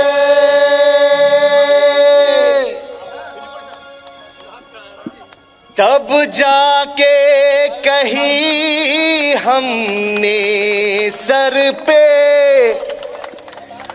ये केसरी रंग।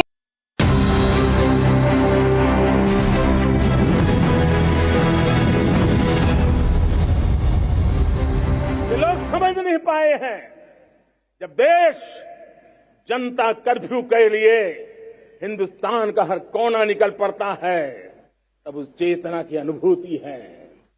जब देश ताली थाली बजा करके कोरोना वॉरियर के साथ कंधे से कंधा मिला करके खड़ा हो जाता है, तब चेतना की अनुभूति होती है। जब दिया जला करके कोरोना वॉरियर की शुभकामना देने के लिए देश निकल पड़ता है, तब उस चेतना की अनुभूति होती है। दुनिया कोरोना के कालखंड में वैक्सीन लेना या न लेना, वैक्सीन काम का है कि नहीं है, उस उलझन में जी रहा था।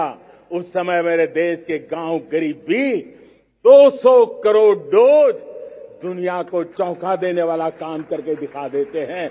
यही चेतना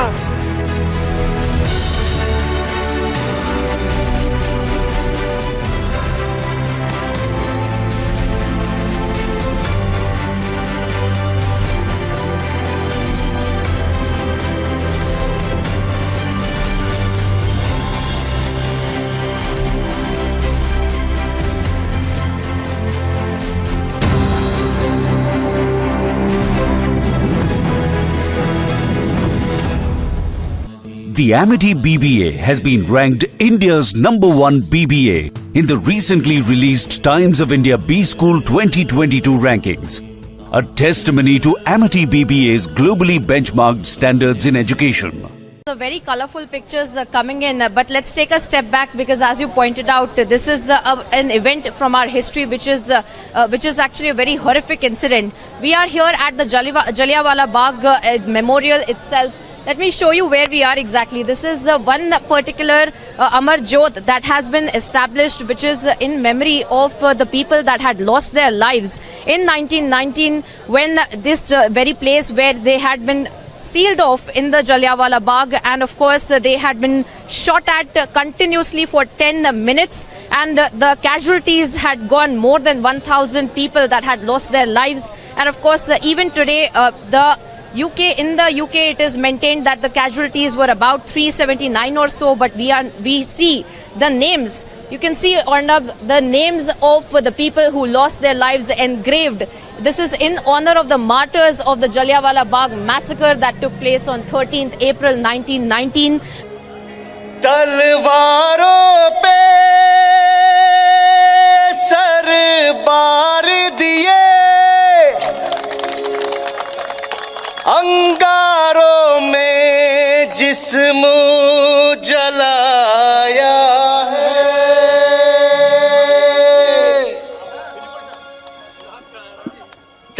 जाके कही हमने सर पे ये केसरी रंग सजाया है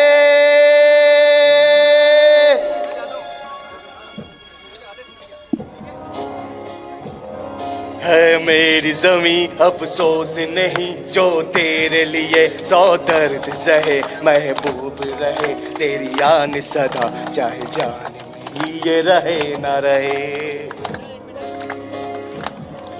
है मेरी जमीन महबूब मेरी नस नस में तेरा इश्क बहे, फीका न पड़े कभी रंग तेरा जिस मुंह से निकल के खून कहे।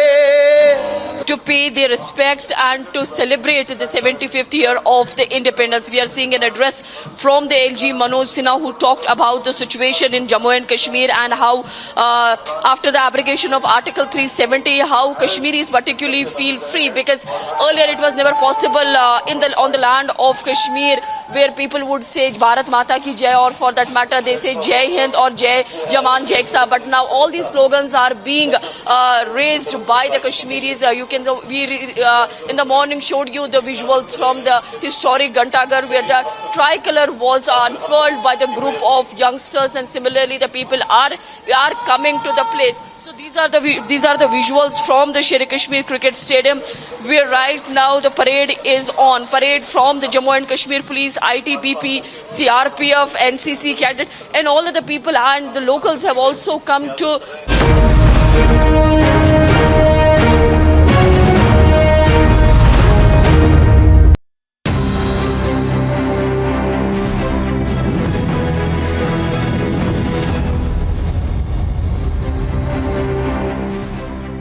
बहनों, मैं लाल किले से मेरी एक पीड़ा और कहना चाहता हूं।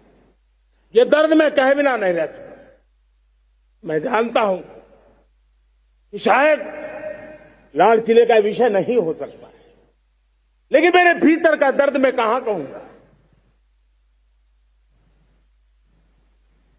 देशवासियों के सामने नहीं कहूंगा तो कहां कहूंगा।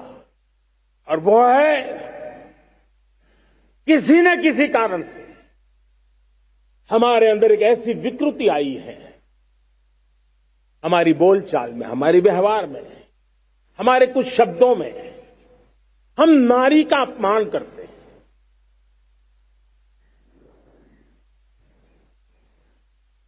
क्या हम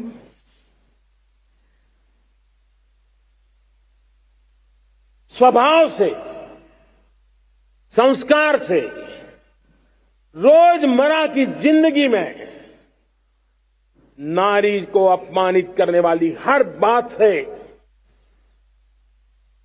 मुक्ति का संकल्प ले सकते हैं?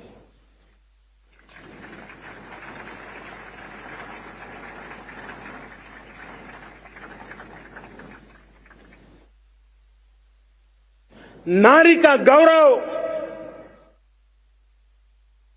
राष्ट्र के सपने पूरे करने में बहुत बड़ी पूंजी बनने वाला है। ये सामर्थ्य मैं देख रहा हूं, और इसलिए मैं इस बात का आग्रही हूं। मेरे प्यारे देशवासियों, मैं पांचवी प्राण शक्ति की बात करता हूं, और वो पांचवी प्राण शक्ति है नागरिक का कर्तव्य। दुनिया में जिन जिन देशों ने प्रगति की है, जिन जिन देशों ने कुछ अचीव किया है, व्यक्तिगत जीवन में भी जिसने अचीव किया है, कुछ बातें उभर करके सामने आती हैं। एक, अनुशासित जीवन। दूसरा, कर्तव्य के प्रति समर्पण। व्यक्ति की जीवन की सफलता हो, समाज की हो, परिवार की हो, राष्ट्र की हो, ये मूलभूत मार्ग है, ये मूलभूत प्राण शक्ति है। और इसलिए हमें कर्तव्य पर बल देना ही होगा। ये शासन का काम है कि बिजली 24 घंटे पहुंचाने के लिए प्रयास करे, लेकिन ये नागरिक का कर्तव्य है कि जितनी ज्यादा यूनिट बिजली बचा सकते बचाएं। हर खेत में पानी पहुंचाना सरकार की जिम्मेवारी है, सरकार का प्रयास है, लेकिन पर ड्रॉप मोर क्रॉप, पानी बचाते हुए आगे बढ़ना, मेरे हर खेत से आवाज उठनी चाहिए।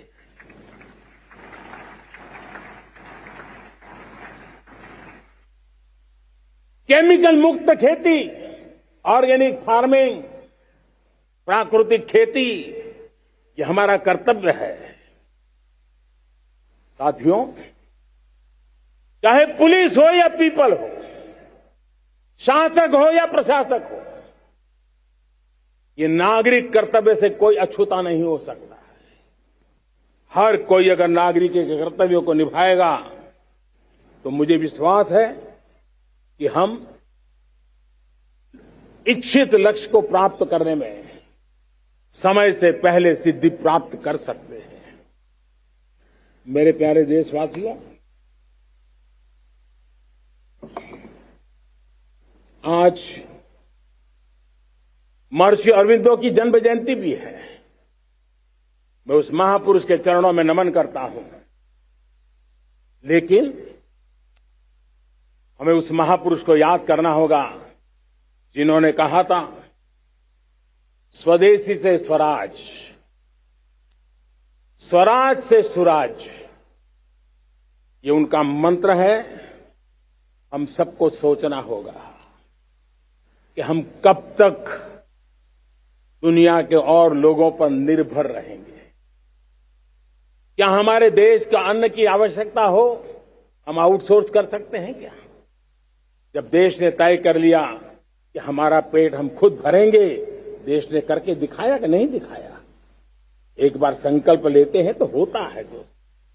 और इसलिए आत्मनिर्भर भारत, ये हर नागरिक का, हर सरकार का, समाज के हर इकाई का ये दायित्व बन जाता है। ये आत्मनिर्भर भारत, ये सरकारी एजेंडा, सरकारी कार्यक्रम नहीं है। ये समाज का जन आंदोलन है जिसे हमें आगे बढ़ाना है। मेरे साथियों, आज जब ये बात हमने सुनी, आजादी के 75 साल के बाद जिस आवाज को सुनने के लिए हमारे कान तरस रहे थे, 75 साल के बाद वो आवाज सुनाई दी है। 75 साल के बाद लाल किले पर से तिरंगे को सलामी देने का काम पहली बार मेड इन इंडिया तोप ने किया है। कौन हिंदुस्तानी होगा जिसको ये बात, एक आवाज उसे नई प्रेरणा, ताकत नहीं दी? और इसलिए मेरे प्यारे भाई बहनों, मैं आज मेरे देश के सेना के जवानों का हृदय से अभिनंदन करना चाहता हूं। मेरी आत्मनिर्भर की बात को संगठित स्वरूप में, साहस के स्वरूप में मेरी सेना के जवानों ने, सेना नायकों ने जिस जिम्मेवारी के साथ कंधे पे उठाया है, मैं उनको जितनी सैल्यूट करूं उतनी कम है दोस्तों।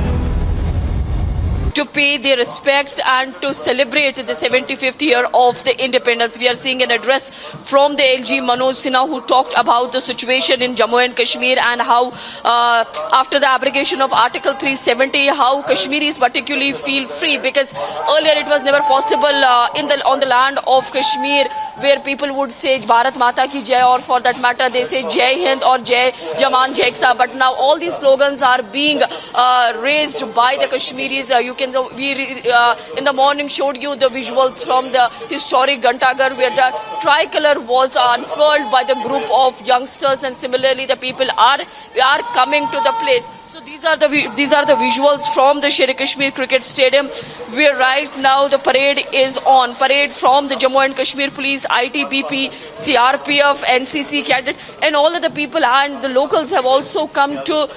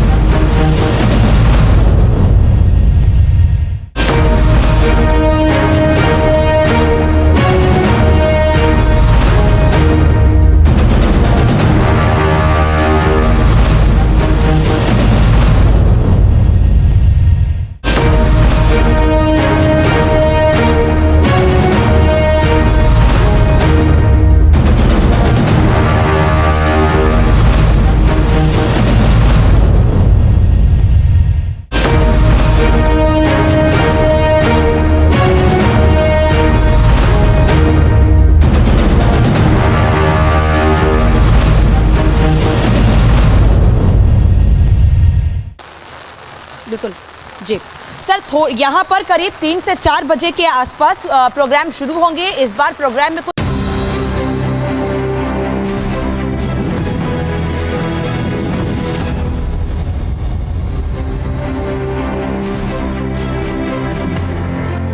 हमने क्या कुछ नहीं झेला, कभी अन्न का संकट झेला, कभी युद्ध के शिकार हो गए, आतंकवाद ने डगर डगर चुनौतियां पैदा की, निर्दोष नागरिकों को मौत के घाट उतार दिया गया, छद्म युद्ध चलते रहे, प्राकृतिक आपदाएं आती रही, सफलता विफलता, आशा निराशा, न जाने कितने पड़ाव आए हैं, लेकिन इन पड़ाव के बीच भी भारत आगे बढ़ता रहा।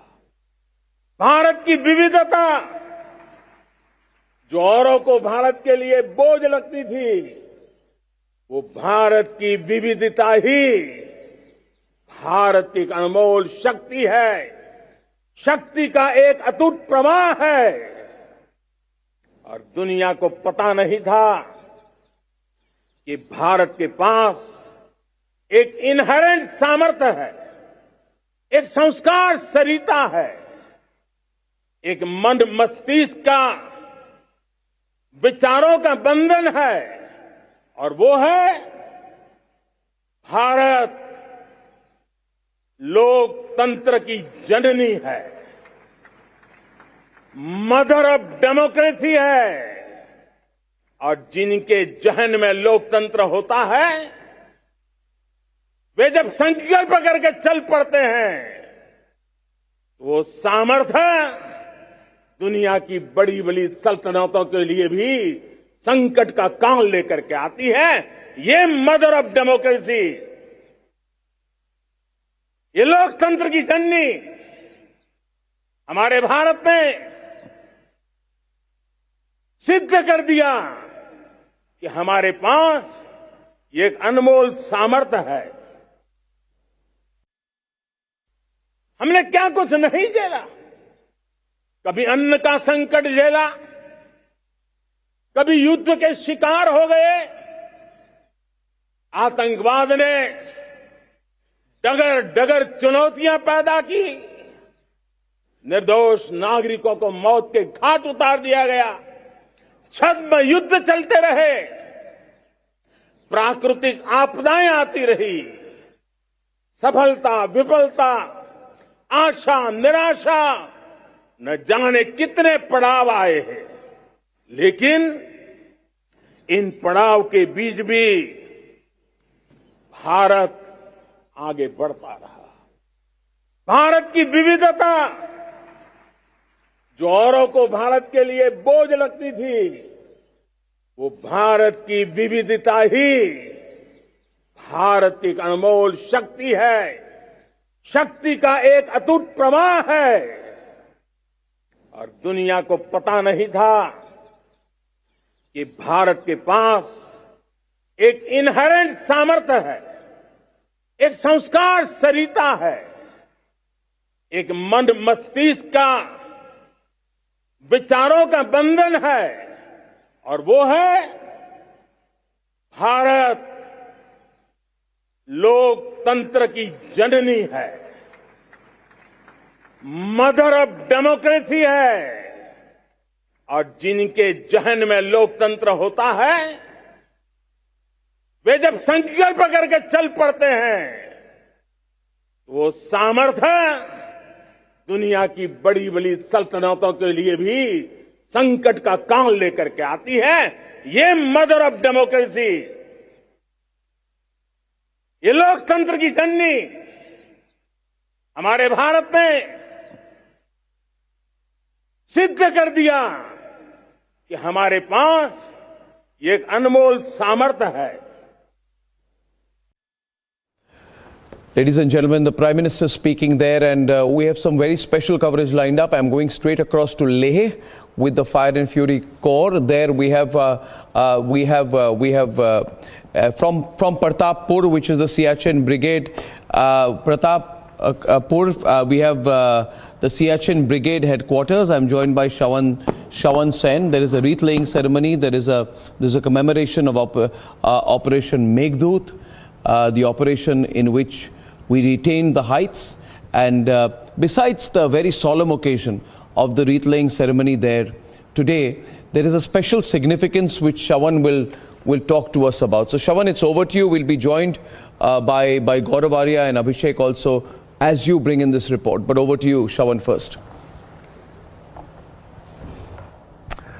Well, in fact, Arnab, as they say that Indian Army never leaves behind any one of them. And that's exactly what we are witnessing today. Back when the Operation Meghdoot started, there were several of the soldiers which went missing in action because of the avalanche.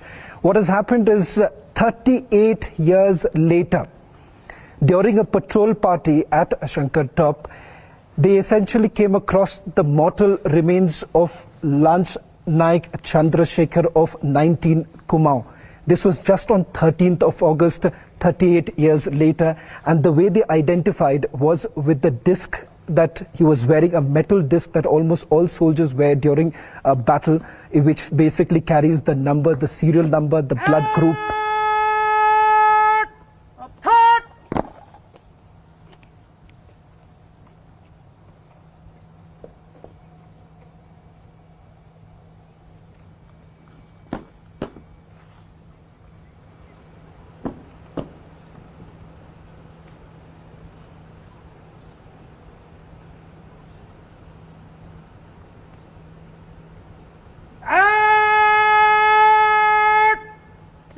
सलामी देगा, सलामी,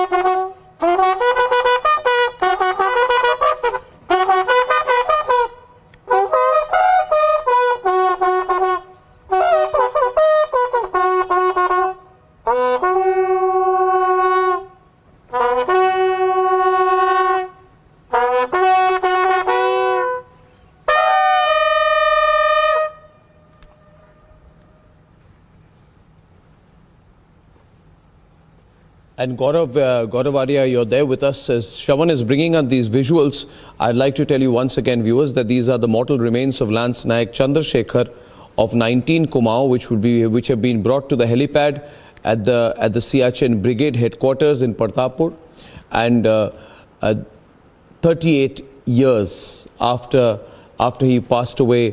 This is a very, very solemn occasion. Shravan is back with us. Shravan, you can describe what's happening behind and the historical significance, and then I'll go to Gaurav. Yes, Shravan. Well, in fact, that was Commander of Siachen Brigade, Brigadier P.D. Thakur, paying homage. And before that, you've had the Deputy Commandant laying the wreath here. The mortal remains of Lance Nayak Chandrasekhar will now be taken from here to Haldwani, where the family members are present. In a short while from now, the carriage that you see would be taken from here and would be taken to the helipad, which is just next.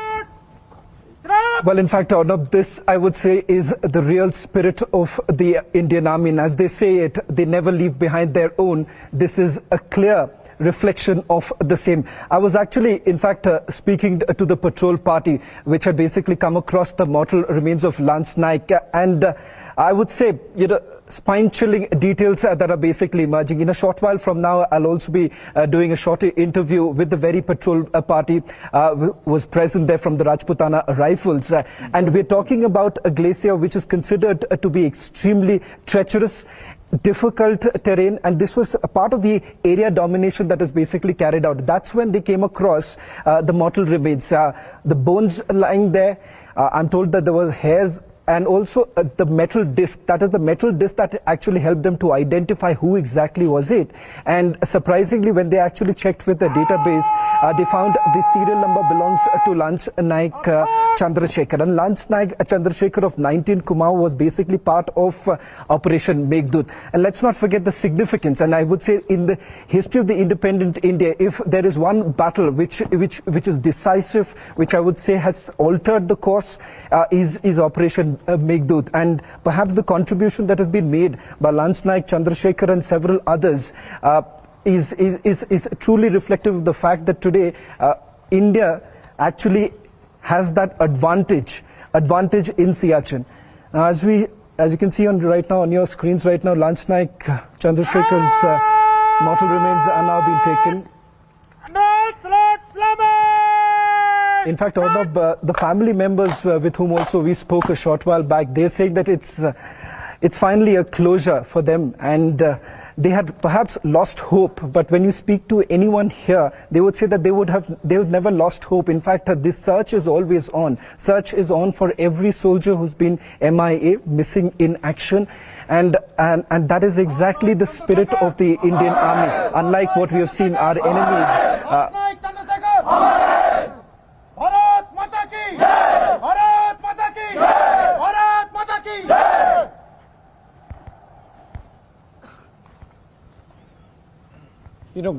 Shravan, as we stay with these pictures, bringing Gaurav Arya and Gaurav, Operation Meghdoot, which helped us command all the dominating heights. You're seeing this today. As Shravan rightly said, this is the respect that we show to every individual soldier. What does today's solemn ceremony really mean to you? And what does it signify, Gaurav?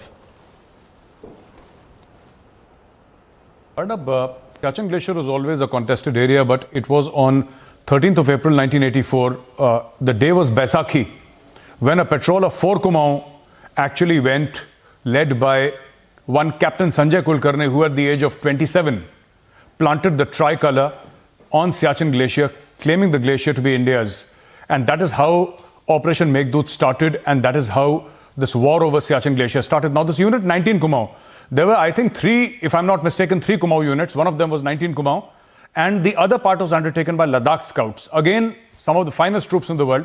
The Kumaon Regiment and the Ladakh Scouts together fought against the Pakistanis and wrested this from Pakistan. In fact, they were first to land there. Pakistanis tried, they were rebuffed, and that is how we got Siachen Glacier. Wars followed, and there was a lot of action.